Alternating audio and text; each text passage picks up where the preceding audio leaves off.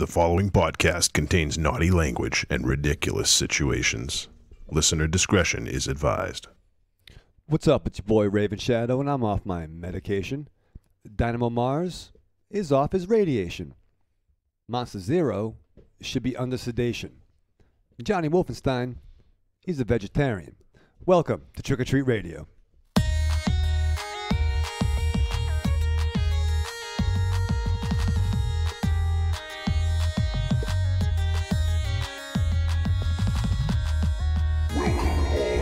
Zombies. You're listening to Trick or Treat Radio, starring the Deadites.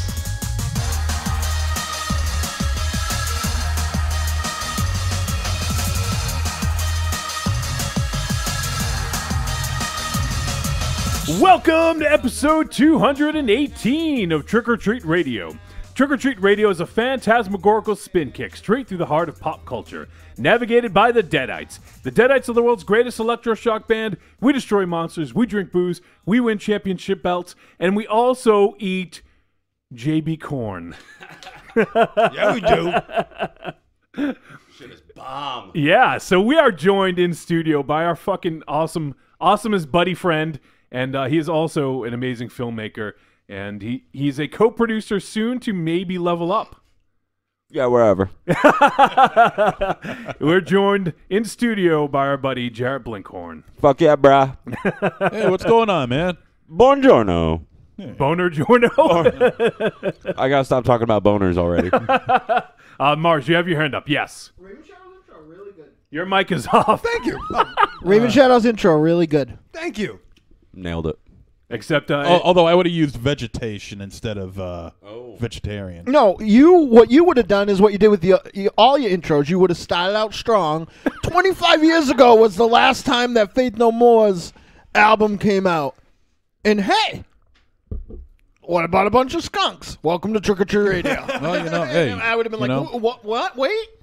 See, that's called the swerve. It's called the swerve. It's, it's like a bait and switch sort of thing. I think it's probably more like a click. like a Tourette click, like yeah. Exactly, yeah. We're right here tonight. Right? We're on the same page, brother. that's scary. That's really scary. We're all doomed. All right. That's like a new dimension in terror right there. So tonight, we have hopefully a fun show for you guys. We're going to review the flick from IFC Midnight, Antibirth. And then the Blinkbuster video segment is making its return, but it's been changed a little bit. You know, we may have some discussion about VHS and talk about our fond memories of VHS and going to rent flicks. But we went to Blinkbuster Video. We went into this amazing store. We were looking around, looking at all the box art, looking for something. And then the proprietor, Mr. Blinkhorn, came up and was like, all right, I got a suggestion for you guys. You should watch Gun Massacre. And we said, done. Okay, we're going to watch Gun Massacre. And we said, people should only ride in hearses when they're dead. Among other lines. Oh, you fucking nailed it. I just wanted to make Raven Shadow watch 2 movies in a week and see if It's he could do fucking it. hard, dude. We'll get into that. Daddy cram jam last night. What did you cram jam? I did the movies. It was rough. It's actually getting a little hot in here now. It is. There's a bunch of man meat in this You're fucking welcome. room. Yeah. Monster Zero, I'm very sorry. Well, that's okay. I just What are you apologizing for? Nobody died? You had pants on with buttons, so I thought. Oh, maybe oh, something bad happened. You got a zipper and everything. Oh, it's getting What's going It's a little on? chilly outside. No, so it's not. Yeah. Usually that's when you go with the double sweatpants. All right, we don't need anyone choking on JB Corn tonight, so Nope. be careful. Come on. That sounds like JB Corn sounds like the name of a rim job video. Who says it's not? He does make videos. Starring JB Cornhole. And my boy Raven Shadow. Yeah. That was on NCAP H at Blinkbuster Video. Right there. Jarret Blinkhorn. Special interest. Whose special interest is that? You gotta go behind the curtain to check that out. Behind the beads. Behind the beads, yeah. Do you have a porn section at Blinkbuster Video? I do not. I really want to make Get one one. though because You I should. do have like a walk-in closet right next to everything. Oh, nice. Yeah. And I told my wife, I'm like, I'm just gonna buy a shit ton of porn and just put it in there, and then can make fill like it the with little one beaded flea section. market. Dude, I got Yeah. a Yeah. You I can got get a cheap. friend that has a shitload of old VHS tapes of porn back in the 70s and 80s. Great shit, man. I'll only do dudes with mustache porn. That's the only ones I need. There's plenty of those. Dudes on dudes with mustaches. Is your Going friend's on name mustache Monster Zero? rides. I don't have a fucking mustache. I'm actually choking on my corn now. well, I mean, you could do it like the Party of Kitty and Studs, only you get the Italian scallion over here to start. Hey, Wolfie. Yeah. Are there any voicemails with explicit messages that I can't respond to them, or does that only happen on the other show? I think that only happens on the other show. Somebody called on my other show, and like their lead-in was Mars can't respond. What kind of bullshit is that? You are half of the show. It's true. Not anybody's favorite half, but Oh, some people. All right. One person? do you like me? Because I would up it by 100%. Yes, I do. Okay. I like hearing what you have to say. All my fan base are very closeted. They said nice things to me, but they're afraid of Wiley, I think, so they don't say things publicly. I was excited to hear you guys talk about Blair Witch. Okay. Were you excited? Did you see it yet before we? I did see it, and I agreed 100% with all of you. Why did she climb a tree, Jay? You have this drone, and you set it up throughout the entire thing, and then you never fucking use it for what it should be used for. Yeah, the whole point. It could have been. They could have been. She could have had a kite fetish, and you could have had the same thing. Like my kite's in a tree. I don't know. There was a lot of setups to a lot of different things, and that just never paid off. Yeah, And then they showed that fucking dinosaur thing. they didn't. And a lot of fucking scares. Which today, Dread Central posted that is not the witch. What you saw in the movie is not the witch. And they said, we don't want to spoil it, but we'll go into it a little bit on the DVD commentary. I think they're just trying to push a few more units. They should have just showed the fucking dinosaur you heard stalking around in the forest, though. Right? What do Wiley call it? Blairsaurus Rex? Yeah, I think so. What the hell is that on your Facebook, bro? Well, it's on the Elm Street Kids. Oh, my God. It's political humor. Oh, that's amazing, though. It is We pretty don't good. need to talk about it a lot, but is anybody else as terrified as I am after the debate the other night? Yeah, it's pretty bad. Yeah, I can't. I was afraid to leave my fucking house. Raven Shadow, it was... He referred to it as the master debates. He's a Trump? master debater. Yep. Trump or Dynamo? Both. I am good at both those things. I'm just gonna fucking start maxing out my charge cards and say fuck it. Escape from New York is gonna be real in a year or so. So Nothing wrong with that. Yeah, well, except if you live It's there. only good if you sink. Plus, Yeah, I was going to say. That worked out real good for Snake, but I don't even have a driver's license. I don't think they'll let me use one of them gliders. So what's been going on in Blinkhorn land? A shit ton of weddings. Yeah? Oh, yeah. I guess it's the season, right? It is the season. This past weekend, I did 3 weddings Oh, Jesus. in a row, and I'm still I'm dead inside now. Well, it's perfect for hanging out with us. Yeah, I've been dead inside for a while, actually. No, but a lot of weddings. I wasn't even sure if I was going to be able to fit in both the movies today, and then Beyond the Valley of the Dolls showed up at my house on Criterion, so Yep. I had to squeeze in Nice. another movie on top of that, because that is one of my favorite movies of all time. Very good. Besides that, just trying. I'm going to be shooting a short next week, actually. Nice. I have no clue exactly what it's going to be, but I know I'm shooting it next Wednesday night, and I have to show it. Actually, I have to plug that right now. Yeah, please. At our boy Josh's Long Night of Short Horrors. Oh, let me pull up I can't find the link. It's October 18th, and it's going to be at the Black Box Theater in Providence. He's going to show a lot of short films, and I believe there's a mystery 16mm print being played that night. Yes. One of the shorts is going to be my new one that I haven't even wrote yet. And I'm shooting it next week, so that should be interesting. You better get on it then. Yeah, I think it's going to be a pretty fun challenge to just... I have an idea, so it's not like I'm going in completely blind. I know it's going to be very short and very like moody and atmospheric, and Well, just come here next Wednesday and then just I'm gonna be shooting next Wednesday, bro. follow Raven Shadow as he's smoking. I'm fucking There we go. atmospheric like a motherfucker. A lot of slow death. I actually just ordered a haze machine that came into it. Ooh. Yep. Like a So I'm pumped about that. Is that the color of your shirt? Purple haze? it's electric purple haze. Woo! As I was told. As I was told. But yeah, there's a lot of other short films being played that night. Josh announced the first round today. Yeah. And I'm trying to find it on my phone. I'm not quick because I'm actually like illiterate when it comes to these. Oh, here it is. Yeah, come back to me. All right, we'll come back. The porno me and Josh I hate filmed Facebook. last time he was here as part of the shorts. Oh, really? Yeah, it's right outside Fancy Pizza. It's called Fancy House of Porno. There we go. I don't know about that. And at one point I look up and wink and say, I'm really pounding gravel. Wow. Did you just think that up? Yep. That's good. Yeah, it's really good. All right, I have the films that have been announced already. There's Ivan Sanchez's Mr. Denton. There's Jeff Todd's Divination, which actually last time, Rock and Shock 2014 during the short film thing, one of my shorts played with one of his old shorts, and I really enjoyed it. So I'm excited to see that.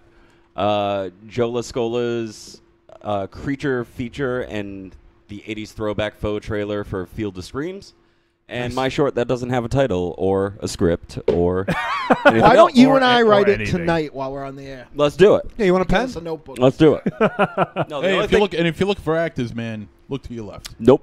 Your other left. I'm kidding. He's doing it on Wednesday. Raven You Shadow's can't gonna be do there. it. There you go. No, I do called- know it's going to be set on Halloween night because I want to do like a Ooh. Halloween theme thing. And It's plus going to you be could do- called 31, right? No, actually, I would love to skip Antibirth today, and we could just go on 31 again. I have a lot to add to it. You should enter Monster Zero's tuck dance in the dark contest. Oh, Can you really? Oh, no. Nobody needs to see that. No. Everyone needs Everyone needs No, to see that. no. Nobody. I told my mom. You told your mom? Yeah. She Does wants she to want see to it? see it? wants a strong word, but Well, what did she say when you told her? no. Does he really have? No. I'm just kidding. Does he really have what? a big penis? Oh, well, yeah. No, he doesn't. No, I don't. He's got big balls. Are the balls that size? It's How like an many balls are acorn you? glued Yeah. to the bottom of his torso. Next to two Pretty much. basketballs. Yeah. Because my penis is so tiny and so small. It's just because what they're And near. so- and Can you make that a soundbite? And so non-threatening to anybody who might actually come in contact with it. but this is. But the size of this bucket. I mean, let's be fair. I can fit one ball in there. Yeah. Gotta get two of those. Well, So I don't let's know talk how to- about 31. Yeah, I don't know how to follow that one up. Yeah. 2 balls in a bucket. Suck it.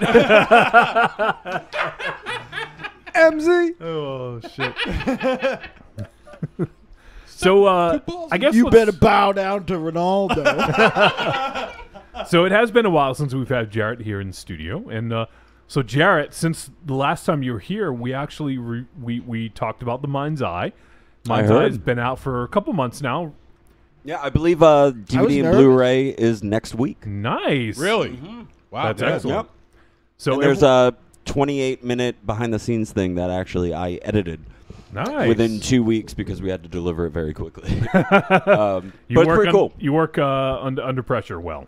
I guess. Not me. I was trying to edit one podcast and fell apart and cried today. and for those of you who Because think you're I'm using exaggerating, iMovie. yeah, it's not my fault. Dude, I'm also on like the a devil. I'm also on a 10-year-old Mac, so That's true. So is there anything? Obviously, people out there who enjoyed the Mind's Eye, or even if you haven't seen it yet, check out the DVD and Blu-ray next week. And Blinks, is there any? I don't know. I know we talked about sort of doing like a post-mortem. I don't really want to get too deep into it, but what has been the feedback about the flick so far that you've heard from friends and people who checked it out?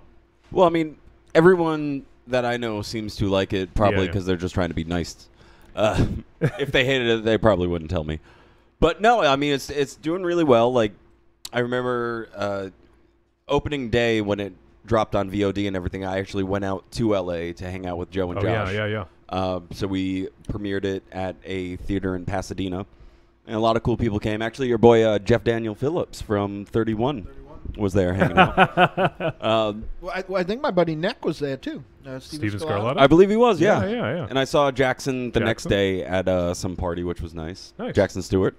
And I found Blood Pigs and Fetus at Joe Begas's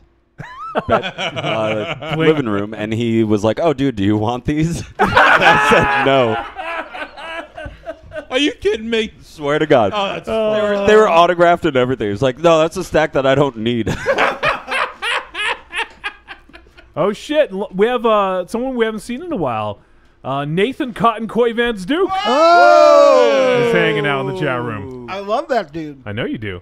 He's a good-looking guy. He is a very good-looking guy. NCCVD. Wow, it's pretty good. Yeah. Oh, you know what I've been wanting to fucking talk about for a while? Speaking of short films, Lay it on me. and you'll have to look up the name that it's been so long. Okay. About 5 weeks ago, and I've meant to bring it up every week. I watched Joe DiCanio's new film. Yeah. You're not supposed to talk about that. Why? I don't know. No, I could have sworn you told me not to talk about it. No, it's Okay. It's out. Okay. Yeah, no, yeah, it looks really good. I was following it like I felt like I knew what was going on, Yeah. and then it ended. And did somebody go onto Letterboxd and rate stuff? No, it doesn't exist. It's not a real movie yet. Oh. Let's talk about it on Letterboxd. That's actually, Mind's Eye was the genesis of that war. What do you mean? So I rated on Letterboxd Mind's Eye, I think 3.5 stars, right?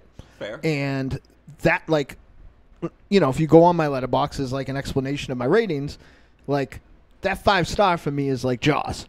So like 4-star is like pretty much like the gold like standard. Like very seldom, like if I see a 5-star movie a year, that's a big deal. The Raid I think was the last 5-star movie that I've had. The last one on mine was Taxi Driver. Okay. And so my buddy Kevin Hornsby from Radio Podcast Radio Violenta.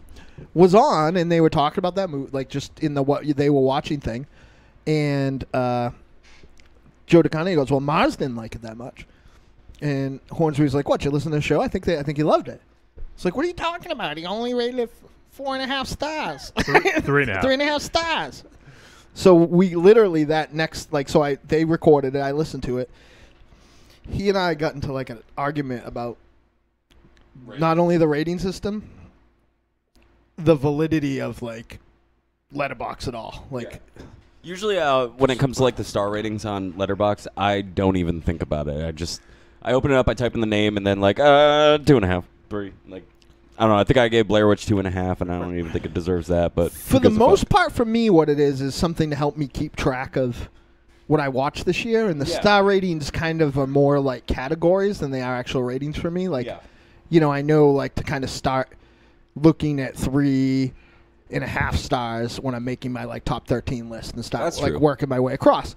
But like I really do. Like I went and rewrote it and re-articulated it because I thought it was pretty concise, and it was just like a matter of like, and I even wrote out that 5-star. I don't consider it. So I'm really going off a 4-star rating system. Yeah. What I'm doing is I grew up on this thing called the Video Movie Guide. Yep. And there was 4 stars, and then there was like a championship belt or a trophy that you could get, like if something was awesome, and a turkey. So if I give something no stars, that in my head is the turkey. Yeah. And if I give something 5 stars, that's like the championship belt. Totally. So like, I thought it was pretty concise, but he's talking to me about math and how and that's the thing. And in the middle of it, they're like, what did he say? Him and my friend Tom Normandy, who I thought was in my corner, were like his ratings have no credibility. You're not a real film critic. Well, that's like a beg your pardons. So yeah, it was actually Mind's Eye that started that. Nice. Yeah, kicked up that dust. Always starting hate around the country. It's good. I tried to invite myself on for a Predator retrospective, but I don't know if I'm welcome on this show anymore. After the Godfather one, anyway.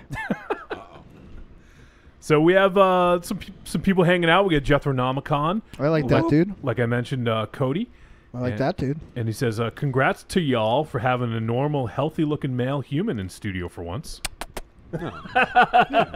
He means me? No, you're always in the studio. Wow. But then isn't there always a healthy looking one? Johnny's kind of healthy. I beat herpes. Whoa. You beat herpes? Can we edit this? Is that what Oh, you no, said? I meant cancer. I mean cancer. That's what it was. The big difference there. Yeah. I beat herpes. It turns out he had herpes on his vocal cords all along. That was another awkward thing. I wonder how they get there. That's another awkward thing that happened. Yeah. Yeah, herpes is not my problem. I told Mama Zero to be careful when she was banging everybody else, but so I had to have a little sit down. I had to have a little dad to son sit down with Tiny White this week. About the cookies? There's a project going on that I'm not supposed to know about, but do, and the person who's putting the project that I'm not supposed to know about that includes bands that are doing something to help me out, had to get in touch with me because all these bands from all over the United States contributed a song for this thing, and the person putting it together is Myra and Jim Smith, and Myra got in touch with me and was like, "Hi, Dynamo." I'm like, "Hi. All the bands for that thing that you're not supposed to know about turned in their track except for one band." She didn't even have to say who. I heard about this. Were you she talking didn't about this on the podcast? Yeah, she didn't say who. I just I'm like, "I'll be there." But I finally had to sit down and be like, "Tiny, where's the Deadites track?"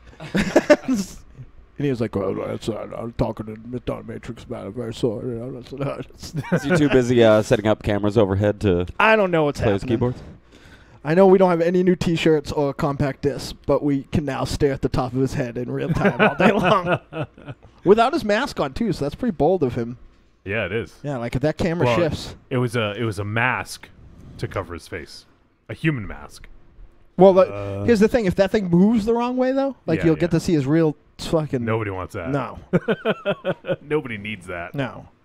He would be safe in a Friday the 13th movie because he would be used as a weapon. Like Jason would just grab him to hatchet somebody. Like a lawn dart. Yeah. What's his name? Doomhead be like, "I'm very sorry I have to sharpen my tiny white face." Then he would talk for another know. 5 minutes before doing Be a anything. spear or something. Cut to Wednesday. It's going to be like, "You know what? I haven't listened to Trick or Treat Radio in a while." Chinese style stuff flying through my window. So, yeah, that was my week. Can I go home now? Sure. Trick. Oh, wait. Trick. See you later. Everybody have a good day. It was good talking to you guys. I have a lot to do. So I guess that brings up a good point of a lot of things to do, Dynamo. I know we've neglected to mention it 2 weeks ago, but why don't we talk real quick about what's going on October 14th, 15th, and 16th? And I'll start. What's that? Just potato chips for Raven Show. Oh. I'll start out by saying that Rock and Shock weekend is October 14th, 15th, and 16th. It's at the DCU Center in Necronomicon, otherwise known as Worcester, Massachusetts. And we will be there all weekend. We will have a table that we'll be hanging out. We're going to be doing some live podcasting. We're going to be recording a documentary. Our buddy Alexander is going to be filming that for us. Right. And Dynamo, why don't you talk about... So actually before... So there's going to be a lot of awesome people there. There's going to be Algora. We're going to have Ms. Wiley. We're going to have Jeremy McFarland from Houston, Texas. There's going to be other people from all over the place. Coming to hang out. It's going to be a fucking great time. We got Bill by Force. Bill by Force. I have a weird... I've caught up. I have the feeling that somebody else awesome There might is. be there. Yeah, There yeah. is. I'm pretty And fucking... I'm so excited. I can't wait. Sports! Sports! I can't wait. So I'm hard as a rock. And, of course, our buddy Derek Rook is going to be there. He's going to have his own booth. I just saw Brian Paulin got announced, MZ. Yeah. He's going to be a guest as well. Our good friend fetish model Sarah Michelle is going to be there. Sarah Michelle Gellar is going to be there? Yeah. Wow. Yeah, she's going to kill Puffy the Cheeseburger Slayer over here. So there's going to be, it's an embarrassment of riches for how many awesome people are going to be there. So you folks should make your plans if you have not already. Get to Rock and Shock. It's going to be a good time. Mars. Yeah, man. Now, this is going to be the best weekend of the year. Right. But why don't you talk about the best night of that weekend? October 15th at the Cove Music Hall, which will probably be the only time that I will say it correctly. Definitely more times than I think I was calling Ralph's the lucky dog even, so the Cove doesn't stand a chance. So the Deadites will be returning to the room that kind of made us infamous, if nothing else. 89 Green Street, now known as the Cove Music Hall. We will be joined by Rhetoric, who really, really neat stuff. Imagine like techno beats with like thrash guitar over it. The hip opera nerdcore shenanigans of the Agents of Chaos. Very good. Awesome. Yep. They're going to be throwing comic books and toilet paper and all kinds of stuff into the club. And who, in my opinion, might be the next big thing. I'm glad that she is on the bill because we won't be able to afford her come this time next year. And that is Mary Catman and her amazing trip-hop electric body movement sounds. So I'm pretty excited. All the way from the mean streets of Rhode Island is coming Mary Catman. And I'm really, really psyched. But that's not all. No. Wait, there's more? Yeah. Do tell. You two aren't invited in. Why? Well, I was just looking at him sideways. I thought it was two of them. We will be kept in line, organized, keeping our noses clean, and keeping the night moving like only he can. The voice of Talk Without Rhythm, El Goro, will be hosting this incredible event. This event, I got my Mike Quackenbush voice on now. This event, which can only be called the Trick or Treat Radio Masquerade Extravaganza. Ooh. Which neither the band or the club wants to shoulder the cost of a costume prize. So masquerade at your own discretion. We will give you high fives and hugs if you dress up. Yeah. Well, there'll be something. Yeah, I designed the new Deadite shirts today, so they should be there. They're getting brought to me on the 14th. How's that for cutting it close? Yeah. Nice. But I can't. Can you talk any more about it, or is it a secret? I don't know. Just in case something changes, but I'll tell you guys off air. All right. That's fine. Yeah, I made sure it was. I called. Is it what we talked about over the weekend? I don't think so. Okay. Maybe I called Donna Matrix to make sure it was funny. Like normally I know that. Yeah. Normally she's your razor. Yeah, because I know you guys think I'm funny and I'm generally not. So to think that I'm funny to know, she's as close to a normal person as I know. So she'll like it. But cool. So everyone, make your plans now. Come hang out at Rock and Shock, and then come see the Deadites on Saturday, October 15th. It's going to be a fucking blast, and everyone awesome is going to be there except for Jarret. I'll be there on Sunday. Bambaleo. So at least I got to hang out then. Yeah, Sorry, guys. great. Oh, we're not mad at you. I'm mad at myself. Oh, okay. Then what we're time mad. No, actually, I'm mad at you guys for booking that show that night. What time are Can't you you going tell to be there on Sunday? Ass crack of dawn, baby. Boy, I'll miss you. Wait, Why? You're not going to be there on Sunday?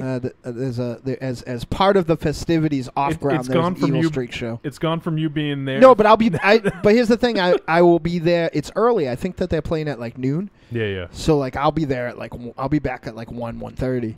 But like everybody's telling me like I'm walking in at 9 a.m. And first of all, I'll still be asleep and with sheets stuck to my stomach at that time. But. And your special lady friend on the other side of the room, or sleeping in probably in a different room. Yeah. and please don't photograph it this time. Jesus Christ. Forced perspective. Yeah. I know Tony Blinks is going to be pretty bummed if he doesn't see you guys there on Sunday. That was Oh rough. shit, Tony Blinks is Yeah, coming? you're just Probably jealous will. that even though that's not actually what happened, you're just jealous that I got a blowjob this year. Well, yeah. During the Obama administration. Yeah. Right. You're the only one I know who gets in a car, drives on vacation with his girlfriend, pays for a hotel, and doesn't get fucked. Oh, believe me, I'm getting fucked. Yeah, he's paid for it all. Yeah. Now that I'm actually glad you brought that up, MZ. That's worth talking about, right? We're gonna explore that right now. So like I Is that why he looked grumpy when he came in today? no. So I not his lack of sex. We've already covered that. Just like he's covered it himself. So it's actually in typical me fashion. I went to bed thinking something really nice happened because I had fallen asleep early, right? My special lady friend came, right? And I just woke up and she was lying on my chest, on the couch. So I'm like, oh, that's really super sweet. We're just kind of rapping and talking a little bit. And she goes, take a selfie, right? So I did take a selfie. So this was her idea. So this was her idea. Yeah, and then she had to move a little bit, but she was really right here. But the way I had the thing, it looked like she was giving me a beach. That's an 8x10. But Yeah, have a big poster made, you know. An 8x10 of that. Yeah. You look good in that too, man. The best part is anybody was like people were like you were getting a beach. Like, why would I lie about that? Get thrown on Facebook. It's just like no, is it like I hit and no, it's funny, and then I fell asleep, but I'd hit the fucking every button. So it was on Twitter, it's everywhere. So I was gonna like it, but it felt weird. luckily, That would have been really funny if Facebook was like, "Yeah, we're deleting this picture. It's inappropriate." that's what I was kind of worried about. I'm really glad that went through, and then. What gonna even made it worse anger button. is that we've been so stressed out and so busy because it's really tough for her because I'm not involved because we take care of 2 elderly people and she's been doing it all on her own because I've been doing trying to get ahead of podcasts and all this other stuff. And if you look back at our last couple pictures before that when we met for lunch and I took a selfie of us and the kind of tag we've been using is taking a breath. Now, in the context of that picture, that made that picture seem that much more dirty. So, but I mean, in reality, if anybody wants to see, I've got a huge catalog going back 4 or 5 girlfriends. So if anybody wants to see a picture of me getting a blowjob, or from Monza Zero for that matter, If you have any videos, bring them down to Blinkbuster Video. I will. We'll start the porn section. Yeah, we got to fill that thing up. So yeah, I'll show you. But no, I was not sharing with you that I was getting a beach. Like I said, if anybody wants to see it, I'm sure I can work something out.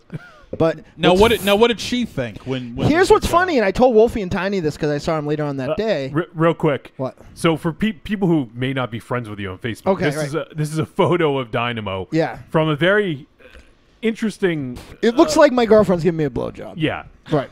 So but that's not what happened. That's what this is all. She actually wasn't even close. Even with me, she still would have been touched for her to get there. But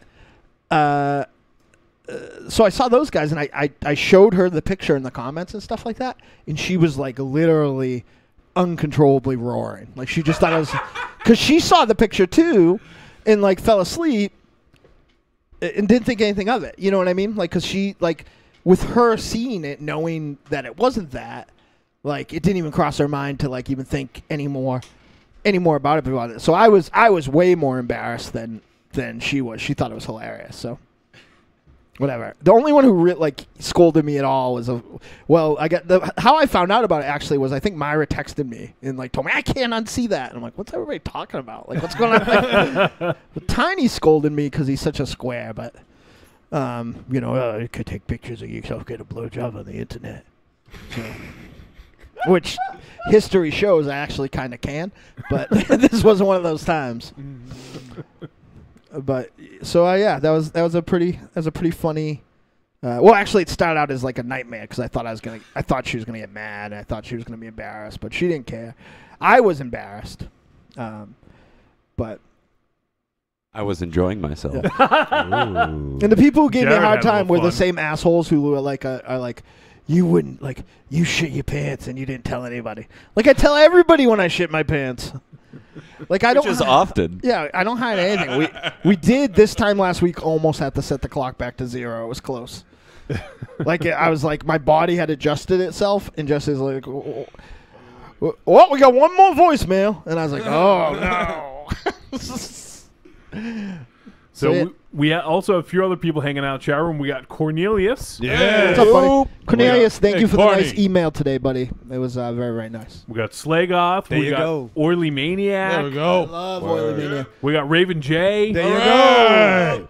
Oily Maniac, I just followed you on Letterboxd, so that means you're a real critic. Raven J's a shit, man. I'll tell you. And fucking bomb. we had some people in chat room who they were trying to figure out who Blinks looks like. And Oh God. Really? someone says AJ Styles, who is a wrestler. Yeah. Which I don't Who's agree that? with. You don't look like a soccer mom. Okay. Is that good? And then I'm in someone desperate need of a haircut. and then someone said PJ Black. Who's that? Nah, I don't think He's that would also be a that's wrestler. fair. Okay. I haven't watched wrestling since like 1999. If You you look- answered my son, As long as it's not Hulk Hogan, no. you're good. Yeah. I'm Hulk Hogan. As long as you didn't, if you in the chat answered Dynamo's kid, you may be correct. am I old enough to be your dad? How old are Tones? You're not old enough. you? Tony? You're putting me on the spot. He's gonna listen to this. I don't even Yeah. know how old All he is. Over No, 21. I want to say 52 is my guess.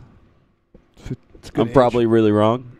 I'm sorry, Dad. I still love you. There's a text I'm coming bad with through. ages. I'm 47, you son of a bitch. I'm the oldest one here. Huh? Younger than Monster Zero. People were asking what this was. Slagoth, it's JB Corn. He brought Yeah. he brought his own popcorn. I got a popcorn machine and I started going ape Slagoth shit talks with about Slagoth should star in JB Corn. He talks about that a lot. I'm I'd eat that ass with a spoon. I'm 45. it. Are you really? 45? I'm 45. You don't look a day over 67. You are way older than me. You do not look it though, MZ. To your credit, you don't look 45. Well, you know, I attribute that to clean living. Contributes That's that hilarious. to no poultry. No sex, no drugs, no alcohol. Yeah. Very little alcohol. Lots of horror though, Lots of horror and Transformers, yes. It's good. Yeah. Oh, I, and lots of masturbation. if I wasn't still, Yes, it's good for the skin. if I wasn't still mad at you, do you come on your face? What does that mean? What part of, like, do you have a soft spot right above your belly button? Yeah, it's on the top. Yeah, it's on the top of my head. Yeah. Is this what you mean, Slagoth? He's wondering what's in a can. Energy drinks because I'm really tired right Despite the fact that I think you're a jerk, I am. Who, me? Not you. I Oh, love you were looking at me when you said When that. you leaned into it, it's like I accidentally was going for the super kick and I super kicked my partner by accident. Here, let me back up. Monster Zero, I sent you. I have a couple podcasts I need to send you. I got them all set up. The link set up in an email, and I forgot because I got distracted. But my favorite toy show, Talking Toys with Taylor and Jeff, had done a couple Transformers show, including talking about the first wave of Transformers that came out in America. Oh, okay. Yeah, the G1s. Yeah. Yeah. So it's pretty. So I thought you'd like it. Yeah. Send them over, man. I'm I will. interested. I'm Yeah. interested. We also have Los Atlantis hanging out. Hey, let us tell you about 31. No. Wally, She'll I got a tune out. Rob Zombie shirt on. Love me. Are you buttering her up? No. For what? Because you always do. No. It's just I learned on this week's tapings that even when I'm nice to her, she's still gonna yell at me for something, including the time. He tries to create the calm before the storm. Yeah, including the one time during this week's tapings when she specifically started the statement by saying, "I'm not gonna yell at you," and then started to yell at me. Oily Maniac says Monster Zero if he doesn't take Tony Timpone up on New York City Shin Godzilla premiere, he is now Monster Minya. Wow.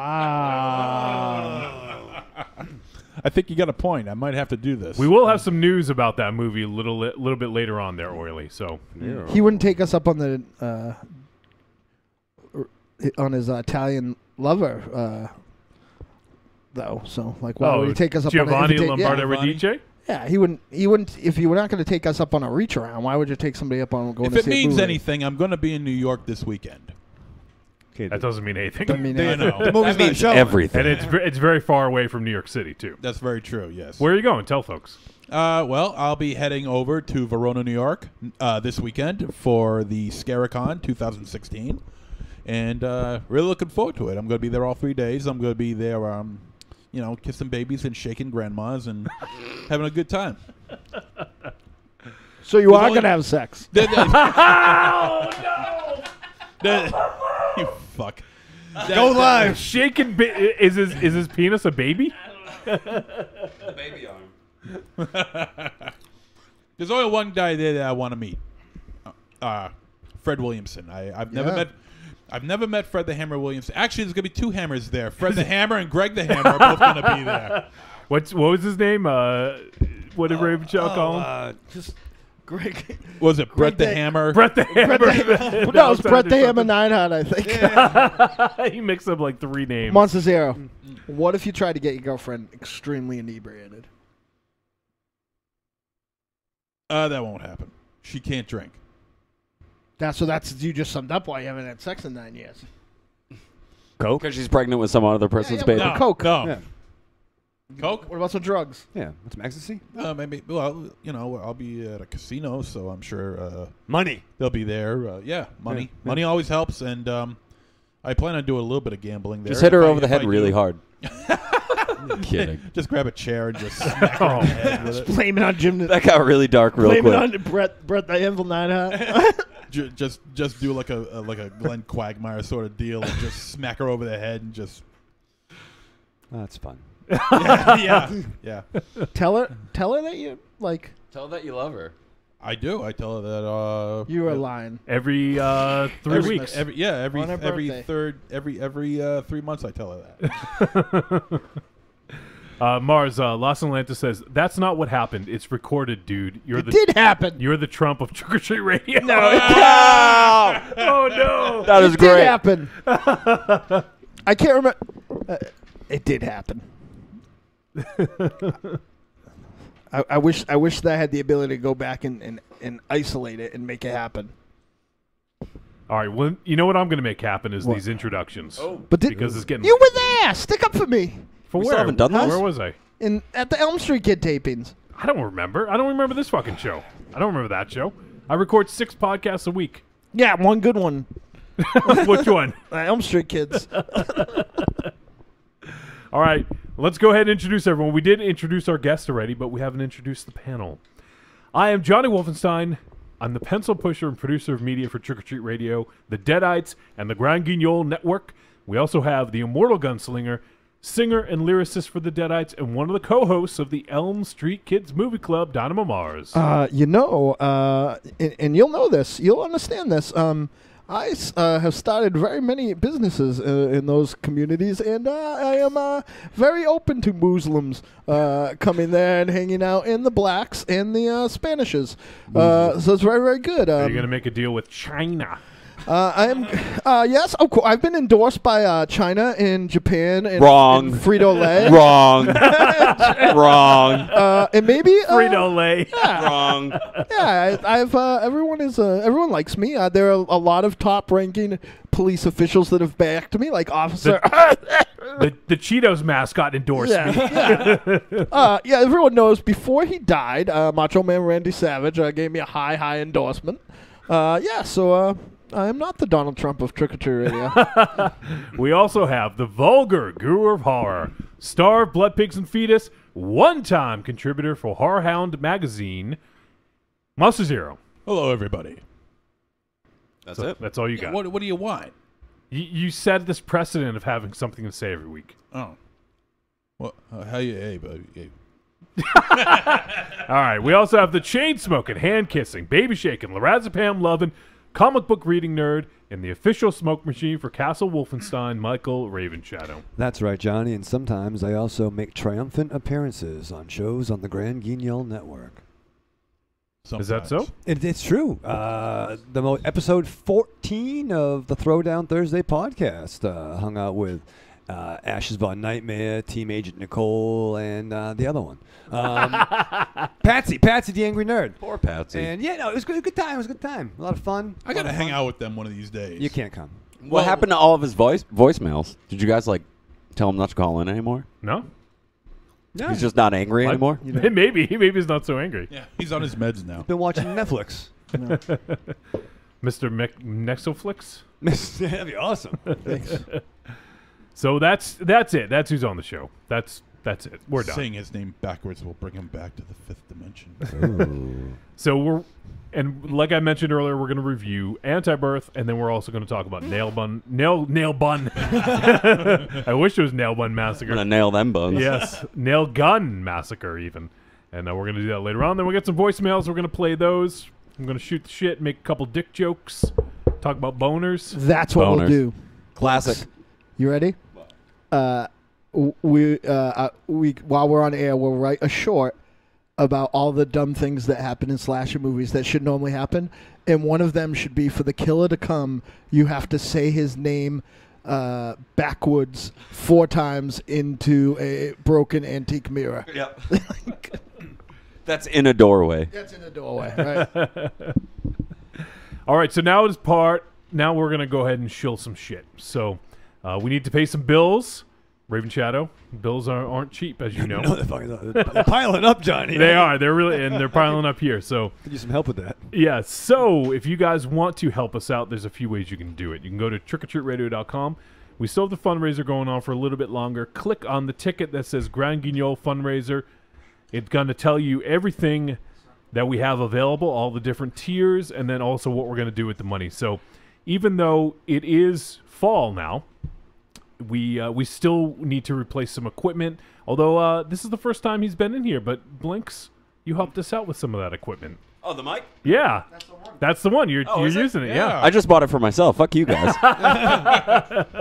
So Blinks did help us out, and he bought us a mic last time he was here. It was super, super sweet of him.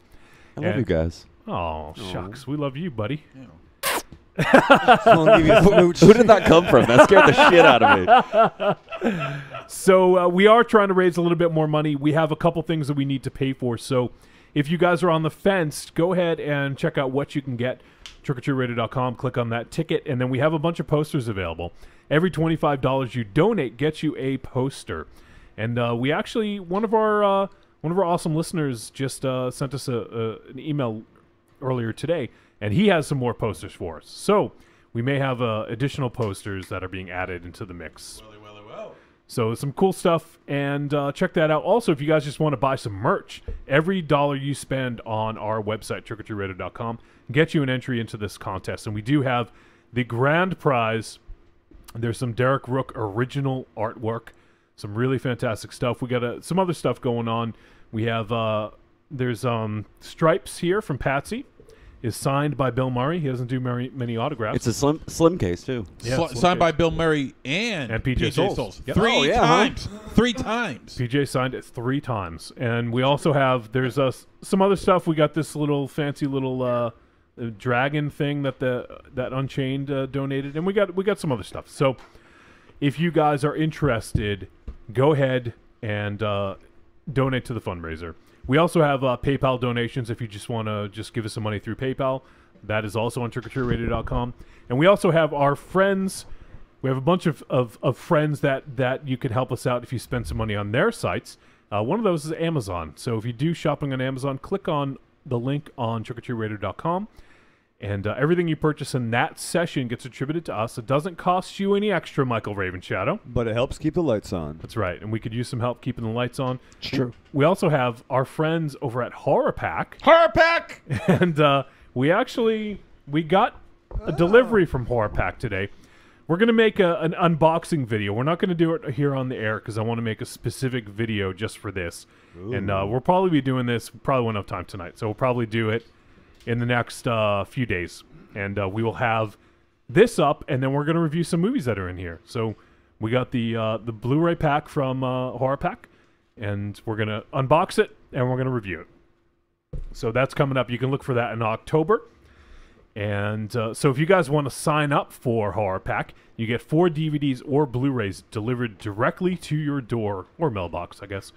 And it's like one of those subscription services. You pay X amount of money, they deliver it to you every single month. You get some cool stuff. They're now doing exclusive stuff and some rare giveaways as well. So give them a look, and if you do sign up, use the link on our front page, trickortreatradio.com, and then we'll get a little cut of that. Trick or Treat Radio! Also, our friends over at XSplit, they provide the streaming service you see on Wednesday nights when we go live. And if you are watching us live, you're watching us on trickortreatradio.com or you're watching us on YouTube. Our YouTube handle is the Deadites TV. So if you guys aren't already subscribers, go ahead and subscribe. It'll give you notifications as to when we're live and all that stuff. And they provide the awesome streaming service you see here.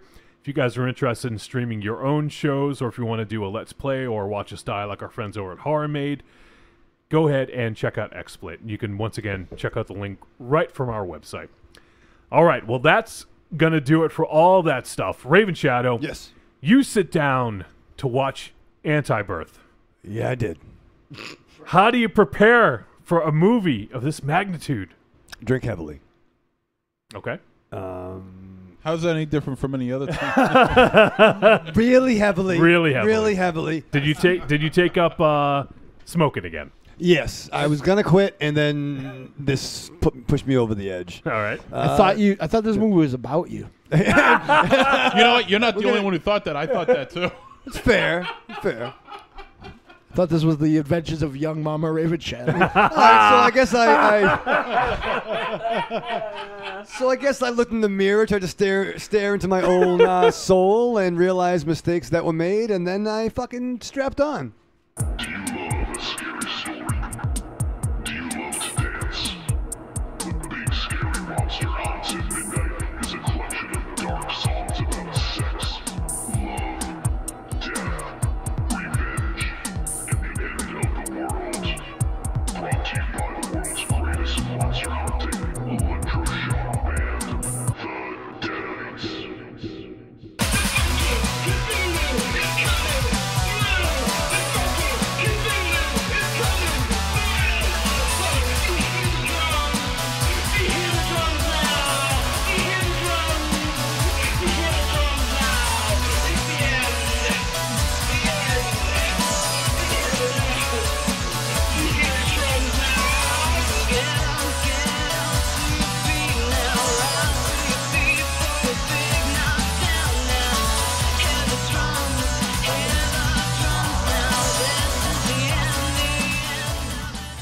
Available on iTunes, Google Music, Amazon, CD Baby, and all other digital distribution sites.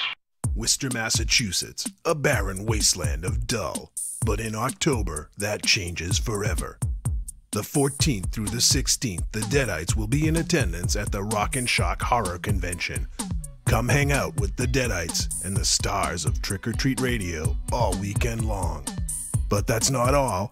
On October 15th at the Cove Music Hall, the Deadites headline an all-star night of dance music and ghoulish getting down. Worcester will never be the same. I'm Ruby Burble. What's up, y'all? It's me, the Yeti. Telling all the ladies that they couldn't be more fine and that we should knock those boots like Frankenstein.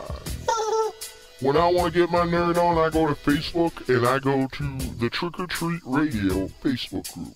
That's the place where I get to talk about all the hip new horror movies, all the cool comics, Like comics. RPGs, video games, you name it, we're talking about shit on there. And you could not be any cooler if you were the coolest kid in school. Be the first kid on your block to swing their cock over at the Trick or Treat Radio Facebook group. Just go to Facebook, search for Trick or Treat Radio, ask to join, and it's like Nerd Nirvana, baby, without the shotgun blast. This is the Yeti, signing out. See you at the Trick or Treat Radio Facebook group. Follow us on Twitter at The Deadites, TheDeadites.com, and TrickOrTreatRadio.com.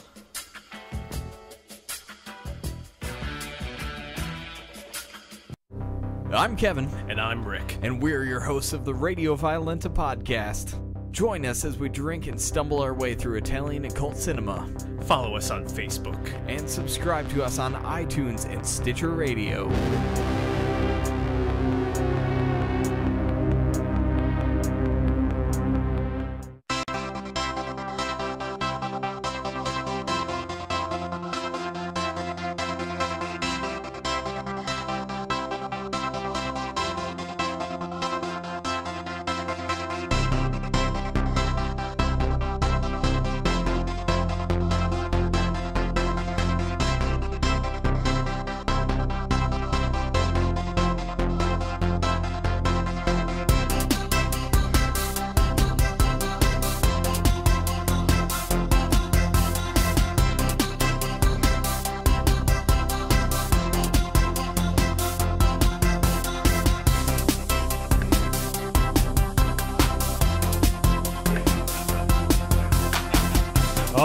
right, we are back on Trick or Treat Radio.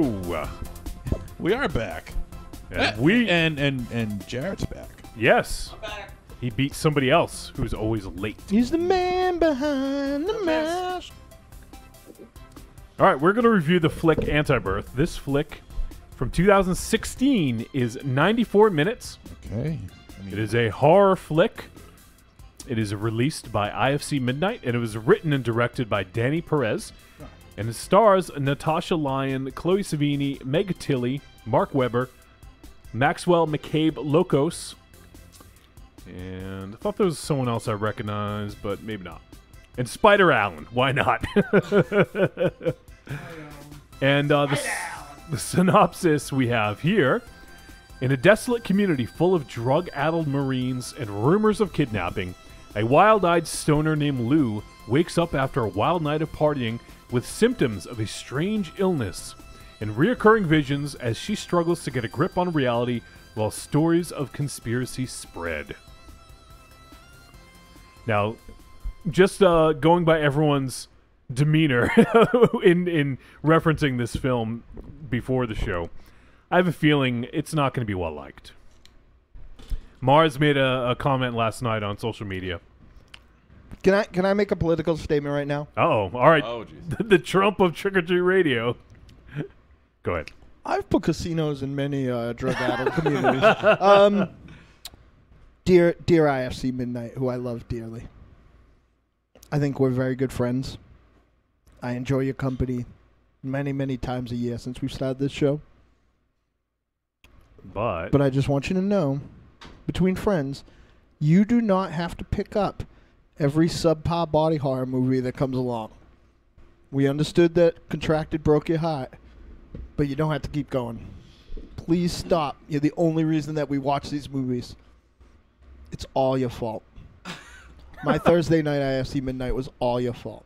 Your Thursday night? What? I don't even know what day it is. Tuesday. Tuesday? Tuesday, yeah. Yeah. So clearly you didn't like this movie. I will say the last... So...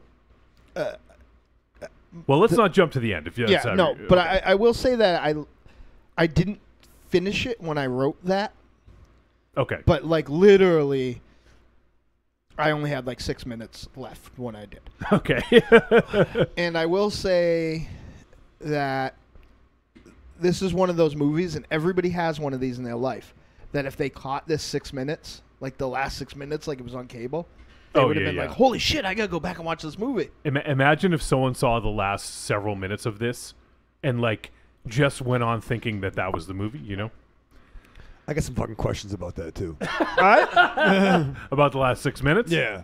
I don't like movies about people like this. I know that that's going to sound like, You don't closed-minded. like Raven Shadow? Hey. I don't like... I'm not pregnant.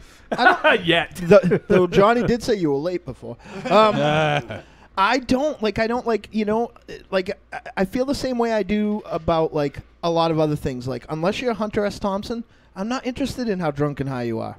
Like, I just don't care. And, like, that, like, like this type of shit, stop being funny or stop being interesting at me. Like the line of where that's funny, Cheech and Chong. And then that's, like, a hard period. Like, I don't care anymore about it. Well, the thing is with that is that that's, they're funny and they're supposed to be funny, and you're left. It's just about drug culture. Here, it's the complete opposite. The character, what's her name, Lou. See, I thought they were supposed to try to be funny. If that they was the weren't case, trying to be funny? No. Come on, really? I don't think so, dude. Oh my fucking God! It wasn't like Jay and Silent Bob, get pregnant. Yeah. Well, I don't think I don't necessarily think they're funny. I either, mean, but. this character Lou is such an unlikable character. You can't possibly like her, no matter what her situation is. She's just a unlikable stoner. The stoner is the least of our fucking problems. Oh, sure, yeah, I agree. But I mean, you feel absolutely zero sympathy for her.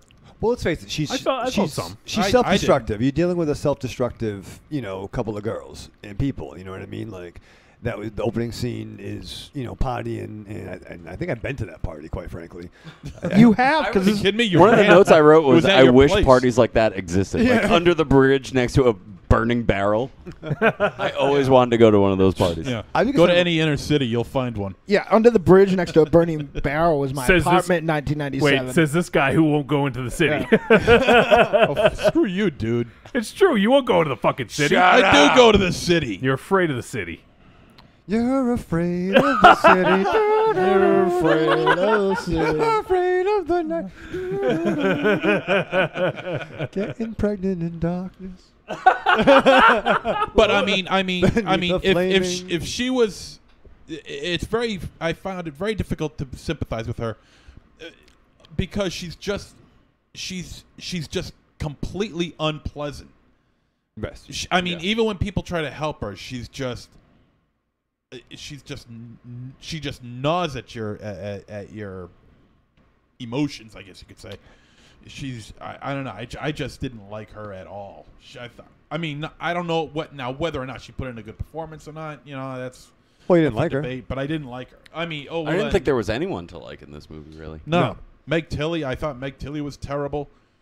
I thought Chloe Sevigny. I thought everybody was. I think Chloe Wait, are you- Sevigny. Are you talking about the characters or the acting? Chloe The characters. Sevigny. Okay, because I thought the performances were pretty good. Yeah. Me too. She played the same fucking role that she is in every movie since American Psycho. Chloe Sevigny? Yeah, she's always like in Brown Bunny. She's always that fucking girl. She's always that fucking girl. Well, she's not that girl in Zodiac, though. Last I Days don't of remember Disco. Zodiac. If you ever saw the show on HBO with Bill Paxton, I think Big Love. Blink's Big Love, yeah. brought that popcorn for all of us, Mars. Go fuck off. He bought it for me, and we all know it. she was good in that. I mean, like, can we just fucking fuck the spoilers? That ass is not going to eat itself. Yes, that's true. He's talking to you, Jarret. I feel like this movie was made like this was going to be the only movie this director would ever do, so he just threw everything in there. I feel like somewhere in there is a fairly decent movie, but it's clouded by every other fucking thing that you could throw in. But the one thing that I have to say about this movie is I wish our TV was as cool as their TV. Yeah. Oh, yeah. Like everything that No they were watching shit. on TV, I was like, I just want to see that. What channel is that? El Like- Rey? like- yeah. What is that on? What was that guy in the singlet? You know, Yeah. dancing With around the- with the mask? Yeah. He had a song. I thought it was you, Monster Zero. I mean, I think the drug world was very much important to this movie. I mean, Yeah. it could only exist in the drug world and these drug, The drug weirdness. world, it exists in the fucking loser world. Well, yeah, that's like the unfun drug. All world. these people were losers. Yeah. And let's face it, the two women were way older than they should be partying. I Yeah. mean, like if they were playing their characters like ages themselves, they're pretty much around everyone in this room in the late 30s, early 40s. I think it's cool if you party like that, like October 15th. That's Yeah, a lucky, no, that's like music hall. like I'm gonna like if you have like an event thing like when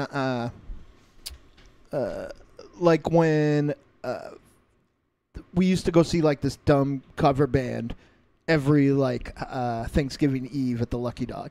Right. And it was boring, but then it changed to Disco Hell would play every Thanksgiving Eve at the Lucky Dog, and for those 3 years that went on, like I took Duncan Watts. I'm not going to say no to anything like thing on one night. If one night you're going to party like that, that's cool. You know, your bachelor party. Like if you're getting old, if you're Monster Zero gets married tomorrow. You know, like we could drink the raspberry iced tea instead of the iced tea. But like, I agree with you. Like, I know people who are like that. Right. Now, and I'm just not fucking interested. Like, they're not part of my life anymore. They're like, texting me at 2 a.m. on like a Tuesday, like, heading over to Vincent's to see if they'll let us have one more. Yeah. And I'm like, not it. I don't care. You know what I mean? It's funny. I used to be in a band with some kid that was every character from this movie and still lives like that. And the really funny part is he's really into like conspiracy theories, which this film dabbled on, which Sounds like you were in a band with our friend Super Greg. probably, yeah. But I don't know. It's just I deleted him off of Facebook, and if I could delete this movie from my mind, I probably would. Trick, let's move on. That's the thing for me. Like, it's almost hard for me to like talk about this movie because there are certain things like what's the Harvey Keitel movie that they Bad Lieutenant? No, that's often called like is it Harvey Keitel? I think it's Harvey Keitel that's often looked at as like homophobic about the serial killer that kills gay people. I'll look it up. I don't know. In the meantime, let me real quick chat room. Nicholas is hanging out, Hey, and he Nick. says Jaja blinks. Nicholas. And then Slegoth says brutal. I'm not quite sure what that was a reference to. Los Atlantis says judgmental. Much Raven Shadow. Why can't they party? All right, slow it down, all right? I fucking gave 31 a tepid treat, okay? All right. Like, no, Wiley, like honestly, like this is like you'd say the same thing. This is too. This, in my opinion, and you can disagree or disagree. You can agree or disagree with me. And You could disagree or disagree with me. we are Which on. she will do. We are on Elm Street. You can disagree or you can disagree. But like you know, and I agree, I understand there's a bit of like hypocrisy to me saying this, but like in my humble opinion, that level of partying is too much if you're 20. Like, I just think that if you do that much, even though I think this was supposed to be like a black comedy, but I think I'm alone. Like, I think that I think at times maybe. I don't know, dude. That's the only thing. I mean, she was known for like the American Pie flicks, so I mean, she comes from a comedy background. Yeah. But I mean, I didn't know that though. Yeah, she was the one that the other one, but the other one, the one that wasn't Tara Reid and the other ones like that. And so I mean, you know, it's very unfucking likable. I mean, crazy partying chicks in this weird fucking underground hell party, okay? It seems like there might be an assault that's happened, so that's fun loving. Next day, she can't figure out why she's hungry and her breasts are bloated, and she goes to the vet that tries to tell her you're pregnant. She has no money. Yeah, well, you know what? And they knew someone who was a vet. Well, Mass Health, okay? I'm not sure where she lives, but it was some kind of equivalent. You know what I mean? And so she finds out that she's pregnant, Stills ripping bong hits, drinking, you know, maybe get a shot. And then while talking about superheroes. Next week on The Real Housewives of Kobayashi Maru. Once again, I'm not judging, but you should stop when you're pregnant. And I don't know why her ass is next to a fucking microwave. Electro fucking rays hit her ass. That was a TV. Was that what it was? Yeah. I thought she put like the food in the tinfoil. No wonder Michael Ravenshield's Hot Pockets are still always frozen. Just like I put it on the singlet setting. Wait, that's pretty funny. It wasn't the microwave. No, that was the TV. Her stomach was against the TV, and you get those blue electro waves shooting out and hitting her prego belly. No, it hit her in the ass. That makes no sense. I thought it was the microwave. Like it makes more sense because they mentioned the microwave earlier, and then she was next to the microwave, and then out of fucking nowhere she just explodes. I think both happened. Yeah. You know what? It doesn't really matter because it was that awesome TV channels that they're watching. Yeah, because it just doesn't make any. Yeah, those TV shows were awesome, but it just doesn't make any sense. I mean, now here's for me where I start to waver a little bit because I really didn't like this movie either. And that's during the last, say, 15 minutes of this film. And the last 15 minutes of this film is a tour de force of craziness. So much so that I felt that it would rival something on the Japanese level or Asian film level. And it got me to thinking, I'm thinking, you know, this movie really blows, but those last 15 minutes are awesome. And I'm thinking, now, if this was done, say, in Japan, say if this film was made in Korea, we would have I would have a different feeling about this film. It would be, for some reason, it would come across as better. I don't know why. Probably because they can they could get away with that shit a little bit more. What the fuck are you talking about right now? Like, I promise I was going to be respectful this week. No, you're not. Yeah, but you're not. You just fucking. You're like a fucking Mad Libs computer. No, it's not Mad Libs. If only it was Asian. No, no, think about it. You watch a movie like Gozu, and you'll know exactly what I'm talking about. I love Gozu. And but that's a good movie. This is like no. This is but even if these people were a but I'm just saying if this was made from a Japanese director with the Japanese same cast, script. maybe Then with it's a Japanese different fucking movie. You settle down. Then it's a different movie. Then it's a different movie. You can't say, if this was made with a different script, and different actors, in a different country, I might fucking like it. You dummy. Like. No, it's This is true. like It's true. This is like shitty Head and Lauder. No, this it's is like true. not a good movie.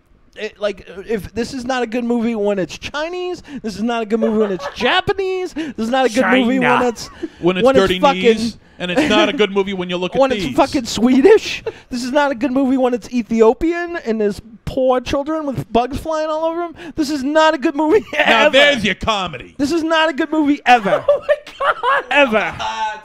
Ever. This is not a good movie. Oh God. And you do realize what you said is Yes, if you I take do. the script, if you get a different script, if you get different actors, if you get a different director, and you put it in a different country, this would be a good movie. It would be a more understandable movie because It'd be a different movie. because of where it's from. It's just like the Godzilla films. Think about it. It's just like the Godzilla films. Japanese know how to make Godzilla films. America does not. Simple as that. I guess I stand corrected. If she was having a baby of Godzilla, Right. that'd be outrageous. There you go. If this movie was filmed in Maine South on Saturday by a different director and they used all the props from Ghoulies 2, this would be a better movie in my opinion. What about the Spookies? And the spooky. And Critters. You just let him talk and talk. Listen to this guy. I might This guy- talk a lot, This guy can't shut up. I for might 2 talk seconds. a lot, but at least You I might say talk words. A lot. You might talk a lot. Yeah, but You might talk a lot. Jared is in heaven. You might talk a lot. But at least when I talk a lot, It's I like make saying sense. Raven Shadow might smoke a lot. You might talk Right, a lot. but at least I make I love sense. that. I love that. You might talk a lot. Let's. I might. Oh God. You just Assholes. you say things with such earnest that if I'm Raven Shadow and I for better Because you're don't so pay attention blocked to in. anything that you You're say. so blocked in. You don't even. You can't even think It outside doesn't the make box. any. That's a different movie. You No. said this movie would be good if it was a different movie. Predator would be a different movie if it was This fucking would be aliens. a better. This would be a more understandable movie. This would be a more appreciated movie if it was done by an Asian cast. It would be a different movie. No. Is it a thriller? Oh my God. It would be a different movie. Hey, first of all, don't talk with your mouth full. For Whatever. Christ's sake. I It's got bad your mom's enough. cock It's in my bad mouth. enough we gotta look at you. What? Listen, It's bad enough we gotta look at you. you can't say that something would be a better movie if it would be a different movie. Yes, no. I That didn't is say that. what I you didn't said. say that, you stupid fuck. All right, hold on. Jesus Christ. All right, hold on. I might talk a lot. I might talk a lot. Different script. Different script, right? Different True? script. Okay, Different got script, it. right? Yep. Fuck. Raven Shadow keeps going for me. Different script, right? Different actors, different director, different country. All right, now one of you Four do. things that are right. different. How is that the same fucking movie then? Are you trying to tell me that you can't have the same movie if you have different actors in it? No! Oh my fucking God. Explain it to me. Wait, he said 4 things. Different actor, different Yeah, script, yeah. different director, different country. If let's just depends let's on just how put it different this the way. script is, Yeah, too. exactly. I was gonna say if it depends on what the difference in the script is, how much is going to be changed. Remakes do it all the time. King Talk a Lot knows a lot about that. But that's still a different movie. If you make a remake and if you do that fucking movie that who is it that Psycho? No, the one about the transvestite transgender, and they keep making the same movie like it was a documentary, and then they made a movie about the documentary. Sean Penn was in it. Oh, I know what he's talking Yeah. about. I know what you're talking about. Speaking of, just earlier, Cornelius says Cruising with Pacino. Was that the film Mars was talking about? It is. Thank you. Sorry. It's still a different movie. Even if I shoot Psycho, shot for shot remake, that's still a different movie, and that's in the same country. In the context of what you're saying, yeah, they're two different films, yes, but they're essentially the same thing. And what the fuck are you laughing at, pony nub? Pillow face. Listen, I'm no fucking mathematician, but you can't say different plus fucking different plus fucking different plus fucking different equals the same. He won't get it. He'll never get it. No one here gets it. You'll never get. No, you're the only one bitching about it, so you don't get it. Let's hear it from somebody else for a change. So shut your fucking mouth. All right, Johnny Wolfenstein, do you understand what he's saying? No. Well, of course you don't, because you're too busy with your head in his fucking lap. Sucking his dick all day You're long. the one with the DSLs, my friend. Michael Raven Shadow, who doesn't really like me, do you get it? I don't get it, brother. I want to get it. I want to get it. What are you asking him for? Why? He's discrediting everyone. People, What are you asking him for? He's a walking dunce cap. Oh, that's fucking harsh. people in the chat room. Yeah, I'll fucking kill you. People in the chat room. Okay. Los Atlanta says, what's amazing is that I actually get where MZ is coming from. Thank But you. no, I'm not done. But he's explaining it poorly, and this is way more fun than helping him. See that? She gets me. So, fuck you. And Raven J says, if you actually think about it, aren't they both right? See, it's called fucking uniting. Holy shit, that deep, bro. I'm just kicking back watching. It was great. Keep going. Tell him to go fuck himself. Yeah. Yeah, I think Mars is right. Fight. There we go. Oh, no. That's a foul. Where's the fucking red card? You can't do that shit. You need to get hit in the face with that pillow again. You don't want butter on it, do you? Butterface over here. Butterface. This is going to go down with the time that you said there's no snakes in England. And and The Hong Kong invented Right. snowboarding. or a personal favorite of mine from back in the day, it's not important that they're female twin directors. It's important that they're female twin directors. I didn't say that. You pretty much. It's on No, the I greatest hits. pretty much didn't. Tiny White is still hurt over it. Who cares? So I feel like somewhere in there, you were the review I was most excited about because I didn't know if you'd like this, but this is in your fucking wheelhouse. This is that same type of dumb Frankenhooker, boring. Oh, you're talking stuff, to me, Yeah, okay. that you like. I didn't know who he was talking to. I'm only looking at you. Blair Witch.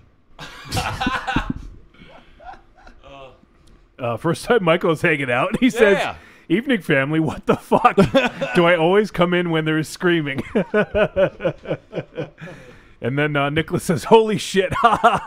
That was amazing. We've captured the moment in a picture, Jarret, and now it's posted on the internet for everyone to see. Oh, God, really? Trying to bring them together. You did a good job. He was Like Lester Holt. He was he was the moderator. I just don't say anything and just smile. Yeah. I get that reference. There we go. That's amazing. Wow. Welcome to the show, Raven Shadow. This is good. Look at you, man. Yeah. Watch both movies and you know about the debate. Very Yeah. good. Right. See? It's a whole new era. Muslims. Muslims. Yeah. A Muslim booth. You should run for president, Who? MZ. Me? Fuck. Like, what would anybody do if you stood up there and went, listen, Shut up. Shut up. if my foreign policy was, if my international United States policy was made in China by Chinese policymakers for Chinese people, for the Chinese country, it would be much better American policy. Politics are not your forte, dude. Just stop. Politics are not my forte. No, they're not. Exciting. Can we go to Buster? How many times have you even voted? How many times have you even voted? A number of times. How many times have I voted? How many times have you voted that weren't on the side of like a Keebler box or something? Like keep ooey gooey chocolate shit.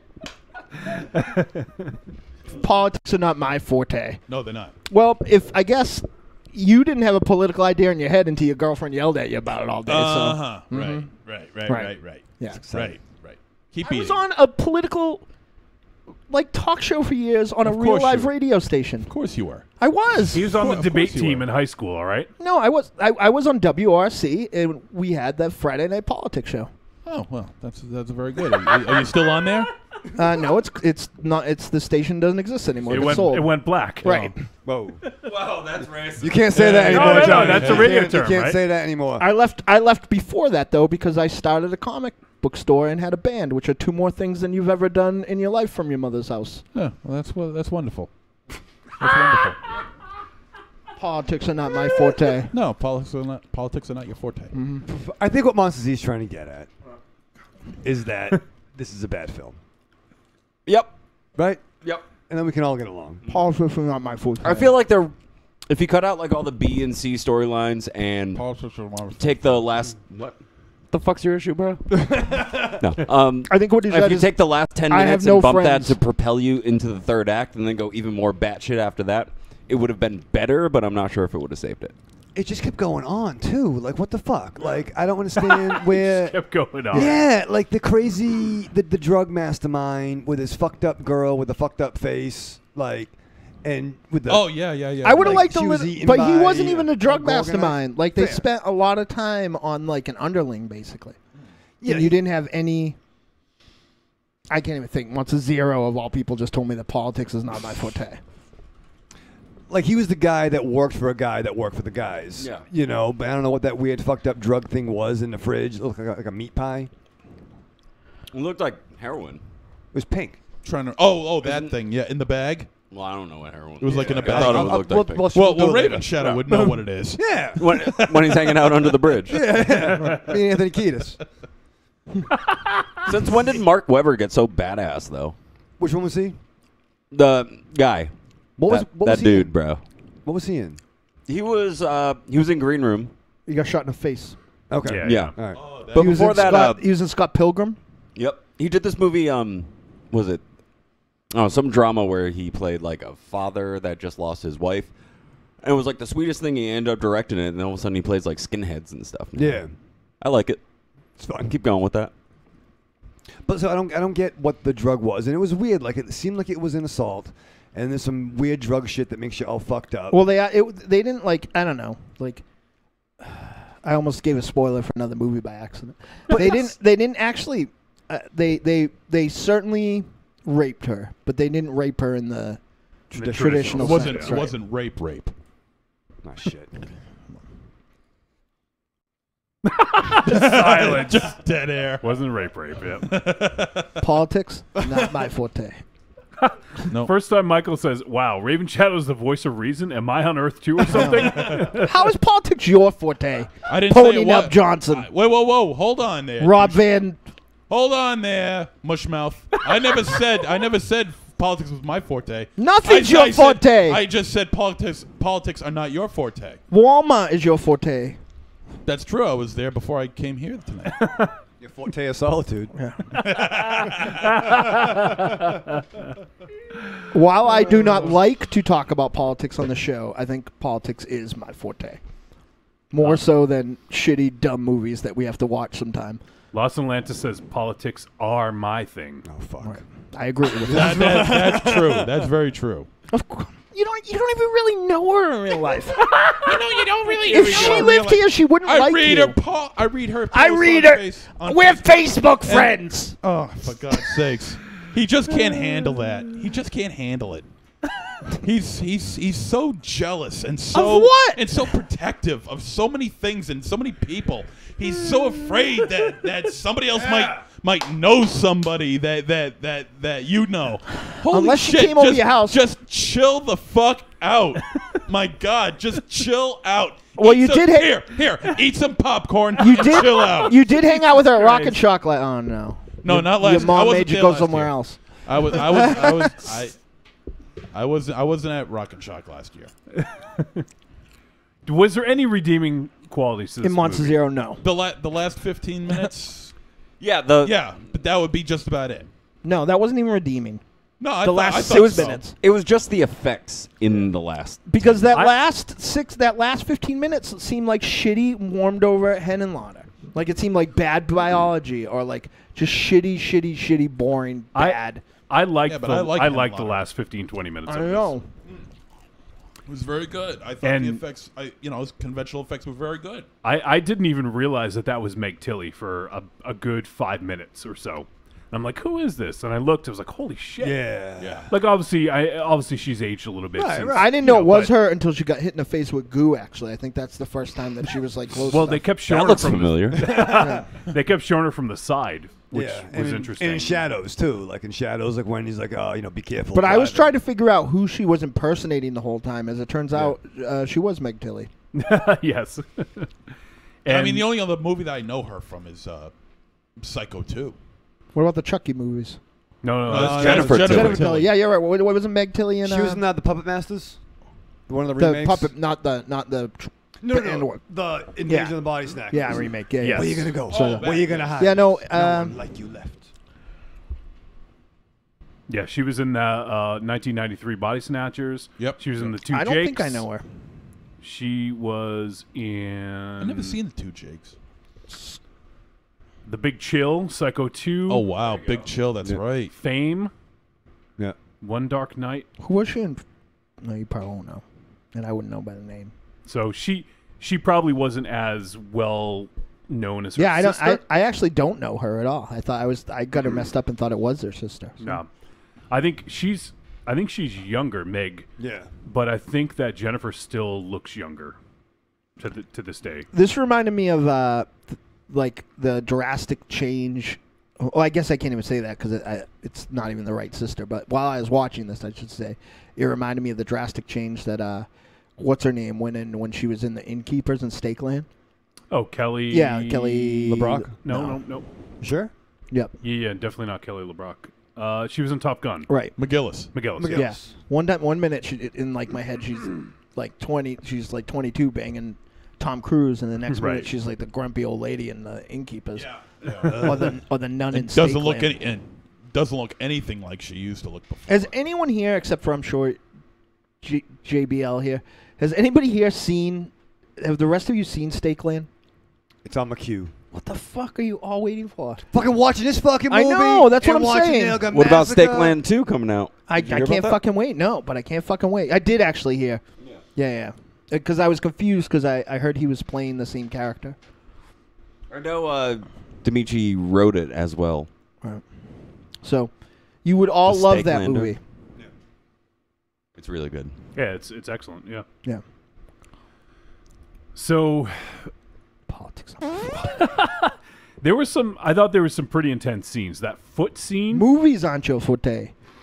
That foot scene was pretty fucking. Yeah, I didn't like that. I have to be honest. I forwarded past that once and then felt guilty and went back and looked at it. That's 2 movies this week with foot scenes for me. Wow. Blair Witch. Seeing a fetish there. Yeah, I was into it. He rubbed one out. but at least I shot out goo just like the end of the movie. what I will say, did you pull a centipede out of your leg? What I will say is that this foot scene at least had at least it went somewhere. The one thing I did like about this, so I think that this film was successful in establishing its own world. I don't know if you guys agree. It may be boring, but I think that it did a really nice job of establishing that this was the world that all this was taking place, and I believe everything seemed believable in the world they constructed. It looked like the town Raven Shadow lives in now. I don't know about that. Yeah, slow down. yeah. Yeah. But, I think the editing style Geography as well is not your fit- forte. fit what the movie was. That's you know, there was like a true. lot of hypercutting and everything Yeah. like that, which definitely gave that drug Yeah. And feel to it. And I like that I had no fucking clue where this film was headed. There's so many films that are really predictable that I liked that I didn't know where this was going. Yeah. Yeah, and I'm not saying that makes a good film, but I'm just saying that there was some redeeming qualities in this for me, and I really enjoyed that. I had no fucking clue where this was headed, and I think that the performances were really good. Like I think that I don't know. no, I thought Natasha Lyonne, maybe Chloe Savini plays the same character often, but I liked Natasha Lyonne and I liked Meg Tilly. Yeah, in they this. were okay. I didn't care for Tilly's performance. Yeah, I mean, I thought it was fine. I just thought that it I felt like she was kind of acting alone. I felt she kind of hammed it up just a bit. The scene, there was a scene in which I felt she really hammed it up in the bowling alley. And she's in the back with whatever that character's name is, who was in that monkey suit. Now those things were creepy. Oh yeah. And they talk. It was Meg Tilly. It was Natasha Lyonne, and it was that guy in the monkey suit sitting. They're all talking in the back of the in the bowling alley where they're having that kids party. And there was a scene where she's like in the hallway where Meg Tilly is like in the hallway in the room, and her eyes start bulging out of her head, and I just felt she was really starting to ham it up a bit. As for the rest of the performances, I thought they were pretty decent. I mean, I think they saved the film. I think Natasha Lyonne. I really hated her character, but I guess that shows how good of a performance she put in, because you're supposed to not like her. I'll disagree, because I thought her intent was to be funny. Like, I wasn't getting like any other tone other than being irritated and you're not funny or cool. And I will say though, there were a few scenes when she was angry and kind of having a hard time getting around. Like, she kind of sucked in my attention a little bit then, but like otherwise, like at the end when she was kind of doing that tough, aloof, like Janis Joplin sort of thing, like, oh well, I just gave birth to the fucking, I'm gonna have a drink, like that was just like, come on, like. I do think that the performances saved a mediocre script though. And I think that's sort of what I'm pointing out, is I think that they got a lot more mileage out of the performances than the script probably would have let. I'm not sure. A lot of this movie fails on the director. I would agree with that. The performances were good. I would say that I think it failed more on the level of the script. The writing of the script, sure, but the director, he's in charge of the whole damn deal. I'm incredulous that there was a complete script. Yeah. But because this was like a 70, 72 minutes worth of movie, like stretched out to be almost 90 minutes. That's what we're saying outside.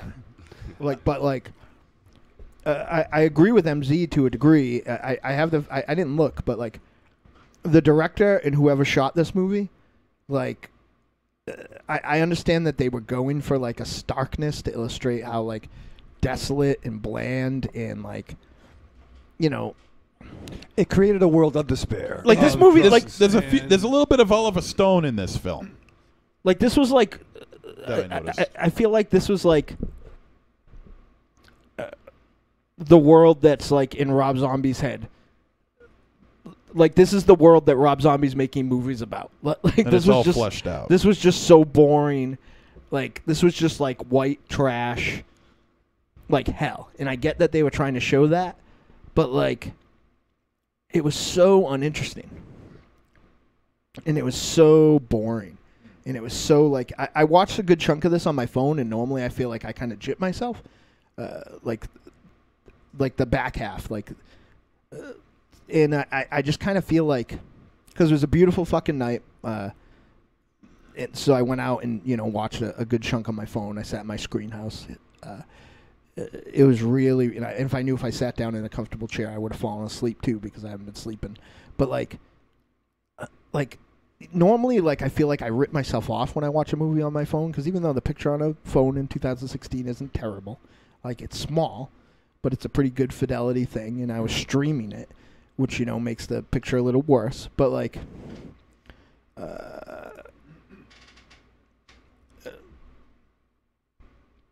it's just so bland. Like, I didn't care. Like, what's the opposite? Like, here's what I'm trying to find. And maybe someone can help me. What is, like, the opposite of eye candy? Or eye-catching? Nose candy. Like, this movie, like, was hard to look at, not just from the body horror, but if from you mean the opposite of eye candy, maybe it's eye diabetes. Ooh, eye blandy. Diabetes. Every week I wish I did diabetes. But, yeah, I just don't know. Like, what the fuck? Like, that's whose fault. I hate to agree with Monster Zero, but, like, Especially, like, I definitely feel like whoever shot this, and I get the feeling that and I could be wrong, that this might have been a one-man band sort of thing, because I think it was. I feel like you can't get that sort of... like, I feel like somebody would have stepped in, like... There's no way somebody could have wrote this, directed this, and shot this, and they're all so fucking boring. But you know what? You know what killed me when I watched the credits? There were 5 producers and 16 executive producers. Welcome to low-budget filmmaking in No 2016. shit. Yeah, they probably all gave right? money. They probably financed it. Right. Yeah, well, yeah. I mean, apparently the director of this film and the writer of this film felt that there was enough here to... Well, somebody else did. Like, yeah. To say, okay, we'll give you this amount of money. I mean, that's... Well, that's 21... That's 21 producers of this movie, for Christ's sake. That's more... I think that's more than the fucking cast. When something got the cast in it, I mean, on paper, it's a pretty good cast, right? Or for a flick like I think this. so, yeah. There I are mean, a couple I guess, people yeah. in this cast, including the 2 leads, that when I see them coming, I'm sort of incredulous. Like, unless there's going to be, like, real blowjobs in a fake movie, like, I'm not interested in anything. You don't like Chloe Savini? Yeah, exactly. No offense. I guess that probably came off more sexist than I meant, but go rent Brown Bunny. It is sexy. Yeah. Yeah, Brown Bunny. That scene in Brown Bunny is pretty... She doesn't do it, but I feel like well, she they say it's a plays latex. No. She did it. That was her... that shitty director is her husband or boyfriend at the time, and she did suck his dick, but that wasn't what's her name's Chloe Blandy McBlandy. That was the prostitute in American Psycho, who I used to have a crush on until I saw her in other movies. Wait, she wasn't a prostitute in American Psycho? Yeah, she was. She was the one. She was the office girl. She was the admin. You sure? I thought she was. No. Oh, right. You're right. You are all right. Yeah.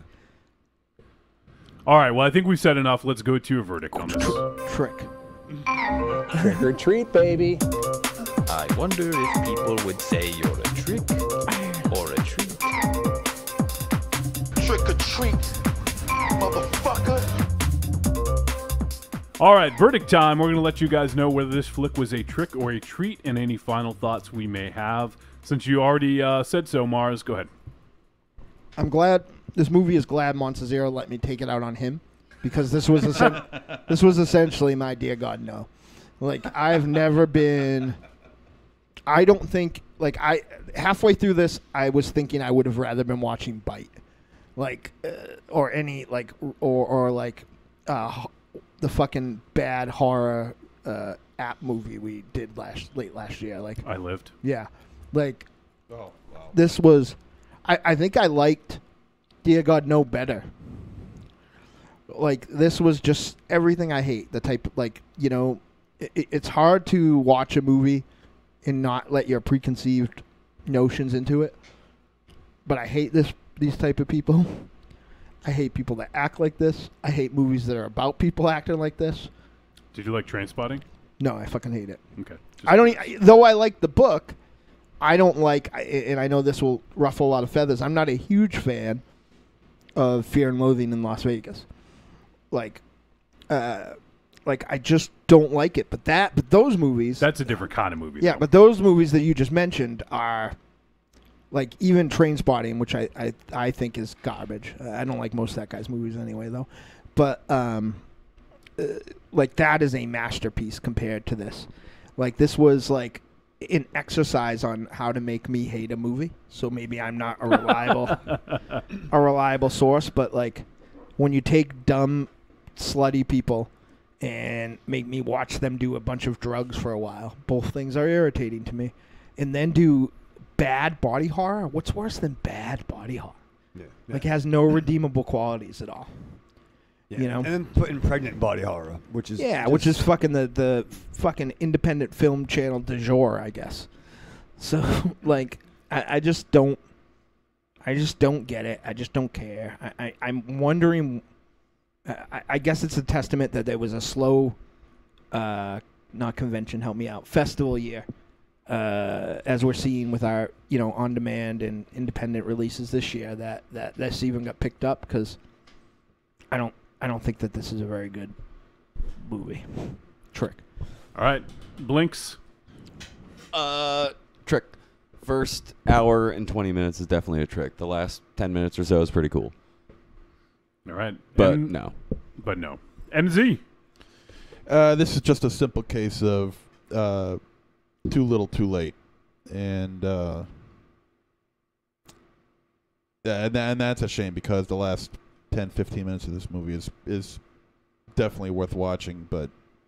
And if you plan on watching it, I would say, fast forward through the first hour and 15 minutes and just enjoy the last.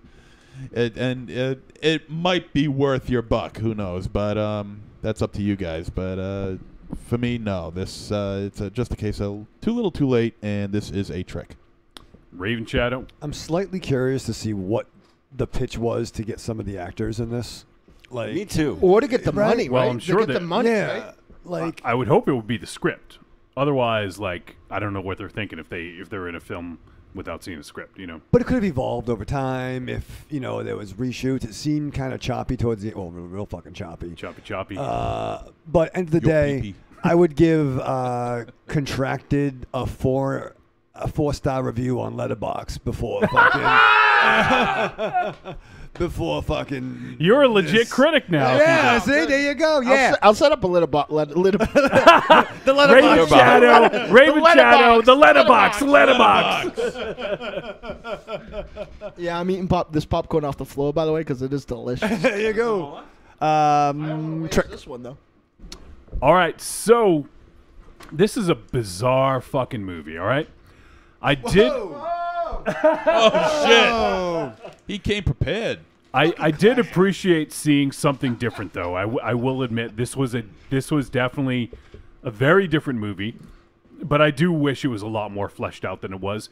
I'm kind of going to echo what everyone else said. The first 70 minutes are a bit of a slog and moves very slowly with very few payoffs. But I think the last 20 minutes made it worth it for me. And I think the really good performances elevated this film higher than it probably had any right to be. So I'm going to be, I guess, in the minority here. This is a very tepid treat. This is like as small as like a fraction of over the middle as you could get. But I did really enjoy the end of it. And for me, it just made it worth it, even though the first 70 minutes was a bit tough to get through. So for me, very, very, very tepid treat. So I guess approach this movie at your own risk, given what everyone else had to say about it. It is available on VOD, though, and I could see this popping up on Netflix eventually. So there you go. There's our review of Antibirth. And next week, I don't know if it's going to be a good movie, but at least it's something that I know some of you guys are looking forward to. Next week, we are going to review, and we're going to have someone in studio who knows a thing or two about monsters, right? He knows that they're good. Yes, and who would that be? Samuel First. Yes, so we're going to be joined once again by Sam First from Monsters Are Good, and we're going to review Shin Godzilla. All right. What do you think of that, MZ? I am excited. Yeah, can you contain yourself? I'm going to try, man. It's going to be difficult. You going to go to the bathroom at this break? Yeah, I am. So we're going to review Shin Godzilla. We weren't able to make it down to the screening that Tony Timpone invited us to. However, we are going to have an opportunity to see an early preview copy of it. So we're going to check out Shin Godzilla. We're reviewing that next week with Sam First from Monsters Are Good. And now we're going to take a break, and we're going to be right back for some Blinkbuster video, baby! Ooh, okoriku! What does that mean?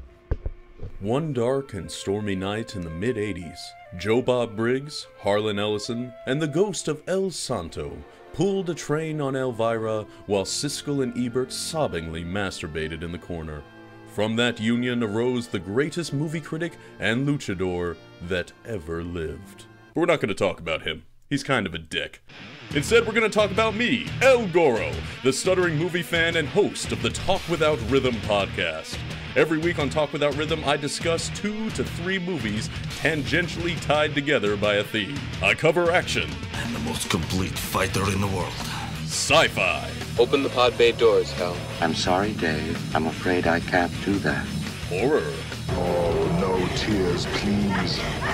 It's a waste of good suffering. And the continuing adventures of James Spader, sexual deviant. You're not worried that I'm going to fuck you, are you? I'm not interested in that, not in the least. Now pull up your skirt. So check me out at tworpodcast.blogspot.com, drunkenzombie.com, or subscribe on iTunes. Talk Without Rhythm, the only podcast that will not attract the world. Adios! This October, the Deadites return to the stage on which they made their name, in the room they made dangerous. October 15th, it's trip-hop goddess Mary Catman, the nerdcore sounds of Agents of Chaos, and the evil grooves of Rhetoric. And then, it's the dead, it's the rad, it's the funky, it's the Deadites. October 15th, Rock and Shock Weekend, it's the best night of the best weekend of the year, at the Cove Music Hall in beautiful Worcester, Massachusetts. It's the return of the Deadites Halloween extravaganza, hosted by the voice of Talk Without Rhythm, El Goro. Hello, darlings. It's your favorite whiskey-drinking, litigious, singing, dancing fantasy girl. Want to reach out to me and the world's greatest monster-hunting multimedia organization, the Deadites? Log on to Facebook.com/The Deadites. It's got all the info you need to follow the world's greatest monster hunting band, like live appearances, info on your favorite Deadite, music, and all the links you need to our new weekly multimedia and all our side endeavors. Too many letters on Facebook? That's okay, sugar. Just follow us on Instagram and Twitter @The Deadites. Hope to see you soon, and we'll leave the lights off.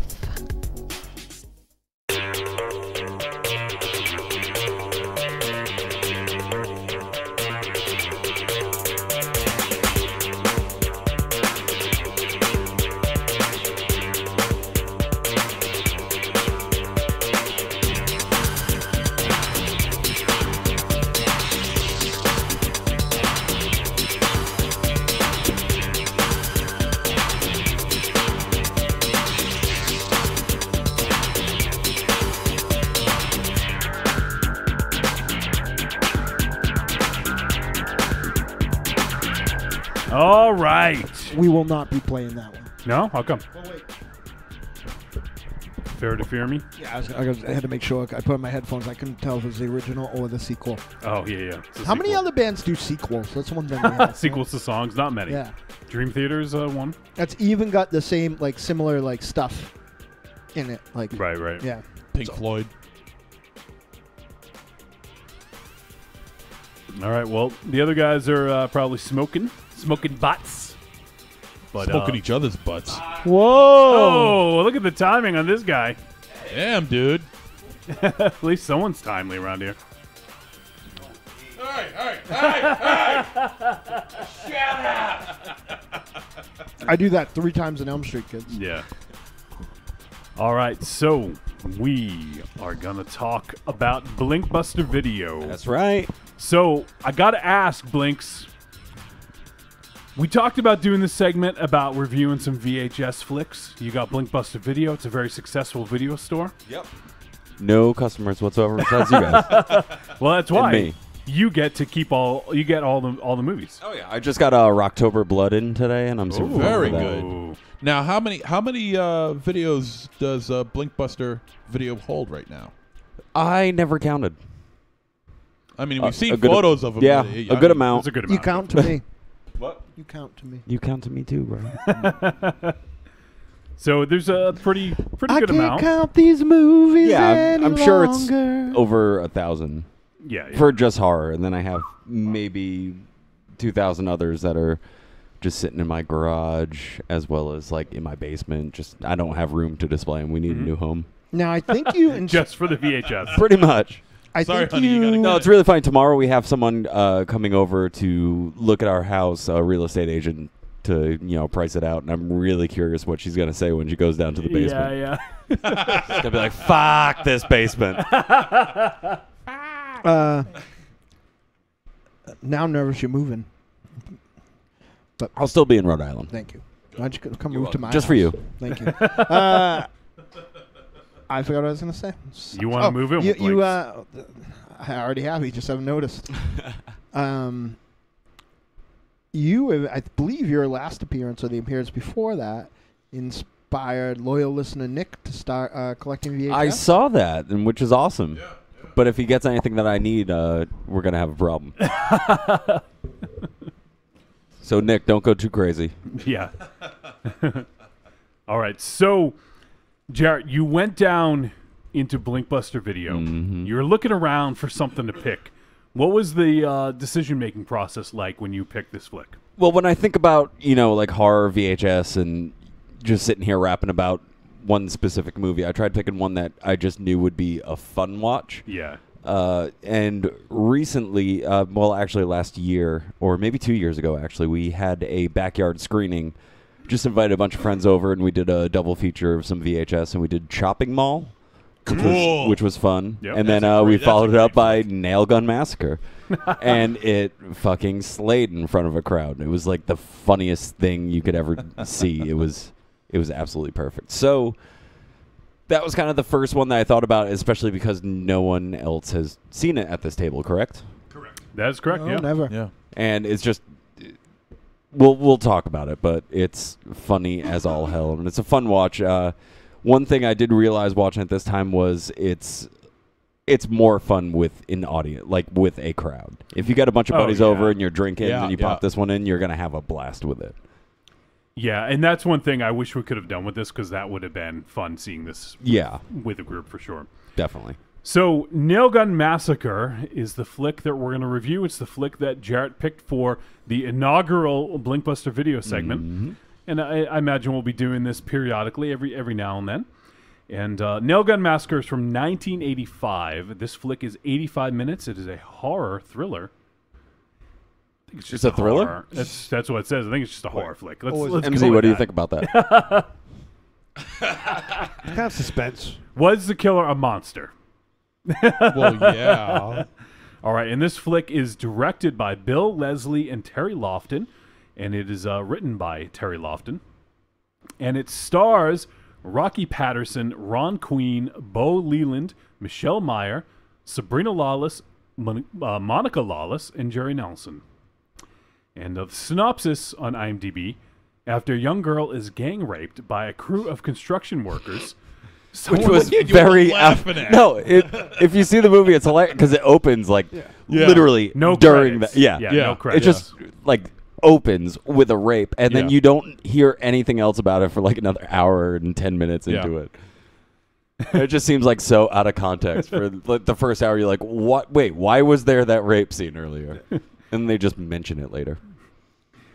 So after that happens, someone starts killing off members of the group with a nail gun. But do they even mention it other than mention it in passing that time? Yes, there's a scene when one's taking a piss. There's two guys. Oh, look at you, dude. And You actually watched this. On fucking Fuego, right? And he's like, oh, I haven't, That'll plug up that leak. Yeah. This guy has the world's best catchfirephrases. It was like he made some comment about like last time with that girl, or there was some line. Because I remember about- they did it when they about- were doing the nail gun firefight.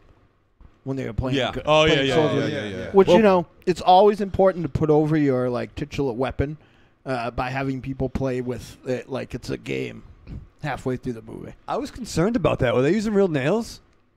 I don't think one nail was shot in No, this movie. no. Oh, yeah, fair. But I just want to a lot say of that sound effects. the the sound mixer and boom op should never work in film again because this one is a tough one to hear anything. Yeah, the sound in this is movie awful. is some of the worst I've ever heard in my life. I actually watch it with headphones. I did because too, I though. usually watch it late, and I don't want to, wake up T-Dog, and so I could hear most of what was going on, but definitely I could tell that it was a very bad quality. Oh, it was especially the scene at the drive-in diner. Yeah. Oh, that was great. She was looking right into the camera right the after. Worst, like the acting in this is the so worst, beyond though, poor. Was like it's always important to have your actors deliver your most important lines, even though I think it was probably looped, which is ridiculous, while they're getting into a car with the car going on a gravelly road while it's windy. It's like Yes. It was like, come on, we gotta go. I know where's. Look, why would he go? And that's how it starts. Let's watch the fun. All right, so we just put it on, and 12 seconds in, this girl's getting raped. Yeah. Here's what we I will are say, 12 though. seconds into the movie, and this girl is getting. And as rape revenge films go, I think I might be going where you're going, Wolfie, maybe. Like, while this is very stark because it's how it opens the film, you couldn't make the argument of the kind of leering camera eye that happens in things like Thriller or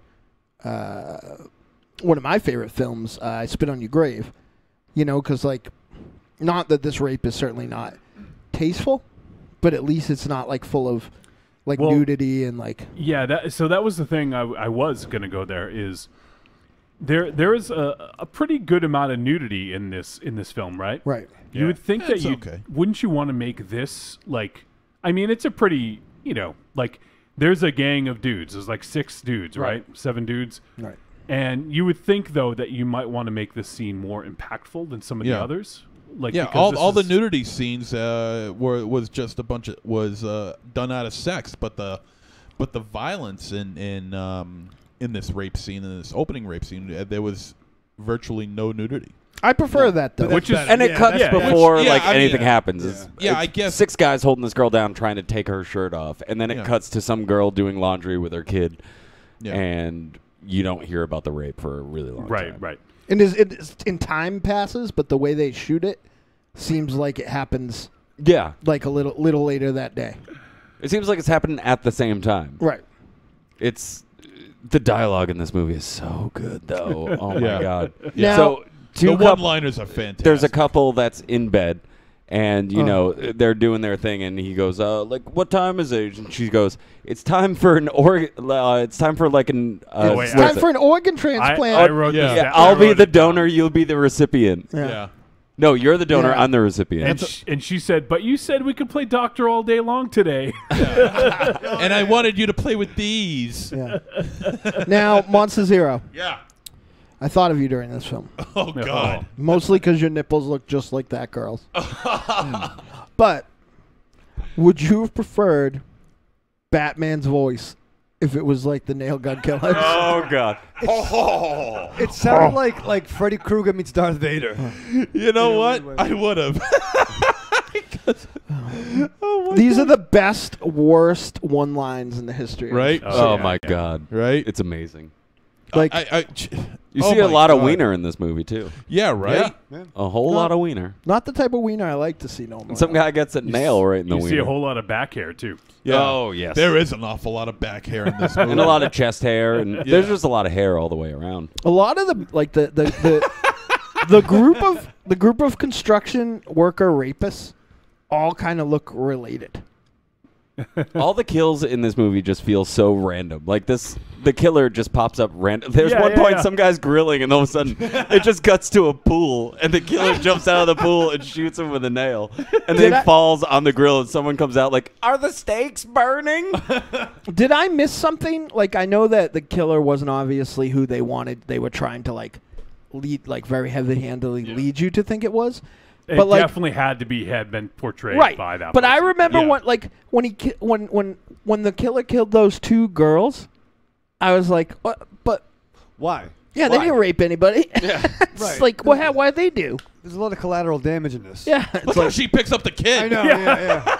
Yeah, the one thing I was thinking when I was watching this is that, I think this should get an award for the best portrayal of child abuse. Like, my God! I she mean, just the woman picks the kid up by one fucking hand, drags it by one arm, just picks up the kid several feet into the air. My God!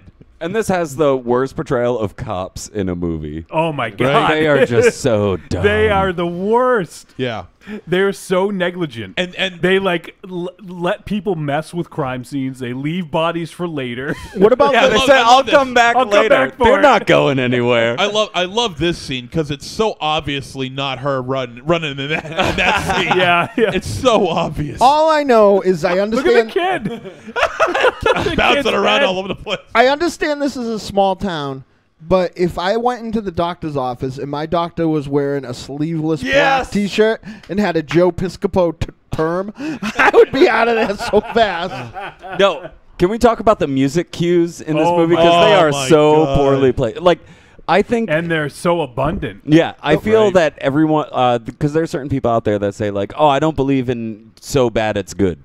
They've never seen Nail Gun Massacre because this movie is the epitome of so bad it's good. Bobby Chains, if you're listening, and by the way, I meant to mention Unchained in the intro because when we talk about Elm Street Kids, because they too cover Blair Witch this week. So if you want to hear some different takes, but on the Unchained with Bobby Chain and the Chain Gang, this is Bobby Chain's wheelhouse. So I'd really love if you listen out there, Bobby Chain, and you've seen Nail Gun Massacre to. He actually added me on Facebook and then messaged me and said, "Nail Gun Massacre, hell yeah!"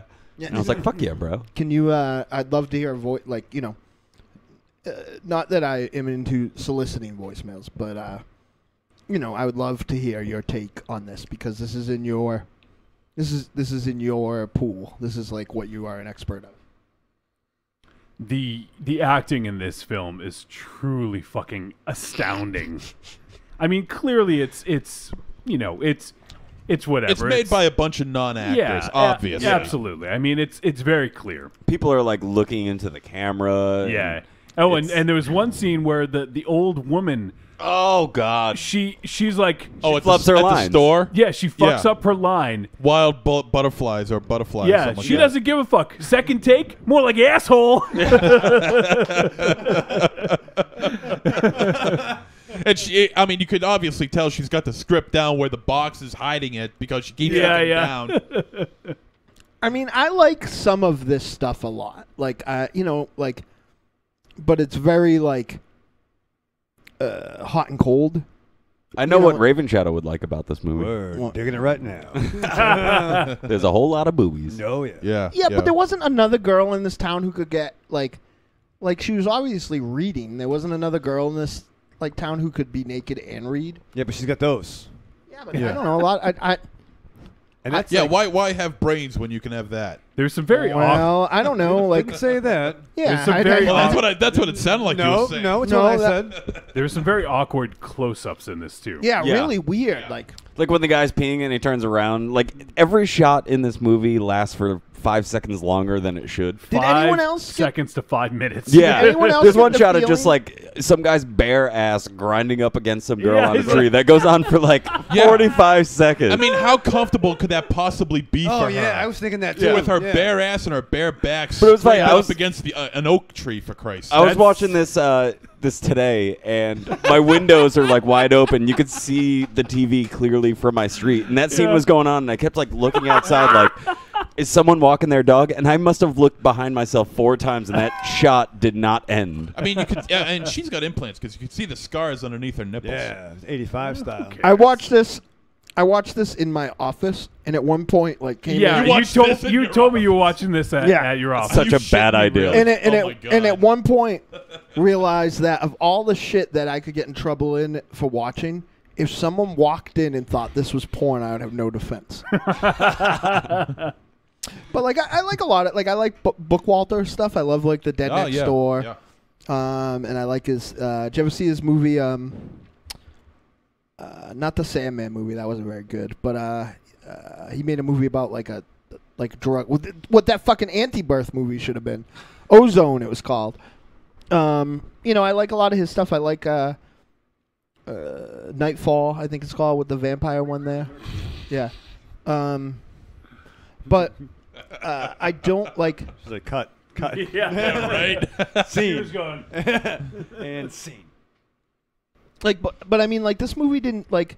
Sometimes when you take movies like these, like, I think you guys remember Redneck Zombies, Hell yeah. right? Yep. Like, I think there's actually some like, not a lot, but a few legitimate scary scenes towards the end of Redneck Zombies, because the makeup was really good and the, you know, like. What I will say about this film, and it's mostly not because of anything other than the weapon, like, there was 0%, like, even attempted suspense in this film. No. Yeah. No, none. Nail gun killer showed up. Nail gun killer Yeah. pulled the trigger. Yeah. Person falls down. Whether or not the nail hit him in a place that would kill them. Yeah. And It would shoot him in the death arm and scene you is- would die. And like someone gets shot by like 3 nails, which are maybe have like 2 inches, 3-inch nails or whatever, and then they're dead. Yeah. Like how do you die from those nails? Nothing about this movie makes sense, and it's amazing. We should remake this. Yeah. No, nothing is better than the tagline for this movie. It's called Gun Massacre, and the tagline is cheaper than a chainsaw. Yeah. That sums up what movie you're watching. And a bit more cumbersome, too, because, I mean, it's this whole rig that the killer has to put on, strap on around the back. And But it's waterproof. Well, yeah, the killer has that going for him. But it's like... That would have been amazing if it just stopped working. Oh. What's cooking? Hold on a second. Oh, here's the guy peeing. Oh, This yeah. scene. Oh, my God. It's First time Michael says, I love Redneck Zombies. Yeah. And it's always in the daytime, right? Yeah. I mean, like. Well, probably because they couldn't afford watch this movie immediately. First time, Michael, check out the band Psychocharger. They have a song, I think it's called Return of the Living Dead, that uses samples from Redneck Zombies. Well, on the VHS of Gun Massacre that I have, it has a music video by this band called Gun Massacre called Nailed to the Wall from their album Backyard Butchery. Nice. And the tape's cool, too. It's a red VHS. And the Nice. Pretty badass. the effects of this movie are absolutely laughable. There's a scene where the victim is shot in somewhere in like the city behind like a gate or something like that, and the guy's bitching that, hey, when are you gonna get this stiff out of here? And the cop is like moving the face around to see who it is, and you could see the nails moving. Yeah. And everyone who's lying on the ground dead is breathing heavy. Yeah. Not even that. There's one where they had a tight close up, and like the lady came out, like when the lady who was folding the groceries found that fucking dude, like, and they did the close up on him. His hand like is like open, and he goes, you can't see this, but he opens his hand and then go. Oh. And spoiler alert, the last scene where the killer's laying dead, they start zooming in on him, and his eye twitches. It's so poor. So, worst kill one-liner combo. Worst best kill one-liner combo in this. I think the one that we were talking about, Wolfie, is when he kills a couple, the guy's laying on the ground dead, and then the girl falls down on him, and he goes, "Oh, you guys are falling in love." You're falling for each other or something like that. Yeah. I have to say, this fucking cop. Though he is the worst. Though it makes more sense than little girls shouldn't pick four-leaf clovers in the evening. Yeah. I have to say, you know what they say, you shouldn't ride in a hearse unless you're dead. I love this scene because the cop he goes back to the radio and he says, "Yeah, there's a truck here that's been here. Looks like it's been here for a couple of days." I'm like, "How can you tell? They don't show any evidence of this." Right. Well, because he's the worst fucking cop ever. No, he doesn't know. Nothing beats the doctor's phone call towards the end of the movie. Yeah. It was like a good 6 minutes. Yeah. Of I was him just waiting for it to be over. Oh my god! I think that's when I felt, because I fell asleep while watching this. Yeah, that's probably the point. I was exhausted. It had nothing to do with the film, but It had everything to do with the film. I think that's the part that I fell asleep because I don't remember it when I went back to watch it. Oh, this movie's perfect. I love the scene with the You just doctor. keep fucking looking in the truck. How many times do they radio like, oh, we found this car? I love the scene where they're investigating in the woods, and like, Oh, I don't know if it was in the script or Oh, he's wait. prompting him to do his lines, but he's like, "Did you find Remember when so?" you could sit outside and not worry about the mosquitoes and the killers? Mosquitoes and killers. $1.59. I bet you ain't never seen wild butterflies in these parts. That's the part where she fucked up. Yeah. I bet you never seen real wild butterflies. I'm willing to bet that this was her only film. Well, I'm sure. In the director's defense, it was probably hard to get Adam Horowitz for more than one day there to stay there. Well, they said. Well, I read the trivia on this movie, and they on and it says IMDb, suckers and they be saying they could take out Adam Horowitz. And they, and they said that the actress that was supposed to play her part never showed up. So this is the director's grandmother, and she was called in last minute. So I mean, all things given, she didn't do that bad of a job. You'd think that they would do like a second take, though, right? Yeah. Oh, yeah. Yeah, you'd think- Well, to be honest, that was probably the seventh take. It's the best out of the 20 takes they She's did. probably like, Ronald, I can read your words one time, but I have to get home to see my stories. Yeah. Now, Jarret, do you know if this was 16 millimeter? Actually, yes, it was. But when I first watched it, I watched the VHS and it looked like shit. And I remember talking to Josh at one point, and I thought it was shot on like video, just like a higher end video camera, as opposed to like the video violence and like all those shot on videos. And he's like, "No, that's actually shot on 16, just very poorly." Yeah, because I when I was doing a little bit of research, I thought it was shot on video, and then I looked a little bit, and then when I watched it, I was like, "Yeah, this it looks like film to me." Yeah, but not well done because it was out of focus a lot and a lot of scenes and things like that. So I had a feeling it was 16 and definitely not 35. Yeah. Like this Definitely I don't think not this. 35. Yeah, this couldn't have been done. Everything about this movie is bad. You know, So, I had. So if I you had think about it, though, in 16, I mean, you have a finite amount of film, right? You gotta they probably had to speed along some takes so that they wouldn't have to develop too. Well, much you would film. think so, but a lot of scenes are very long in this. It's true. Like if you have some guy grinding up against someone for 45 seconds, you figured that film could best be used elsewhere. Yeah. And like every scene where it's a car just driving takes so goddamn long for that car to get there. It's fucking and then doctor's a scene car's with the one best. person running will last for about like 13 seconds. I mean, I remember I saw this movie on DVD. Is the cameraman getting lazy right now? Over look, everyone's got off of the frame. Yeah. He's falling asleep. I saw this movie on DVD for sale over at Borders. Really? And it always stared back at me, and I look at it, and I pick it up, and He then I stared back into the abyss. and then I stared back at it, look at the back, put it back, and I would do this for about 3 years. And ultimately, I never bought it. I kind of regret that now. Because this isn't your wheelhouse. This is definitely in that kind of wood chipper massacre. Like, Yeah. This is definitely grade Z Black Devil filmmaking. Doll of Black Devil Doll from Hell. Hell, yeah. And you're giving this film way too much credit by putting it in with Wood Chipper Massacre, by the way, because that I've never movie's seen that one yet. No, that No. movie's amazing. That and Cannibal Campout. Both by Oh, the same God, guy. that one's great. Oh, okay. Yes, Seen, I've yeah, seen that. well, it's from the same director. Oh, really? Yeah. John It makes McBride. me want to see it. Fantastic flick.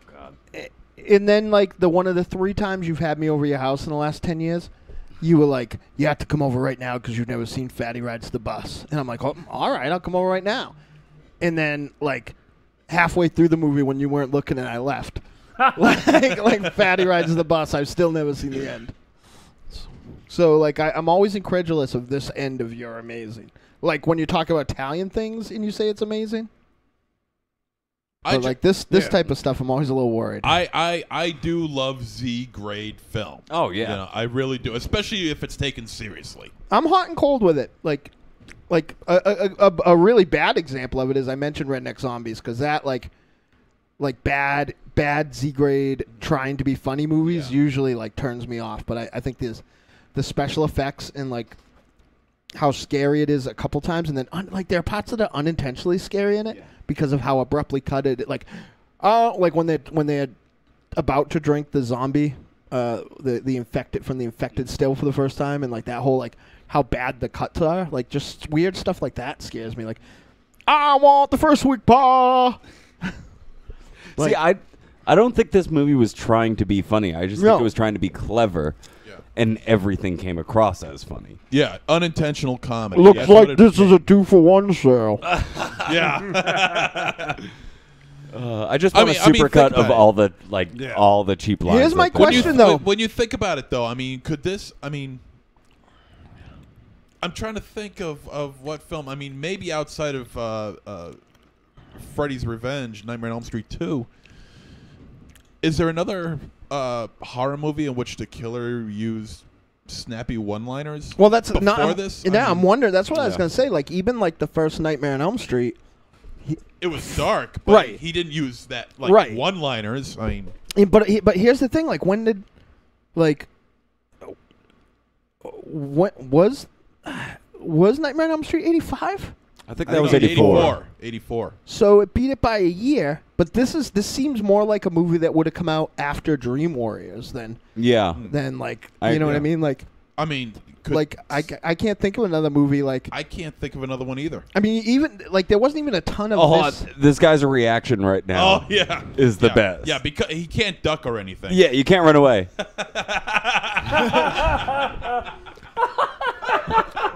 There's not even, like, a ton of horror comedy at this point either, right? There's Student Bodies. Yeah, Student... Yeah. It's a lot of produced by Alan Smithy. I guess, I mean... I don't know.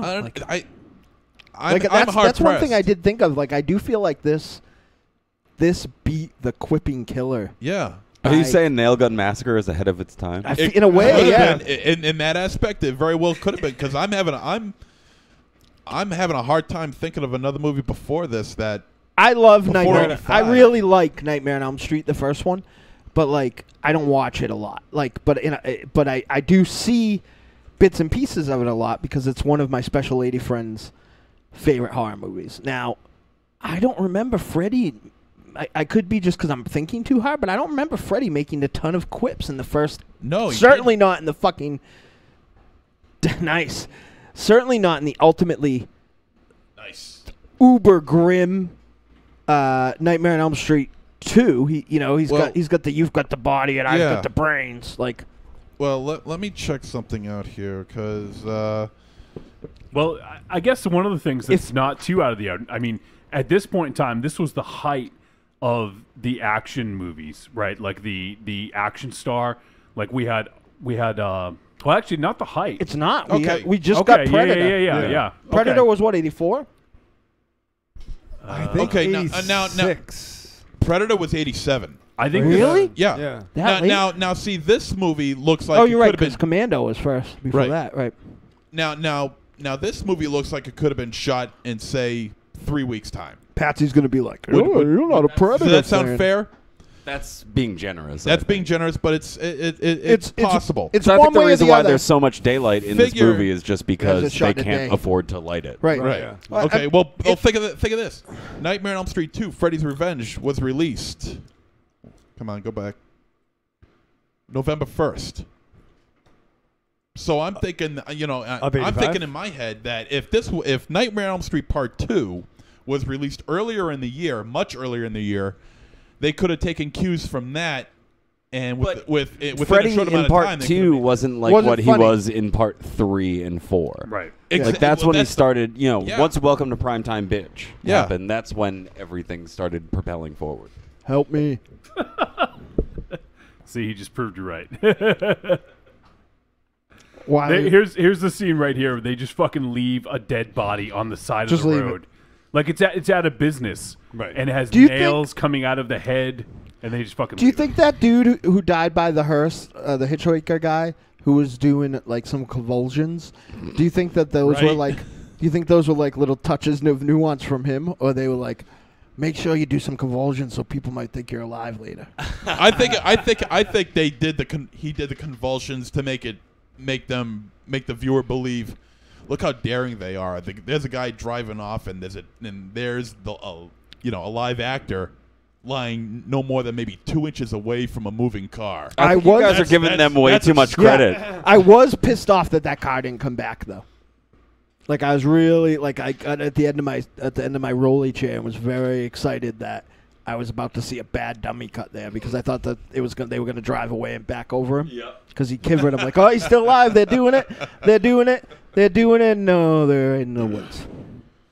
So I'm ready. I'm more than ready to believe that this movie was ahead of its time. In a weird way, like I just can't. In that aspect, I just find that hilarious. Yeah, no, well, I mean, you'd be my go. Like if I was sitting at home and I watched this and this occurred to me, you would be the phone call I would make.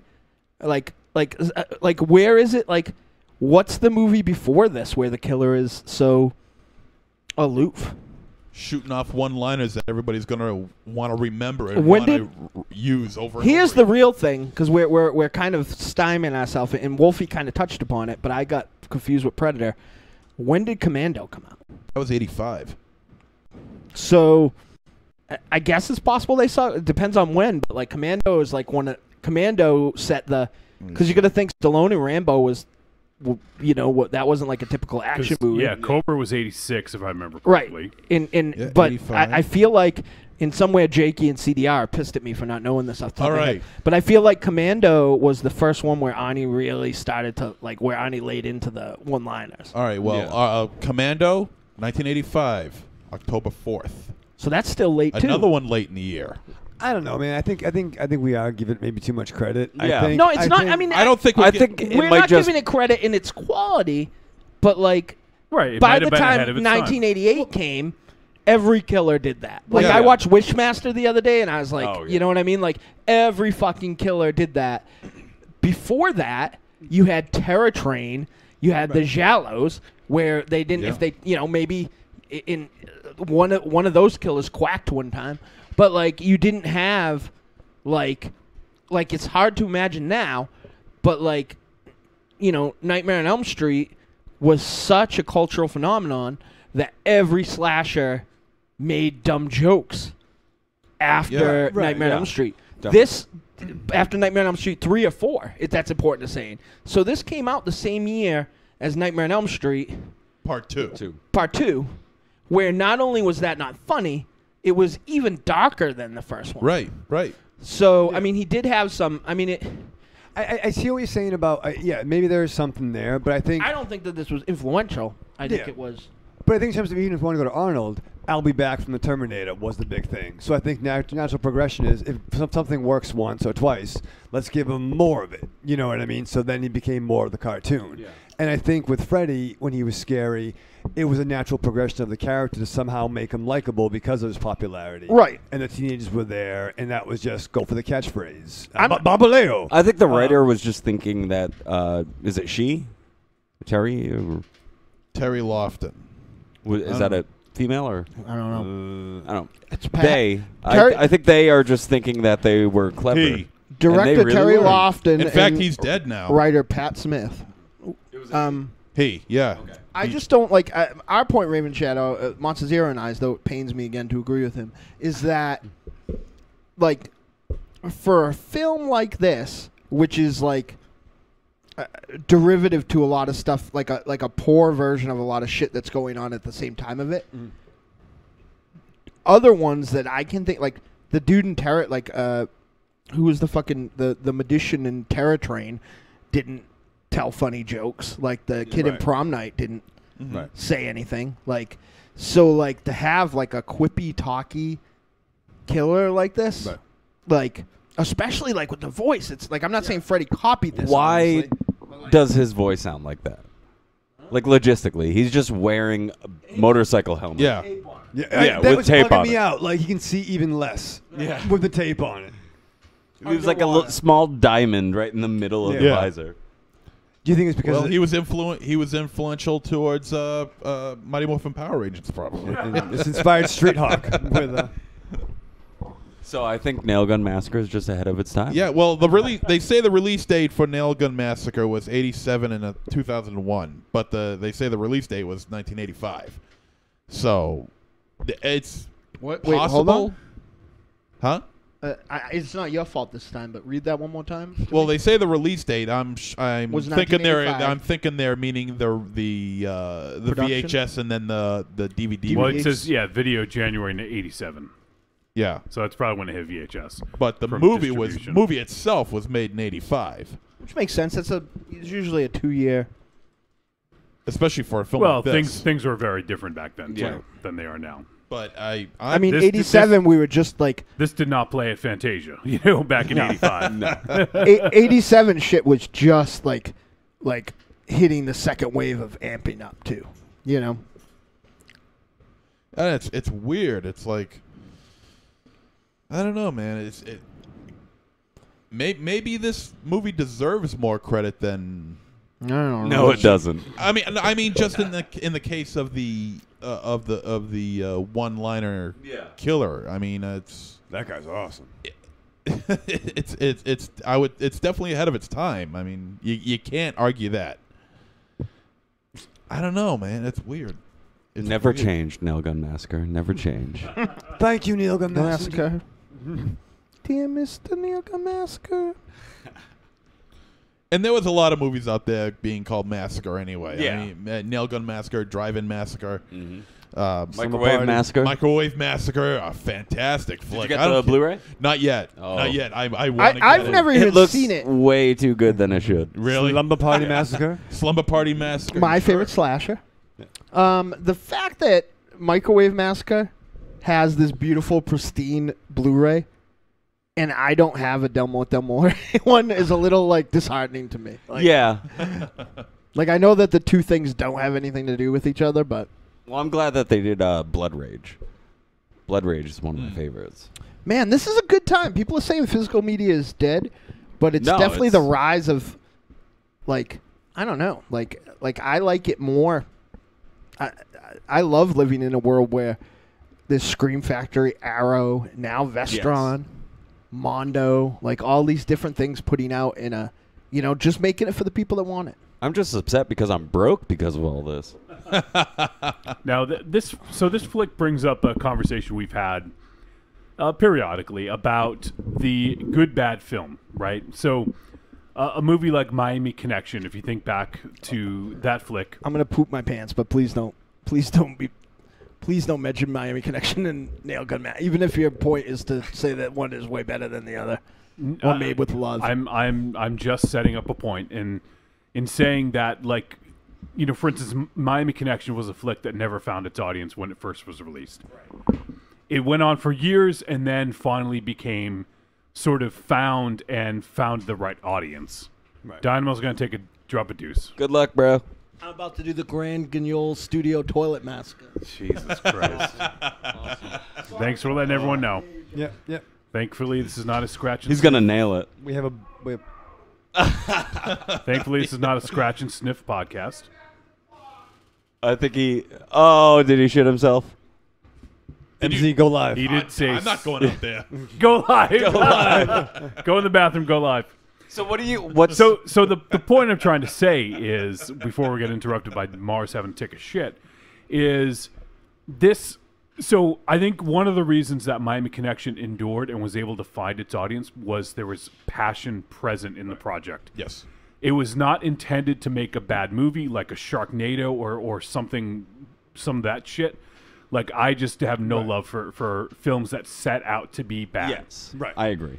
Now, Miami Connection, YK Kim tried to make the greatest movie of all time. That's essentially, in his mind, that's what he was trying to do. Yes.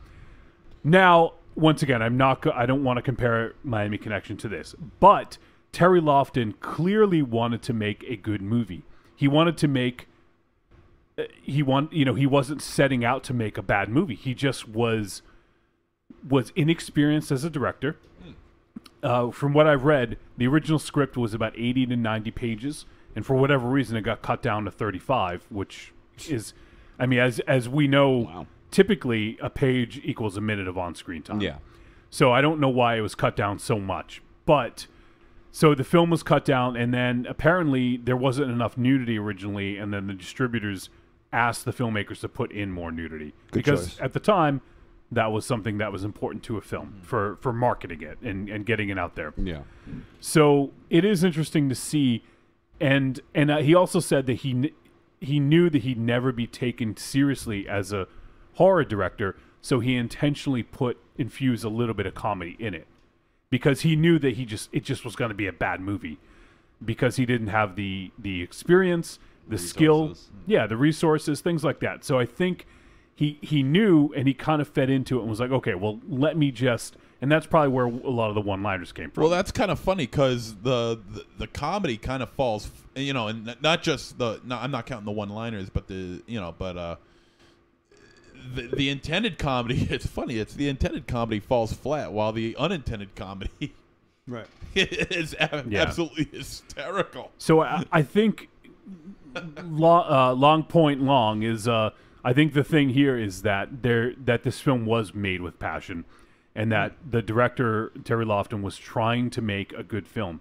In his mind, this was the film he wanted to make, and I think because of that, I think it does kind of endure, and it's not like it's just a straight up bad movie. Oh, back hair.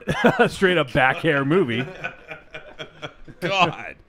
Would you agree with that, Jared, about the passion? I would. I just think this movie is enjoyable. Like, it's poorly done, but you don't have to say it's so bad it's good. Right, it's just right. It's enjoyable in its own right. Yep. And it's bad. And it's good. Look at the tongue flapping around all over the place. There's so much back hair. Did I miss the ass shot? No, not yet. yet. Oh, hold on. We should time it. This is such a creepy scene. Yeah. And he's like drilling her right against a tree, man. And All it's right. like, starts at here we go. 38. Oh, yeah. All right, we're going to stopwatch right here. All right. A lot of tan lines. In this movie. And it's like he's wearing Jesus shorts. Christ. But like that grinding is cannot- weird. He's hitting it from like every angle possible. Like he's trying to do like a 360 with his wiener. Is it in yet? Is it in yet? It's like that cannot be comfortable for her. And why they why both- on the tree? Why not on the ground? Jeez. I You mean, can see his ass. And this is All right, so the scene was 22 seconds of just one angle of this guy's ass grinding, and then it cuts to another angle. So we're still going with this. Still going with the sex. Yeah. So just one shot was 22 seconds, and now we're at 35 seconds, and they're still Back just to the back hair. yeah. Oh my God. Now, this one guy's thing got you so don't much- see very often in sex scenes is both people not wearing anything. Yeah. Like they're clearly both naked in the scene. Yeah. Yeah. And then you end up seeing the guy's wiener. Yeah. Right.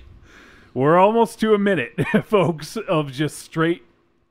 And we've seen more nudity of Back him hair. than the girl. Back hair, yeah. We're over a minute of back hair. Yeah. You see his. fucking now we see his chest hair. You see his fucking rocket. You know. It's fucking. And they both have amazing pubes. Right. Right. Like a whole lot of pube. Yep. No, this is just a minute 17. It's just getting awkward. Yeah. Yeah. Oh, now. Yeah. Now. It's, yeah. I'm starting to feel a little queasy right now. Now we just go to a close up of like flesh. At the very least, let's hope these two are out. Like at the time, are like actually boyfriend and girlfriend, so it doesn't seem all that. They're weird. brother and sister. I really wish this guy had a John Oates mustache. It would have really made right. the scene. Yeah. Right. Still All right, going. a minute 45. Come on, really? Oh, now he gets the nail on the Oh, head. he got the nail on the head. So 1 minute and 50 seconds of He's just still going. Yeah, the scene He's not technically is giving still up. going on. He's not giving up. All right, so 2 minutes and 2 seconds until it cut away to something other than the thing is, you think the nail's 2 or 3 inches. It goes through her hand while she's Here we holding go. her mouth, but it probably never touched her mouth. Wait. Oh, look at the way she falls. She like can't figure out what position she wants to be in. That's the end of the penetrating love story. Or at least this is the end of this love story. Oh my god. At least it sounds like John Wayne through Batman's fucking vocals. At least it's the end of this love Well, story. partner. And now a shirtless dude.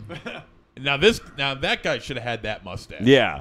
Yeah. I think everyone should have had that mustache. Yeah. You should have that mustache. I should. What was I thinking? Mars has been down there for a while. Maybe we should go check on him in a few minutes. Uh-oh. I don't know, man. I don't know what else we can say about this flick. It's one of those ones that like must be seen to be believed. Yeah, this is a party film.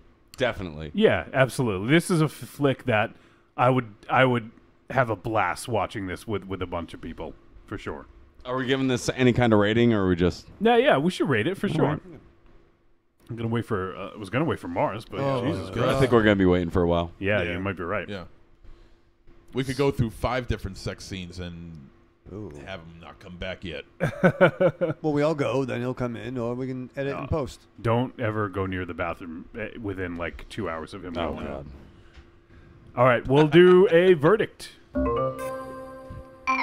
Trick or treat, baby.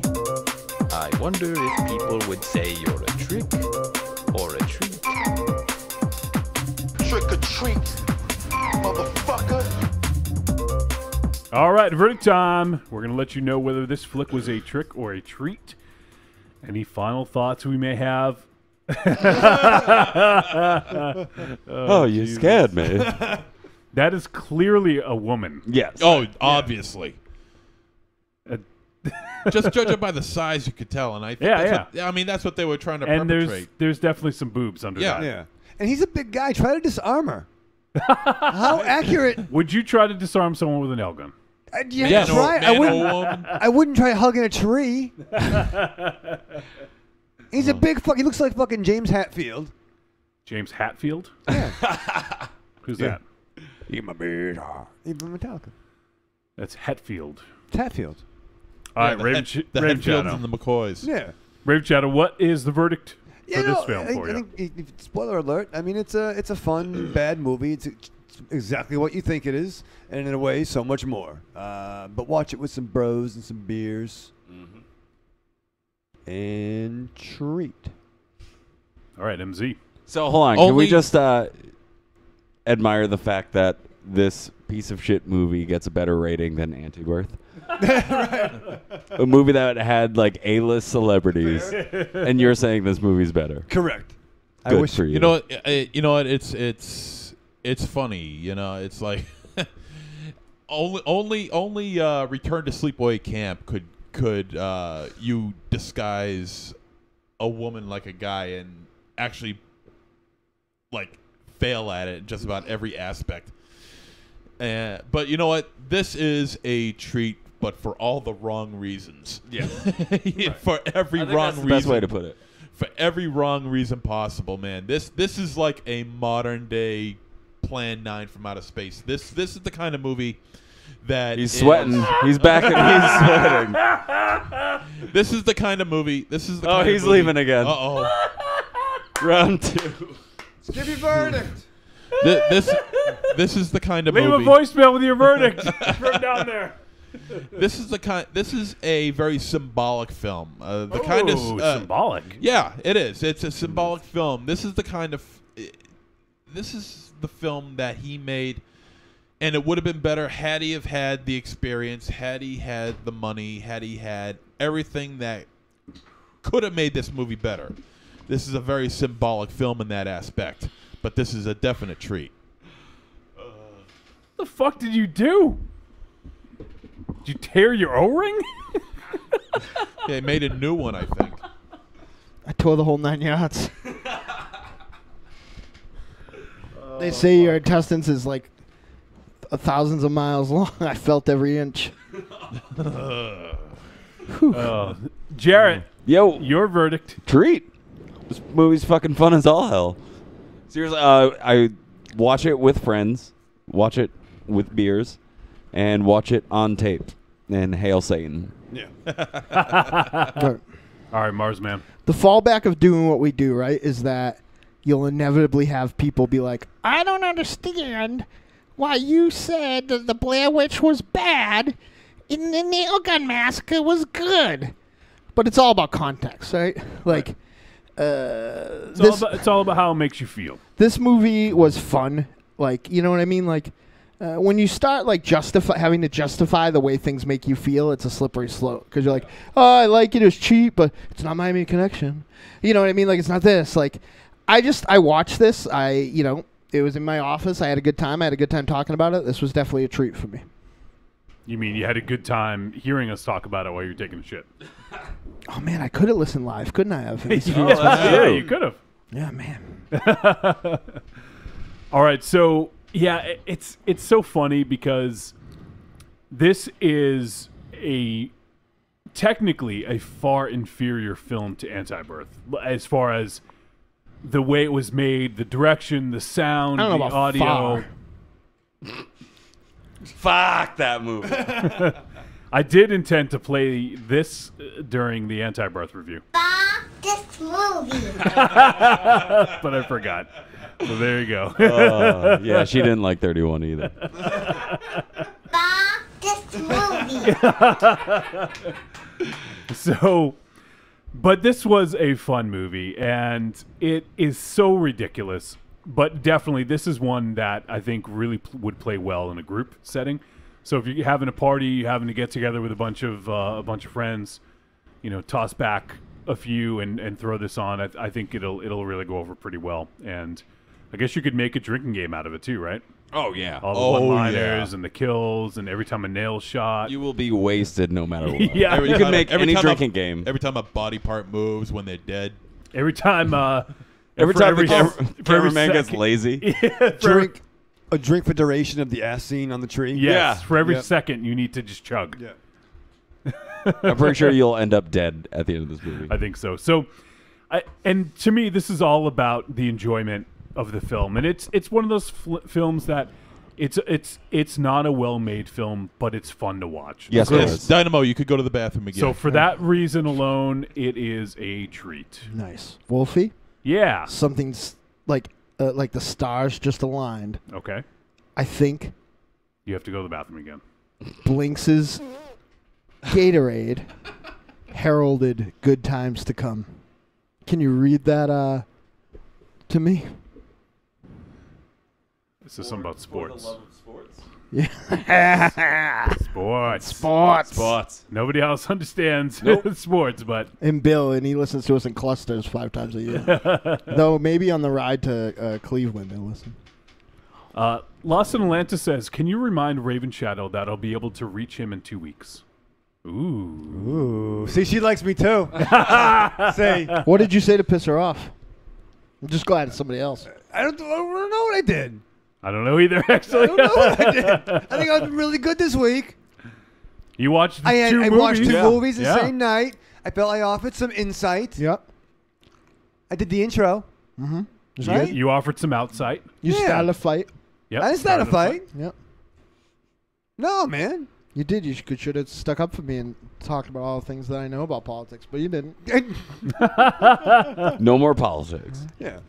All right. Well, that's going to do it for our review of Gun Massacre. And I'm looking forward to doing another segment of I can't wait. Blinkbuster video. Hell yeah. Yeah. We got Right? There's plenty to choose from. Yeah, absolutely. Yeah, that's very true. There's about 1,000 left. Yeah. And I'm sure you'll get some more. Oh yeah. The server was down today, so I was worried I wasn't going to get to watch.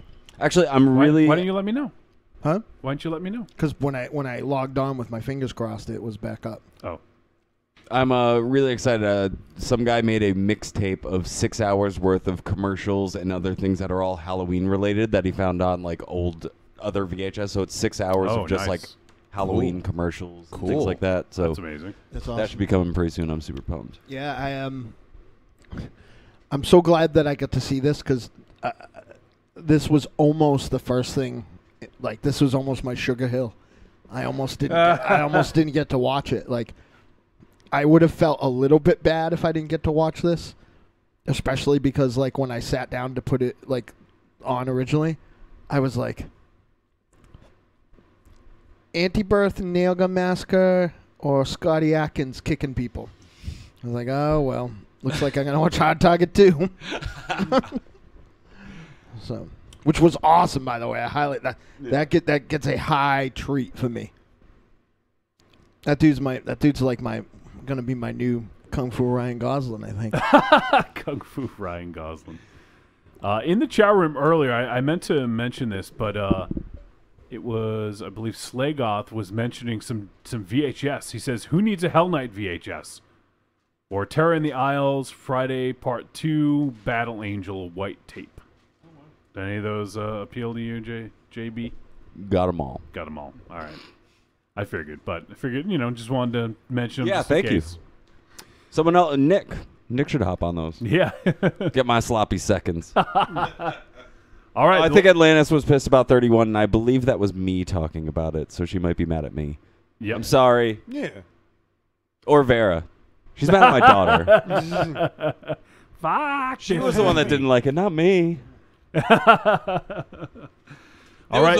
I just wanted to bring up, There there was you a go. movie, and you might even have it on VHS. It's the only format that I've seen it in, from Ray Dawn Video. Ray Dawn Chom. I don't know if you ever heard of Ray Dawn. I don't, off the top of my head, I can't. Okay, well, there was this movie.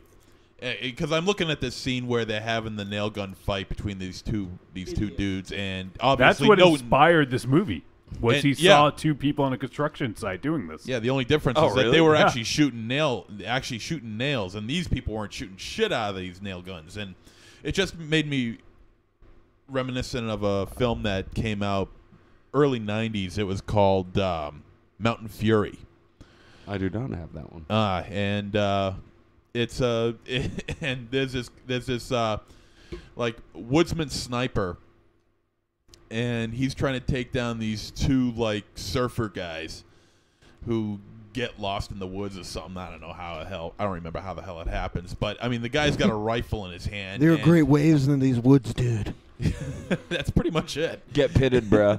And he's got this rifle in his hand, and he's just going like this while having the sound effects of rifle shots coming out. The sound effects are like 5 frames too late. Exactly, Yep. exactly. And you see nothing coming out of the. You see nothing coming out of the. That's barrel. like this movie. It's exactly like this movie. Oh, it's so good. The Lost in Atlantis says, "Yeah, Raven Shadow, keep talking shit." It wasn't me. I honestly think that was me. He's not. I'm hurting getting at Raven all. Shadow in trouble. I don't need any help. Yeah, she's like Raven Shadow. Looks Hey, handsome. turn the volume up. I want to hear this. I just want to hear this. Oh, hold on. Do you want to go back? Yeah. Hey, with you, we didn't do nothing. We were just outside playing. Now it's time to go to work. This is one person you didn't leave smiling.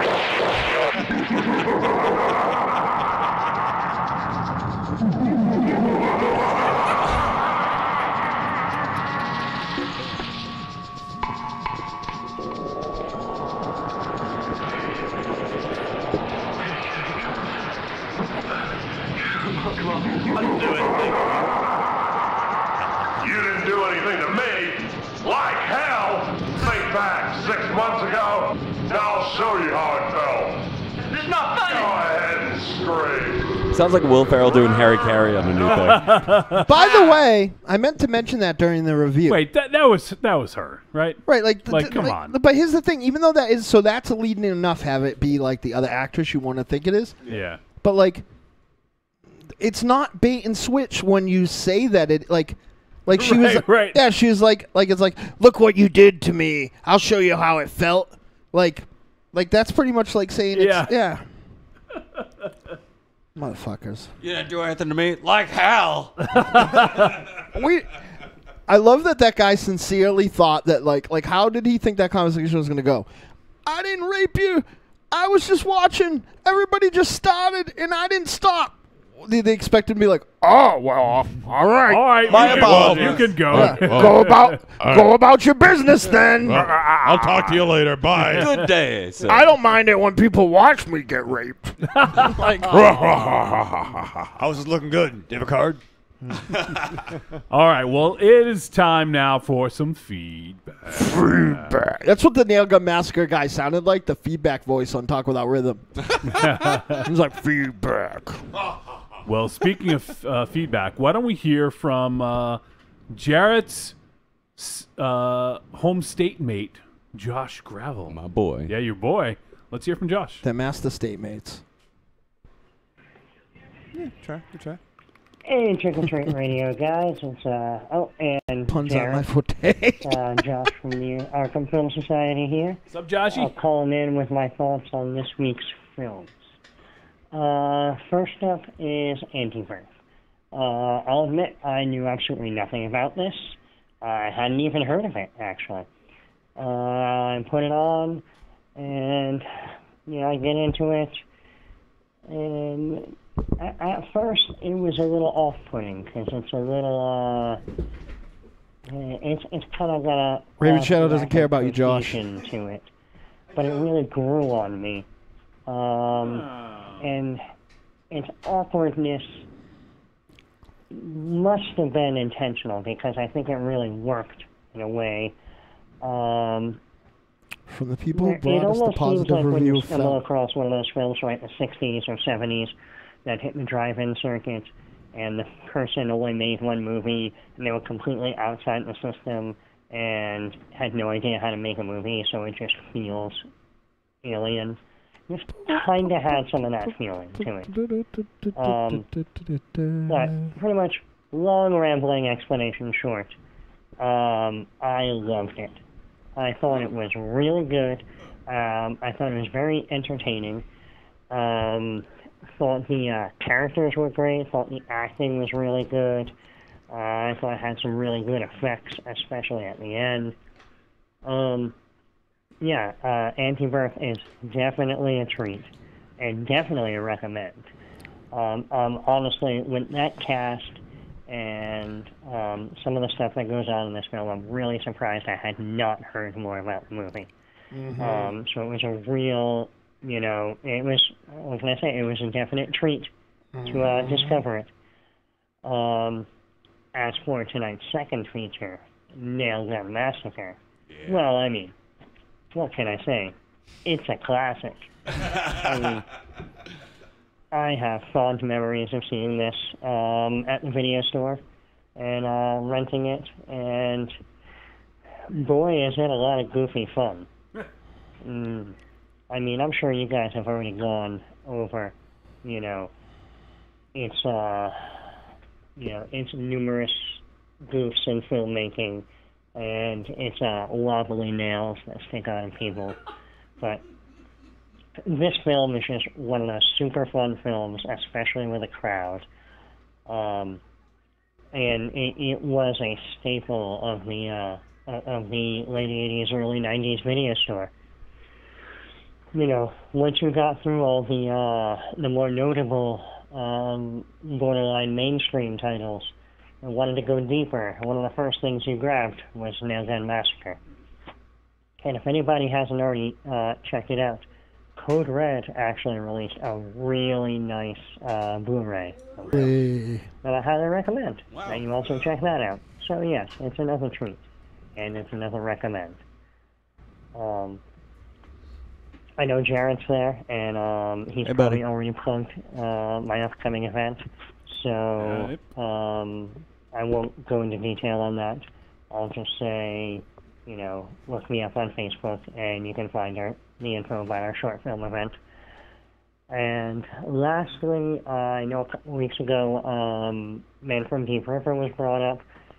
You guys recalled seeing it at my event, and but couldn't recall the format, and it was 35mm. Everything that day was on 35mm. Yeah, I thought so. So, there you go. It's fucking awesome. Right. You guys have a good one. I'll talk to you soon, and can't wait to see what you do next week. All right? Bye. Love you, boo. Thanks, buddy. Now, in Josh's defense, he may have smacked his head against the back window when we were making loves. It was interesting. Interesting though. Like, I'm glad.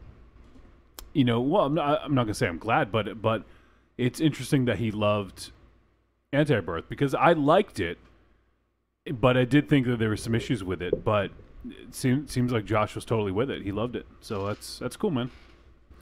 Glad you dug it, and we always appreciate you calling in. Also liked the film. True, but he usually agrees with us. It's true. Yeah, I mean, there was a spiral. It's very rare that the glass broke in a spiral. Things got heated. So anybody that walked by thought somebody was banging together two pieces of ham. All right. Well, let's see. Who we're going to go to next? Why don't we... Hi, everybody. It's me, Nosferatu. You mean Marsferatu? We did hear It's from... me, Nosferatu, all you internet detectives. We heard from Beatbox 3000. What? Oh, yes. I don't know who this is, but I'm interested to take a listen. This is the Beatbox 3000. I call this one Planet Mars. Oh, thank you. Oh, it's been Planet so long. Mars, Planet Mars. We've landed on Planet Mars, Planet Mars, Planet Mars. I think I forgot my spacesuit. Planet Mars, Planet Mars. We've landed on Planet Mars, Planet Mars, Planet Mars.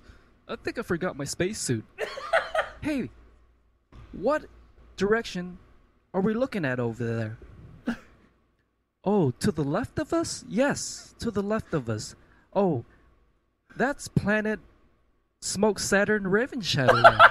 Smoke Saturn Raven Shadowland. Smoke Saturn Raven Shadowland. Smoke Saturn Raven Shadowland. I think I'm gonna knock the cigs from out of his face. Smoke Saturn Raven Shadowland. Why? Smoke Saturn Raven Shadowland. Smoke Saturn Raven Shadowland.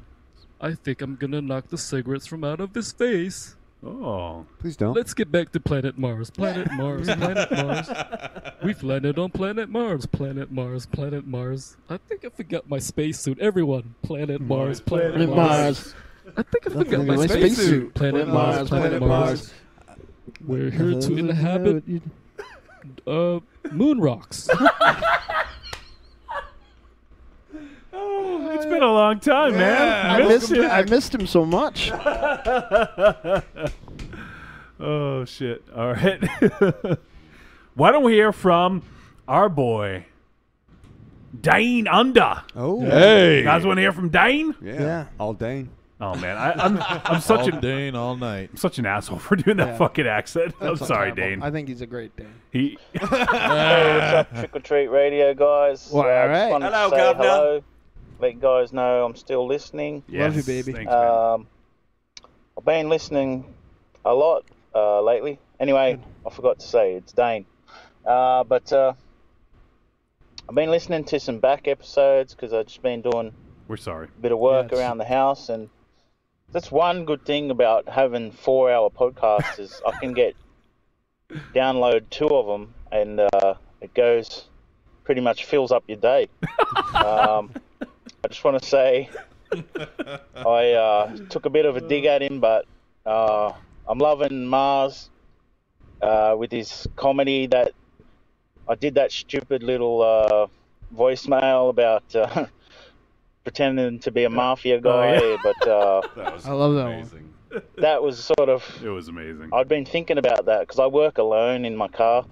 I've been thinking about that for a couple of days. And then Mars, just off the top of his head, doing a freestyle on the cool principle.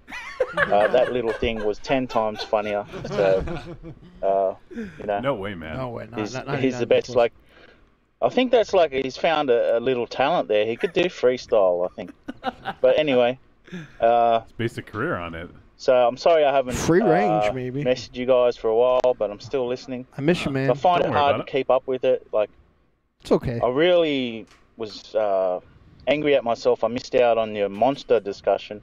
But Jump in, anyway, baby. my favorite one is King Kong. Oh, nice. I've got all the Cool. movies except I need to get King Kong Lives. That's a good one. Well, King Kong Escapes. Just want to say, listening to the back episodes, the funniest thing I've ever heard on the show, from all the episodes I've listened to now, was a discussion about having kids, and Monster Zero says a lot of people aren't having kids now because there's so many things.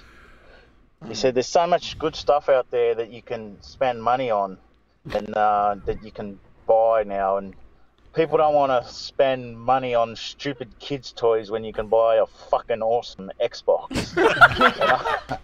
I pissed myself laughing at that. I think Johnny did too. And yeah, so I just want to say all the best, guys. That's on the list, I too. wish I lived in America and I could go to Rock and Shock because Me I've too. been getting into your music Oh, thanks, man. a lot, and I'm loving it. Just listening to it. I really love you guys' music. Thank you. Oh, thanks, buddy. I'm going to buy some soon. It's just my work has taken a downturn. Oh, Yeah, no no sweat. worries. So I'll have a be good there. show, guys. Thanks, Dane. That's Thanks, fucking man. awesome. Man. Thank you, Dane. And let me just say that still stands. It's good. That sentiment still holds, as far as I'm concerned. If only your parents thought that. I know, right? If only they had the then again- Xbox 45 years ago. It's Fucking true. awesome There's too much awesome shit out there. Why Yeah. blow money on kids when you could spend it on yourself buying awesome shit? Why have sex? Yeah, why, Jarrett? Jeez. No comment. But you still leave enough money to buy awesome shit. Yeah. So there you go. I got Microwave Massacre on Blu-ray. There you go. There you go. This is a See, man who spends his money wisely. Jarrett has the best of both worlds. Exactly. And he has an awesome daughter that says stuff like this. This movie. How old And the is thing she? is, she'll be 3 in November. And the thing is, when you buy her something like awesome for her, she loves it, and I'm getting sappy right now. Fuck this but dolly. when I get her like a new dinosaur toy and see her face light up, it's better than me getting Microwave Massacre. Yeah. Because I'm just like, oh yeah, I remembered how shitty this movie is, but it looks great. Fuck this pony. Fuck. She's obsessed with dinosaurs now. Nice. And the disemboweling scene from So I'm going to show her Blair Witch, and she'll probably dig it. Fuck this dinosaur. Fuck this T-Rex. All right, so let's hear from Lance Beefpile. This is part 2 of his coverage of the Halloween Horror Nights. Oh, Nice. Okay, yeah, So last week he talked I fucking about... loved last week. I went back and listened to it. I really, me really too. liked it. Yeah, I've So- been to Halloween Horror Nights 4 times now. Really? Yes. Oh, Will you wow. take Love me it. next time? Yes, I will. Your kids Only and one wife- bed. Your kid and wife do not want to go. They told me. She hates haunted houses. I haven't been to one since I've been married. So last week, Lance Beefpile talked about the scare zones, which sounded like they were kind of like the kind of interstitials. Yeah, it's kind of between- in between all the attractions. Okay, So cool. while you're like walking around going to the next place, they have give you something to things do. in between. Yeah. Okay, awesome. So I think we're going to hear about some of the actual houses now. So let's hear from Lance. You're now listening to part 2 of the Halloween Horror Nights Orlando review, done by The Beef Pile. So, I'm going to talk a little bit this one about the original houses and some of the licensed TV houses. Try to do it in order. There might be some spoilers here, which I can't really get past. So, if you're planning on going and hate being spoiled, then stop now. However, if you want to know more and you don't think you can make it there, I found a bunch of walkthroughs and stuff like that on YouTube of a lot of these places that I'm describing, so feel free to kind of use the titles and figure that out. So anyway, the original houses, there's 3 of them this year, one of which is called Lunatic's Playground, which is every year they do a 3D haunted house. It's usually more like a fun house thing. It's one of the more tame ones in general. They definitely have a lot of little kind of tricks, and you wear 3D glasses, and they're kind of the prismatic ones that you can get for fireworks and stuff like that. And what they do is they use a lot of neon paints and stuff like that, and there's all sorts of kind of neat effects. This one has one of those spinning tubes with all the different colors on it, and it kind of makes you feel like you're kind of wobbling, and like makes it feel like the plank you're walking on is falling away. Pretty decent house in general. I'm not a big fan of the 3D houses, just because I like my horror to be a little less, fun housey and a little more moody and kind of thematic. So that's the Lunatic's Playground. There's another haunted house that's quite good. It's actually one of the louder houses. In the past, they've always had a house that's usually pretty loud. It's usually something very sci-fi, where they'll have, there's one that they do called Dogs of War, which is like super soldiers run amok, and they have a lot of effects with falling walls and things that slam down really hard and to startle you. I think that one they turned into the Tomb of the Ancients this year, which is it's kind of a non-denominational kind of treasure room type thing, so you can't really tell if you're in like a Mayan temple or an Egyptian temple or just somewhere, because there's a lot of Sphinx stuff, there's a lot of Mayan calendars, things like that. Leon Sphinx? So Plenty of dusty spider web covered corpses in the corners, things like that. Plenty of kind of natives attacking you. Pretty cool in general. They definitely, if you want to live Indiana Jones, this would be the house for you. Because towards the end of it, as you're trying to escape the house, they have a few effects where it seems like the floor is slowly rising, or the ceiling is collapsing, depending on how you're thinking about it. And they've got like a spiked grate on top of the ceiling. They have an area that looks like kind of those areas that you see in the movies with the fake dart gun holes in the wall, and as you're walking by, they have kind of air effects making it seem like there's darts flying out at you. So pretty cool effects in a really, really cool house. My favorite one possibly of the whole event, especially of the original houses, was called Ghost Town, the Curse of Lightning Gulch. And this has a combination of just really cool Western effects, and there's a story behind it that you can kind of read on your way in on the map. And it's that there was a town that basically everyone disappeared. It's a Western town, gold mining town, and you're a no-good looter many, many years later that has heard there's gold there, and you've pissed off all of the dead. So when you get there, there's some people that don't look quite dead at the beginning, and there's the old lady on the porch with the shotgun telling you to get out of there and telling you you're going to regret it. You've got your saloon scene with the player piano and all that, but as you get further in, they become a little more ghostly, and you start seeing the curse. This house has some of the best special effects they've ever had. There's lightning, there's wind, there's areas where it's raining, like actual rain pouring down on you as you're walking through. There's a huge room that looks like an outdoor rail yard where you're walking around overturned Pioneer carriages, and there's a cannon that's firing over your head and everything you possibly want to make you seem like you're in the Old West. And then you end up in a mine, and there's some really cool effects, including, and it's just a really kind of neat effect that they did where it makes it, you're walking across a bridge, and they used mirrors to make it look like you're hundreds of feet off the air, above the ground. So you have a mirror underneath the bridge, and it's kind of showing you the what's going on up above in the soundstage, so it makes it look like you're way above ground. And then as you get to the end of the bridge, there's the sound of a rock collapse, and a bunch of fog and stuff just pours down on top of you. Nothing hits you, but it definitely makes it seem like you've been caught in a rock slide. So those are the original houses. There's 2 licensed TV houses as well, one of which I'll talk about quick. It's the Walking Dead house. Didn't get a chance to see it yet. Heard it's really good and pretty long, and it's supposed to cover all of the Walking Dead seasons up till now. Is it as long and in the past, they've done a bunch of Walking Dead houses. I mean, pillow? they've had the liquor store with the helicopter crash through the roof. They've had, the truck with all of the music coming out of it. They've done they built the entire prison one year. So they've done a bunch of really cool Walking Dead houses. I did run into some girl that was talking about working at that house at a coffee shop today, and she said that she's been to all the past ones and that this one is easily one of the best of the Walking Dead houses. So take her word for it, and maybe she'll jump out and scare you. The other licensed TV house is American Horror Story, which I was really looking forward to. And it was pretty good, although we hit that one very last in the evening. So about 2 in the morning. Actually, about 1 in the morning, a little bit after. So a lot of the people, since it was kind of an employee preview night, a lot of people had gone home. It covers 3 seasons. Season 1, which is the Murder House one, Season 4, I believe, which is the Freak Show, the circus kind of one, and then Season 6, which is the hotel.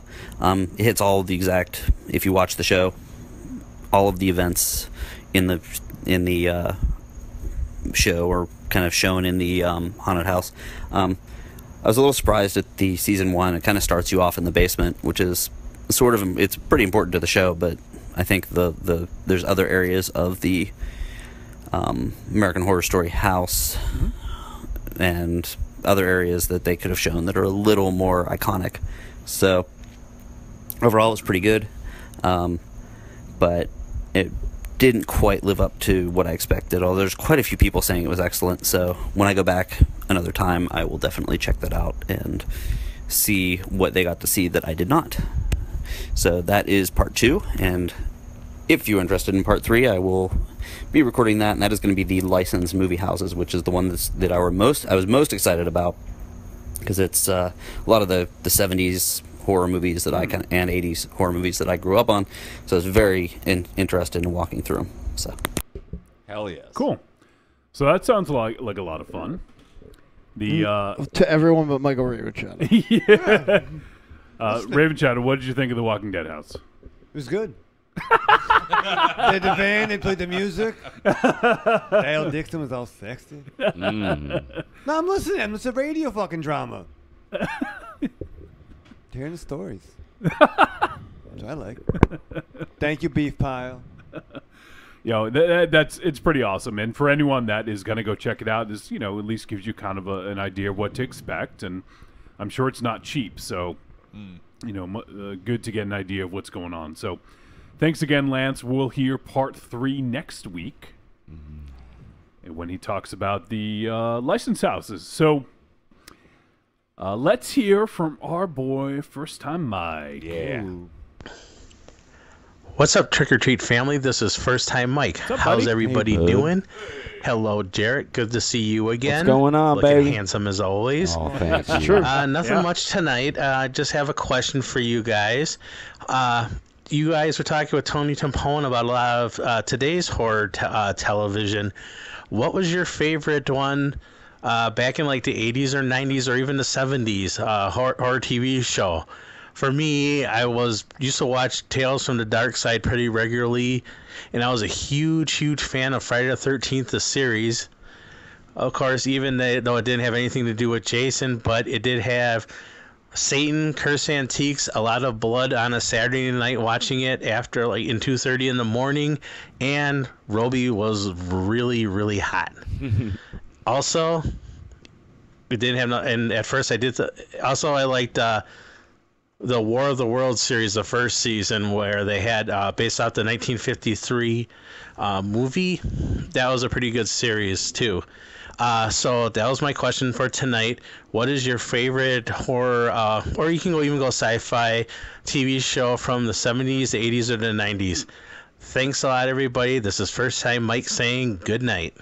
It's funny that Tales from the Dark Side and Friday the 13th just got re-released on DVD. So I you wish can pick they up, were like, released both. on Blu-ray. Yeah.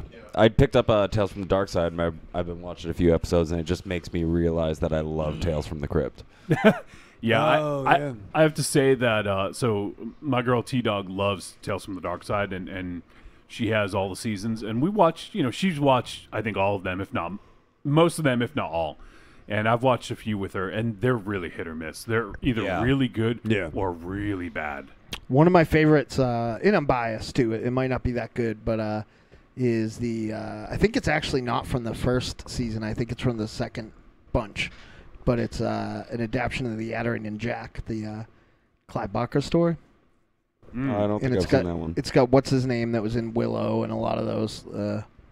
He was in Ghoulies too. Val Kilmer. No, the diminutive actor.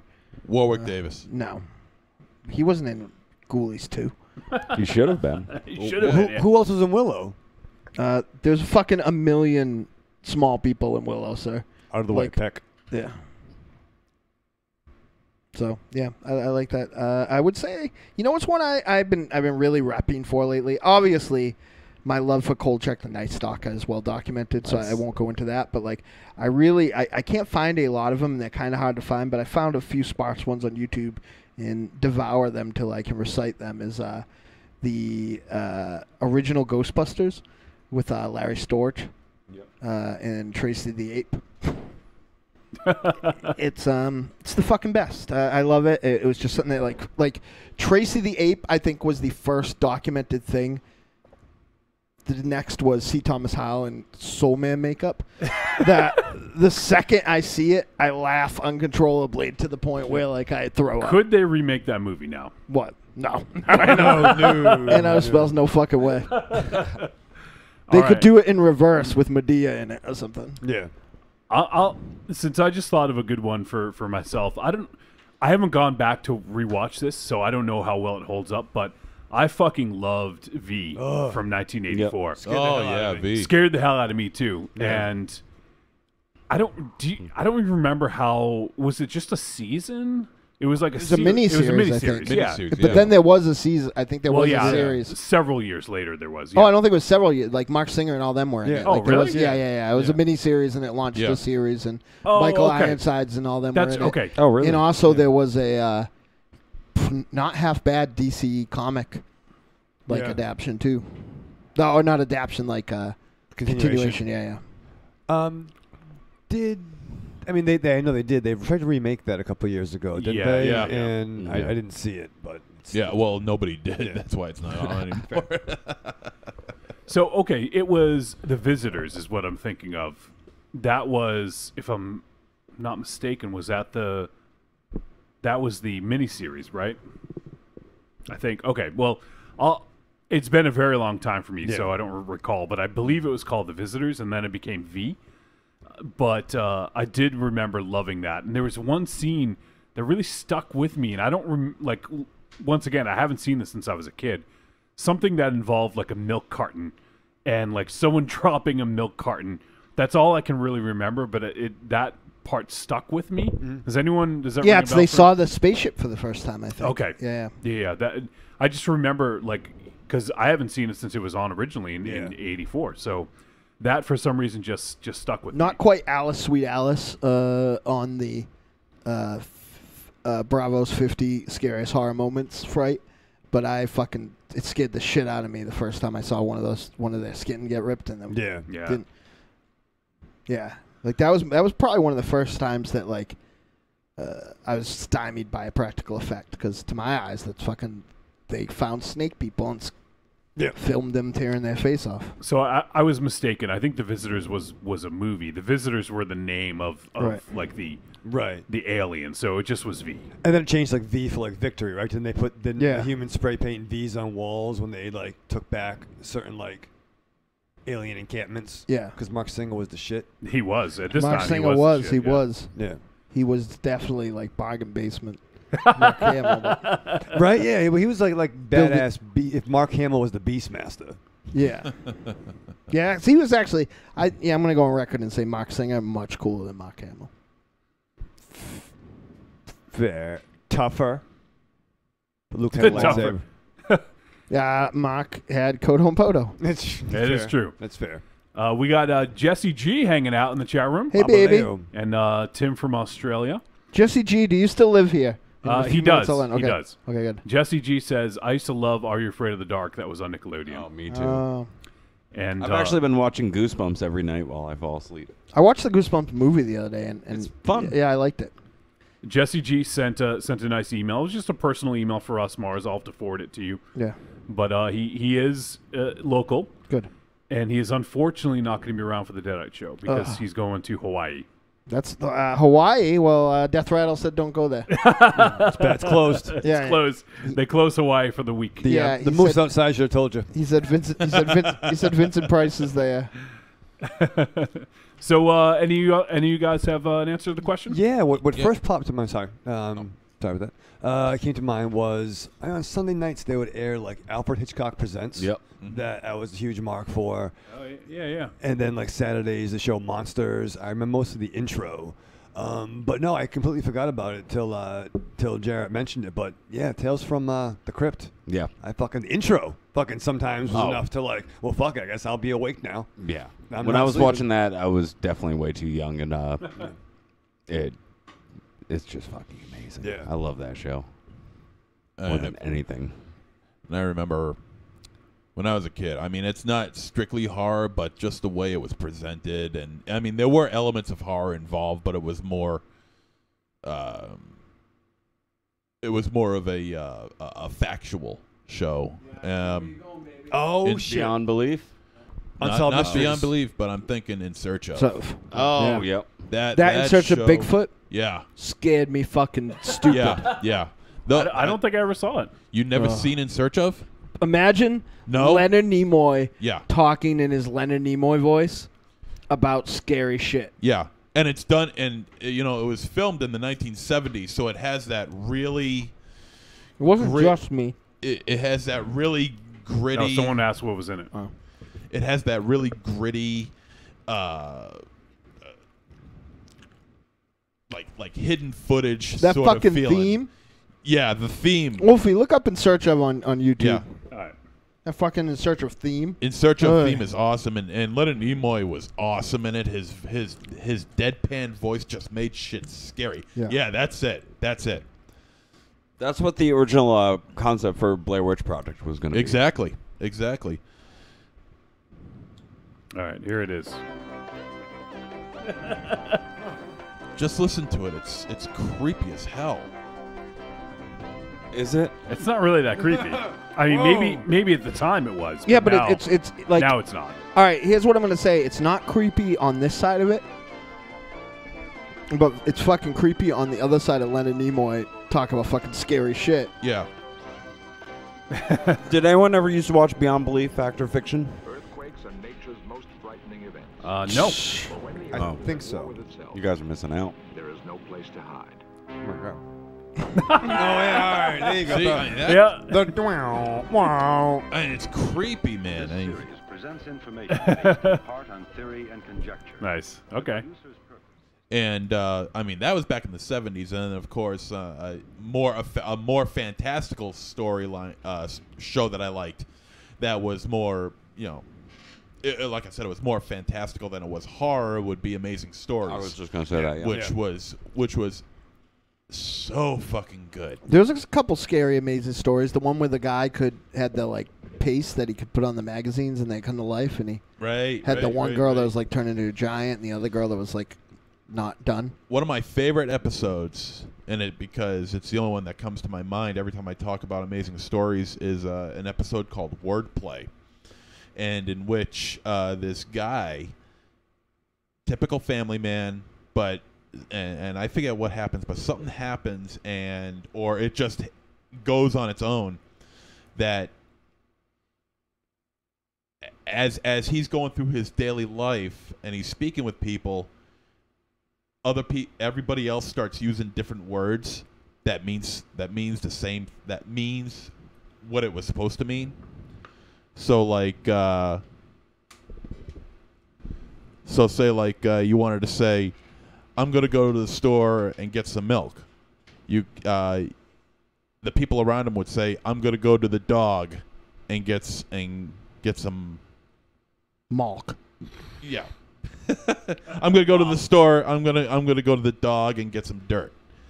And then as the day went on and as the weeks went on, the words that he knew that everyone was speaking normally started to change, until he got to a point where everybody was just speaking gibberish. Everybody else knew what they were saying, but he didn't understand a word of it.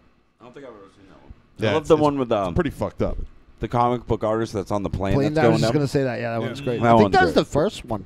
I think so. I think you're right. Yeah. I think you're right. I remember one about being in it, like a World War II bomber. Wasn't that one? Yeah, wasn't that? And the guy, the He had to wheels. draw the wheels on. Yeah. Yeah. Okay. Yeah. That was the one, right? Yeah. All right. Yeah. That one's great. Jesse G says, "Dat Malk." I know it's not really horror, but it goes without saying that Twin Peaks is the best show ever made. It's a very good show, yeah. For sure. No, it's the best. It's what I said. I win. So, is everyone given a show? Yes. Twilight Zone goes without saying too. Yeah. Oh yeah. That's a given. That to me is one of the greatest shows of all time. I also brought up. To be fair, sorry, not 70s, 80s, or 90s. Nope, exactly. Well, a great 80s show that only had, I think, 3 broadcast episodes because, I think I said this on Elm Street Kids last week, but, who's going to want to watch that Cosby show? But it was called Shadow Chasers. Oh, you talked about that last week. Yeah, 2 paranormal investigators. I like it a lot. All right, well, thanks for saying, Mike. We always love your questions, buddy. Let's see. Oh, we got one from Jesse G. Let's hear from Jesse G. It's a baby. I can talk. Oh, hold on. Let me turn the volume up first. Start that one over. this week on Tekken Talk. Well, not really. Actually, yeah, it kind of is. But anyways, what's up, dudes? Hey, buddy. What's up, Jesse? It's Jesse. Yeah, thanks for playing my voicemail last week, and thanks for answering my Tekken question. You guys had some great picks. King is definitely top 5. He's got to be, in my top 5 favorite Tekken characters. I figured I kind of forgot to give you guys, my picks or my pick. So I'm gonna do that now. And MZ, that game, I've never even heard of it. I gotta look that shit up, man. That was cool. Very cool. It was what was that? There was some Sega Genesis game that was it wasn't Shaq Fu. It might have been Shaq Fu, but there was some other obscure Clay Fighter fighting game. It wasn't. I don't think it was a Mortal Kombat clone, but it was more of a Street Fighter clone, and there was maybe it was Shaq Fu. Damn, He's not talking I don't about Virtual know. Fighter, Anyways, is he? no, I don't think so. Yeah, my Tekken picks. Shaq Fu, King is fuck great. you. I don't know if you guys have played the latest one, Tekken Tag 2. Well, it's not. I mean, the thing's been out for 4 years now. But anyways, he's got some awesome, juggle grapples. So you hit the dude up in the air, and if you time it right and do the grapple, he does some sick moves. Anyways, Martial Law, Forest Law, because they kind of, Forest is Martial Law's son, or nephew or something like that. But those are both your Bruce Lee characters. They're sick. Steve Fox, who is the English boxer. I think Mars brought him up last time. He's got to be my number 1. I'm deadly with that dude for sure. And he's cool. He's like Balrog from Street Fighter, where he has 2 kicks. I don't your kick buttons when you're Steve Fox are actually all jukes and dodges, which are sweet. You can come back with some crazy haymaker moves. If you know the button combos and shit like that. Mokujin, which is another guy that Mars brought up. He's the Ip Man, practice dummy.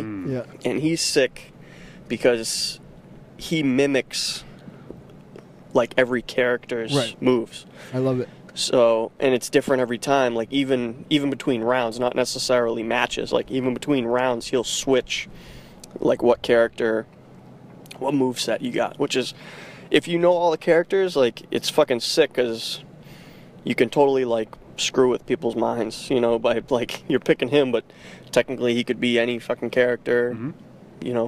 On the title screen. And then Lei Wulong or Lee, who's the Jackie Chan character. Oh yeah. He's the cop. He was the cop in Tekken 2, and he's sick. I think Tekken 6. If you played through the campaign or the story mode, you can unlock different pieces of clothing and shit for that dude, and you could get, if you played enough, you could unlock basically his outfit from Drunken Master. You'd get his vest with no shirt underneath, and the grog of sake to put on his hip. Oh yeah. And shit, and he's sick too because he's got all the different stances you can put him in. But yeah, dude, Tekken. I could talk about Tekken forever. That's my favorite game. But anyways, I had a question that is relevant to today's discussion, and that is, what's the draw of VHS? Why is VHS cool? I know it's not a resurgence. Like, I know, like, people aren't getting back into it. I know there's, like, you know, Jar Blinks. You know, seems like someone that never got out of it. You know, he just kept collecting. But I kind of want to know, like, why is that? Is it, like, nostalgia? Like, obviously the tapes look different. Like, the video looks different and shit like that. But, like, is there any other reason? And then lastly, have you guys seen this Donnie Yen movie called Dragon, or like Dragoon or something? It's still on Netflix. It's been on Netflix for a very long time now, but it's like I haven't seen it in a while, but it's like a almost like a cop, like procedural, like a detective kung fu movie, like it's or just martial arts movie. I like really dug it. Like, I thought it was you know, super different. And Donnie Yen he's like I guess he's like the support, like the lead supporting character actor. But yeah, have you guys seen it? And if you have, what'd you think of it? Thanks, dudes. Hopefully I'll be in the chat later. I'm on my lunch break at work right now, but hopefully I can get out early enough and make more Count Chocula jokes. Anyways, later, dudes. All right, Jesse G, thanks, buddy. And I guess first we'll tackle the VHS question, and since we have the authority, at least in this room. What's the draw? What's the allure? I think it's a mixture of a lot of things. Like, there is a little bit of nostalgia in there, but and this argument might start to be obsolete with what Arrow and everybody's doing. But for the longest time, some of these movies have never made it over to DVD. Right. So therefore, if you didn't have it on VHS, there's this fear that like the movie will eventually be lost and you will never be able to see it again. There is a resurgence with, you know, restoring these old VHS movies and shot-on-video movies and even releasing them on Blu-ray and stuff, but it's almost like if you're going to watch the movie Halloween by John Carpenter, like, you're going to watch it in scope 235 because that's the way that it was shot for. When you're going to watch Gun Massacre, you're going to watch that on VHS because that's the way it's meant to be seen. Right. So it's for me, it's just I just love it, and it looks so cool in the basement. It's also like you know, like Tiny, like every comic he owns now, like, you know, is like packed away, and most of his reading and most of his books are on like tablets or computers or audio things and stuff like that. And like, I do love audiobooks, and I'll probably read more comics if I ever get a tablet. But like, nothing is ever gonna, for me, nothing's ever gonna beat this. Yeah. You know, pulling this out and like, you know, having it, like, I feel it. This an old paperback, even though I didn't pick it off a bookshelf, I got it from Amazon. It still smells a certain way. It still feels a certain way. Same with VHS. Yeah, when I pull out, you know, when I go into the closet in like the media room and pull out the best of Chris Jericho from the 90s, like, I get that feeling of buying it from the table, like the kind of flea market-y feel. You know, we all worked in video stores. I think, not to pull the age card on you, Jesse, because you know, AIDS card? Age card. Not to pull the AIDS card. What does that mean? Not to pull the AIDS card on you, Jesse, but you should have fallen asleep. Saving throw. You should have fallen asleep in the back room of Dynamos. But like, you know, like for me, like, that's just it goes with how you loved movies, because it was the equivalent of like the internet and Netflix, right? Because you'd wake up and see The Sword and the Sorcerer on Cinemax halfway through, and you'd be like, what the fuck is this? And like, you know, it's not like they said what it was. It's not like it is now on cable, you know. But when you rented a movie, like, you could really devour it. You know, you'd look at the credits, and you'd look at all this other stuff. And I think that, like, you know, and not only, unlike a disc, which like just still seems so fragile to me, especially my Blu-rays. Like, there's this big clunky thing, and in Tiny's basement, he had one of the the top loader ones, so it fucking pop up and you slide it in and you have to fucking slam it down and like just the noise that it makes when it goes in. And It's just like, the it's like a rewinding. comfort. Those you know? things took a beating. Yeah, you know, it was just so it just felt. So that's one thing for us, because we remember when we used to go to the video store, we used to look on the shelves and we used to look at the art and find something. But even for people who are younger now and didn't experience that, I still think there's a connection with physical items. Right. Yeah, it's the tangible. It's tangible. There's It's more in of your an hands. emotional connection, and I don't know if other people will get this, but I liken it to when you typically retain knowledge better when you take notes. Like when you write something down, there's a connection with your brain that you're writing it, and it's storing the memory in your head. And I almost feel like it's a similar thing when you're holding that physical item in your hand. You're smelling it. You're getting all the senses. But when you get something on Netflix, you don't get that. You're seeing, an image of something. You don't get to hold it, look at it from different angles, and turn over the box. And it's that physical contact and that emotional connection that you just don't get. Well, also, it to me personally, I am a big fan of the artwork. Yeah. I think, you get these movies that get released on Blu-ray or DVD or whatever nowadays, and it's all done with this, computerized Photoshop, plenty of photoshopping, and just really lazy artwork. And meanwhile, back in the day, I mean, you had artwork that it was actually artist It was drawing. actually you actually commissioned someone to paint, Which is also coming back now too from Scream and Arrow.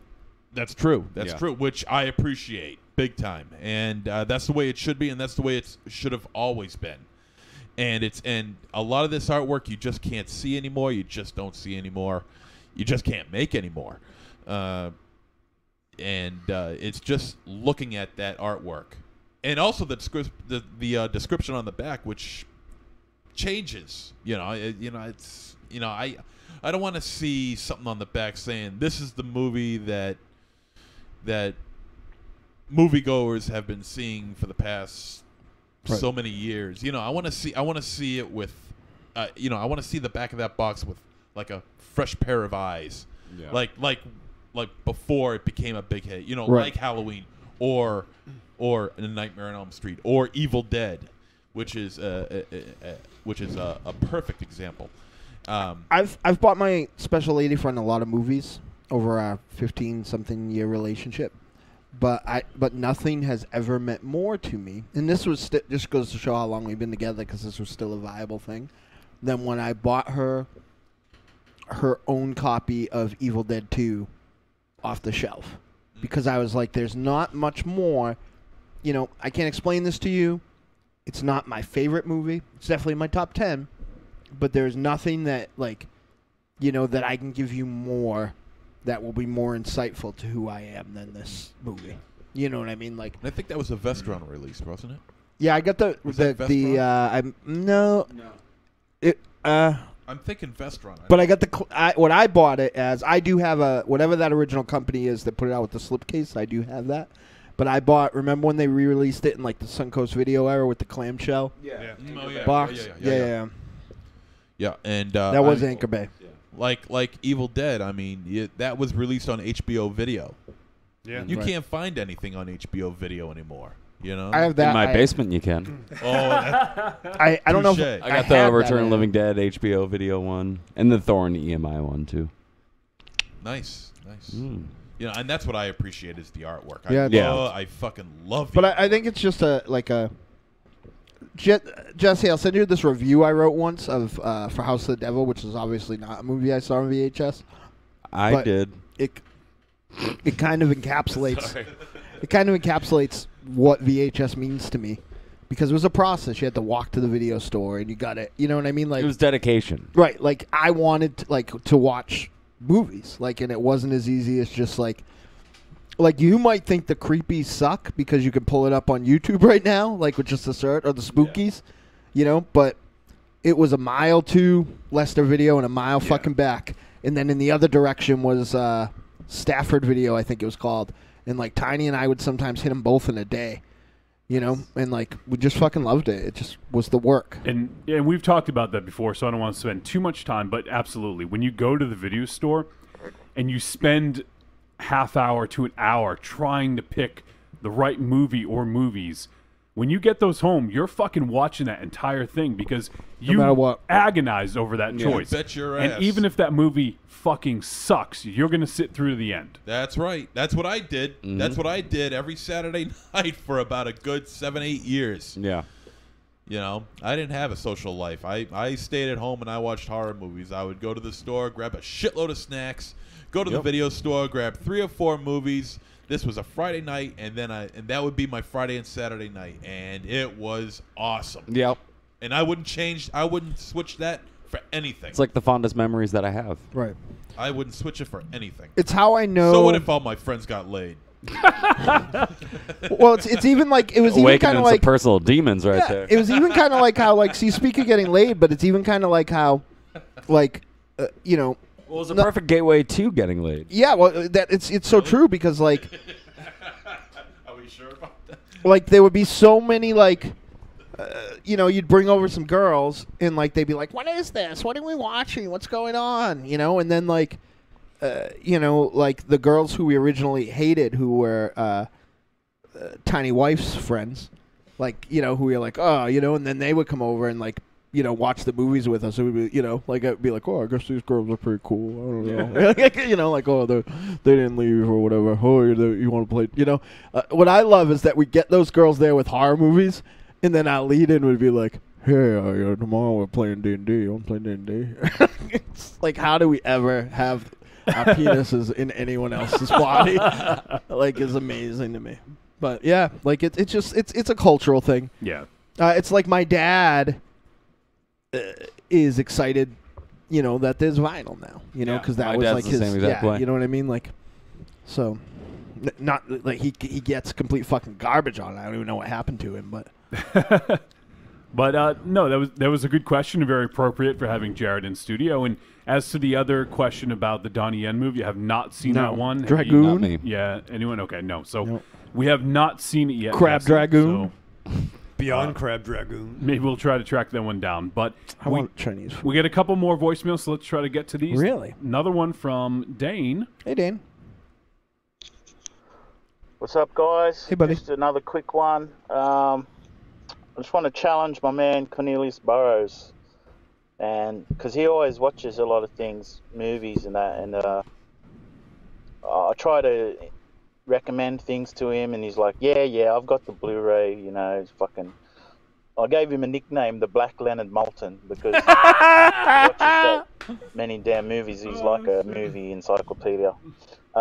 He definitely does you know, that. I do too a lot, but you know, he kicks my ass. So, but lately I've been watching a lot of movies. I've been taking a break from my hobbies and just watching movies. I've been buying a lot of movies too, so... Come at me, Cornelius. I've got you beat in the last month, motherfucker. Bring your pumpkin bombs. So I'm going to say what movies I've watched. It's, you know, when you're having a pissing contest with a black guy, it's about quality as much as quantity, okay? Now, I've watched The Last Outlaw. That's a 4-movie-length miniseries about Ned Kelly. One of the directors is George Miller. That's a rare one. I just got that. Takeshi Kitano. Yep. The Good, the Bad, and the Weird. Copland Blue. The Champ, John Voight. High Plains Drifter, Zatoichi. The Fan, Tony Scott. The Pride of Jesse Hallam, Johnny Cash. Our Guy in Korea, Sympathy for Mr. Vengeance. Nice.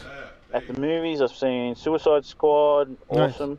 Nice. Ghostbusters, horrific. Mm-hmm. Jason Bourne, shaky cam, horrific. You know, they've got Parkinson's disease on the cameras. I've seen Life on the Road, David Brent. I've seen... What else? Seen Superman vs. Batman Extended. Awesome. King Kong blue, Terminator blue, Commando blue, Predator blue. Went on a bit of Arnie spree there. Red Heat blue. There you go. Blue Nice. Steel, Catherine Bigelow movie. He Was a Quiet Man. Christian Slater. Great performance there. RoboCop blue. Every Which Way But Loose blue. Nice. The Wolfman Extended blue. King Kong vs. Godzilla. The Outlaw Josie Wales. And on TV, Drunken Master and American Werewolf in London. Oh, and did I say this one? Cass, a great UK football hooligan movie. And if you like the Warriors, it's some of the best violent scenes I've ever seen. You'd like that one. All right, bye. Dane. I fucking love He Dane. got it in 3 minutes. That was amazing, Dane. I gotta tell you, Dane, I think that you're the fucking best. Thank you so much. Yeah, that's a lot of flicks, man. Yeah, no shit. That was last weekend. That's fucking awesome. Thanks for calling in, Dane. We always love hearing from you, buddy. All right, I think this is the last voicemail, and it is, I believe it's a song. That at least that's the way it was framed. So let's take a listen. Yo, Trick or Treat Radio, this is Jeremy McFarland. Yeah. And the goddamn Benetson. That's my buddy Benetson from episode 5 of Atomic Age Media, where we cover Wing Commander. Or as I called it, Wing Command and Go Fuck Yourself. That movie sucked ass. The pilot shit. Anyway, I hope you guys are having a great show. I know Jarret Blink motherfucking home. What up? Fucking episode. Love that band. Wore the You too, bud. goddamn Canon Films t-shirt. Yeah. Yup. Me and my buddy Benson are sitting out in the garage drinking some beers, watching some Maury Povich. Not the goddamn father. Not the goddamn father. Wow. Watching him do backflips and cartwheels and shit, high-fiving the fucking audience. It's ludicrous as a motherfucker, but funny to laugh at humanity. But yeah, I hope you guys are having a great show. I can't wait to see you guys in October. I can't wait either, man. I'm so excited. I know what y'all are doing. It was my idea. I'm gonna hug the shit out of this guy. I can't wait. It was Chris Finiston's idea. You guys, if you know Mars, you know what I'm talking about. Yep. I think everybody knows what I'm talking about right now. Yep. Wiley, everybody knows. Yeah, Goro, Ray, Patrick, Ashes. Anyways, I hope you guys have a great fucking show. I'm so glad you guys had fucking Jarret on the show. It's a blast. I'm glad too. I mean, hey, you guys make my I'm fucking glad for what week. happens after the show. I can't wait for fucking Friday.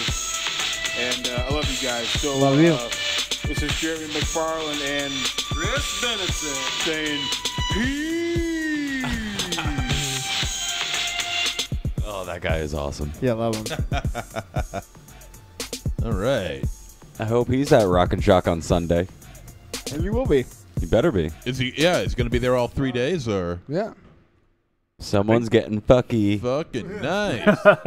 Thanks, Jeremy McFarland. We appreciate it. And Jeremy is I hope so. I don't know. part I of don't the know. Atomic Age Media podcast. Good times. Good times. So give those guys a look. Yeah. And I believe that's it for voicemail. I love it.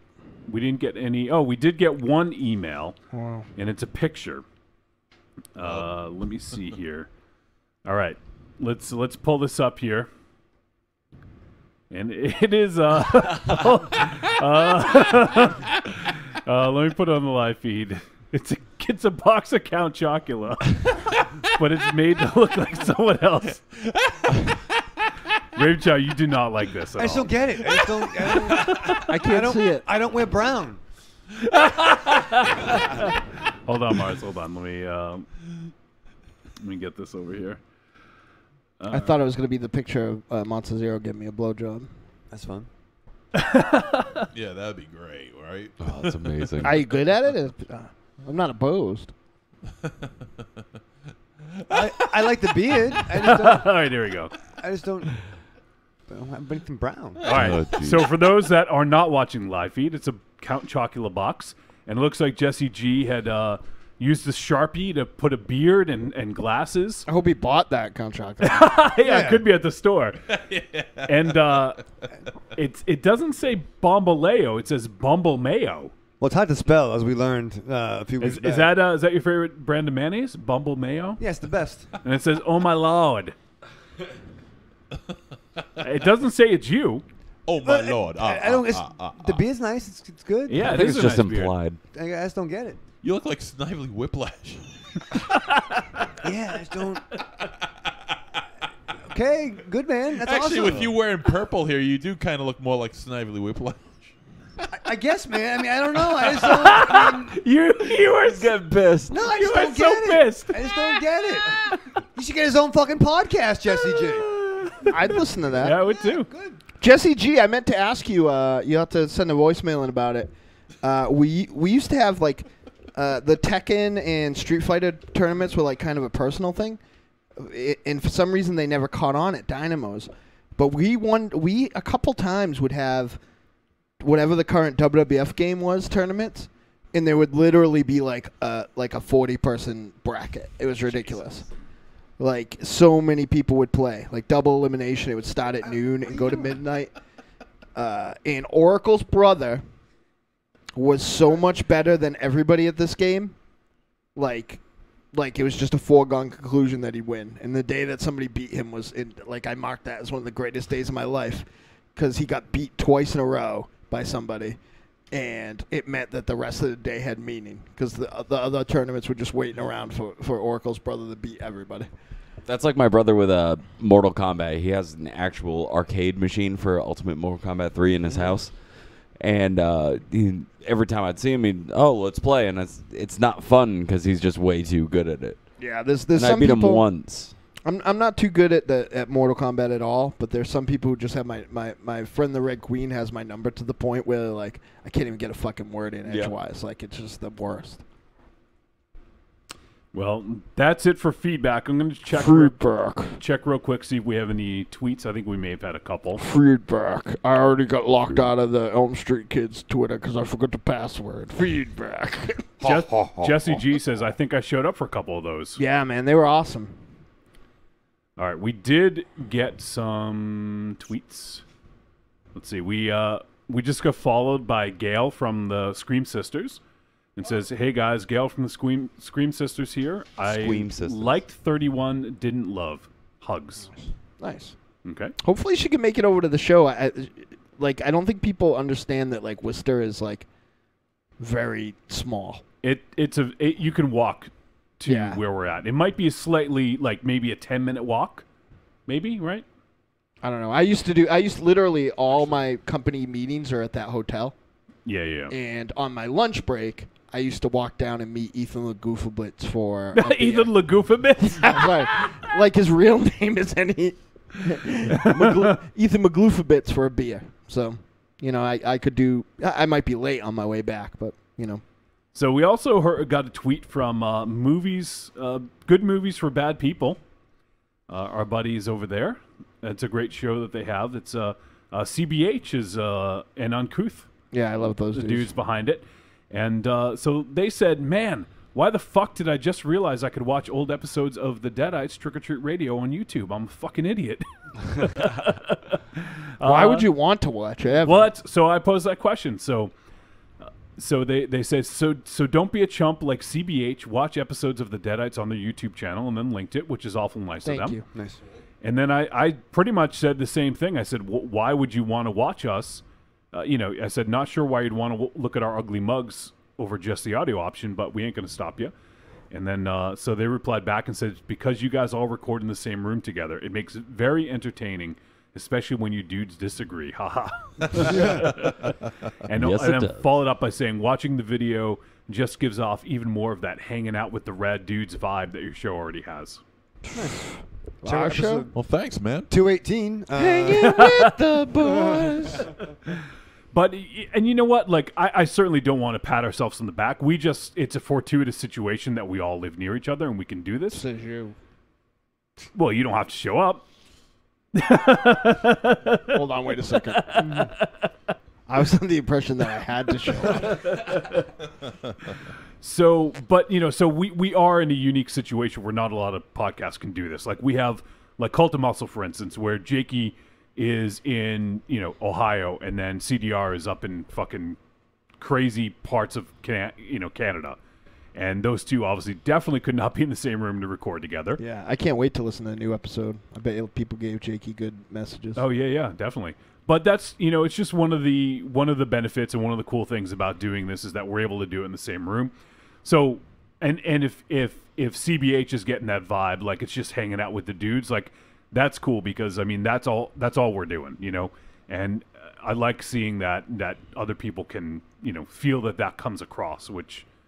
We mostly went live, so I didn't have to fucking edit. So it just was a natural extension to put a camera in front of us. There's like a weird thing, like when we were just kind of hanging out with Tiny talking about wrestling the other day. Yeah. Like, there was kind of a moment where like I kind of had to snap out of it because like it felt like doing the show. You know what I mean? Like yeah. You know what I mean? Like it was just it's real. Yeah, for sure. So it's cool that it comes across, and we appreciate you guys. Checking it out and tweeting at us, and I think we'll have to think about doing a team up with those dudes. Oh, I would love it. I would be awesome. I really dig cool. that show. Yeah, that'd be cool. You guys should check it out. Yeah, you'd like it. Good movies for bad people. Okay. Yep. So I think set up my iTunes again. Oh, nice. By yourself? Yes. Wow. He's a big boy now. I'm impressed. And I used that to be able to check out the most recent episode of Throwdown Thursday, episode 14. Because you were on it. Because I was on it, but I'm checking out the back catalog. That show had the two most shameless promoters in the history of shameless promotion at the same time. It's going to get 1 billion downloads. All right. Well, I think that's about it. We need to start winding things down here. Jaja Blinks. I'm gonna miss you guys. Well, we will see you in a couple weeks. Yeah. This is true. So where is that wedding? That is a good question. Wait, I don't even know. Can I have to look at the contract. push it back? Give us their name. Give us their names. We'll break them up. Okay. So you don't have to work that night. That would be awesome. So just let us know who it is, and we'll make. I know her first name is Randy. 3.5. Okay. With an I. Okay. That's enough. That's all we need. 3.5 I'm excited. inches She of seems dynamo really will nice, get though. her all Randy. Well, MZ Seducer. Oh God. She'll actually just go lesbian. Yeah. Then she'll like it more. With my 2-inch fucking pop cock. What? What the fuck? What's a pop cock? She's gonna get nailed. Timestamp, Nick.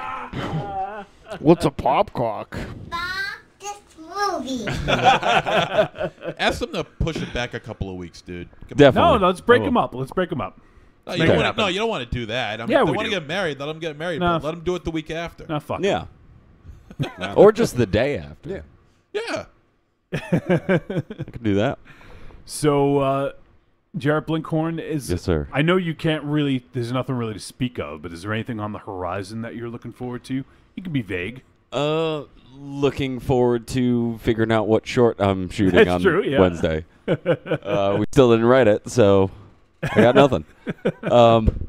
Yeah, that's pretty much it. Looking forward to Long Night of Short Horrors. There's a few other projects in the pipeline, but too early to speak of any of that shit now. Gotcha. Well, we're looking forward to hearing more about these special projects, and also I can't wait to see the fucking short flick you're gonna make. Yeah, me too. Yeah. Make it Christmas themed. It's gonna be great. So you could get that anthology together. He said it's gonna be Halloween. No, it's got to be a different holiday, like St. Swithin's. But he's Day or already something. got 2 He said Halloween. Christmas ones. Yeah. Idiots. Huh? You idiots! He said Halloween. No. No, he said it. It's gonna be Yeah. Halloween. It's It gonna be doesn't Halloween fit. themed. But you can't have No, 2 it fits. Christmas ones, 1 Halloween one. It fits. Listen, if He's gonna make holidays and make it good. Christmas Make a Labor Day. Hey, Father's Day was awesome. if Christmas was on a different day, in a different month, in a different with a different, country. And that's what we call a on a callback, different day of the motherfuckers. week, it would be a better holiday. Oh God. Jarret, seriously, thank you for the JB corn. Oh, it was delicious. Yeah, my diet's I'm done. sorry I ate all of it. No, You guys- I think he ate all of it. You guys are gonna find me dead after that show, making a whistling noise. That's just—it's not. They're like, oh, maybe he's breathing. I hear him breathing, but it's actually just gonna be the wind going through some other orifice. We'll just leave you and get you later.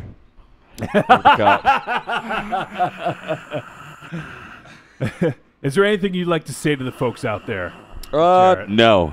No. Nope. No, fuck Nope. you guys. I don't want to say anything to anyone. All right, MZ. Arrivederci, douchebags. Raven Shadow. We got to go. Creepy breathing into the mic guy. It's the noise I'm going to be making when you find me. Okay. Remember, children, wherever you go, there you are. All right, everyone. Thanks for tuning in to episode 218 of Trick or Treat Radio. Next week, we're going to be joined by Mr. Sam First as we review Shin Godzilla. So come join us for that. October. It's going to be fun. See ya.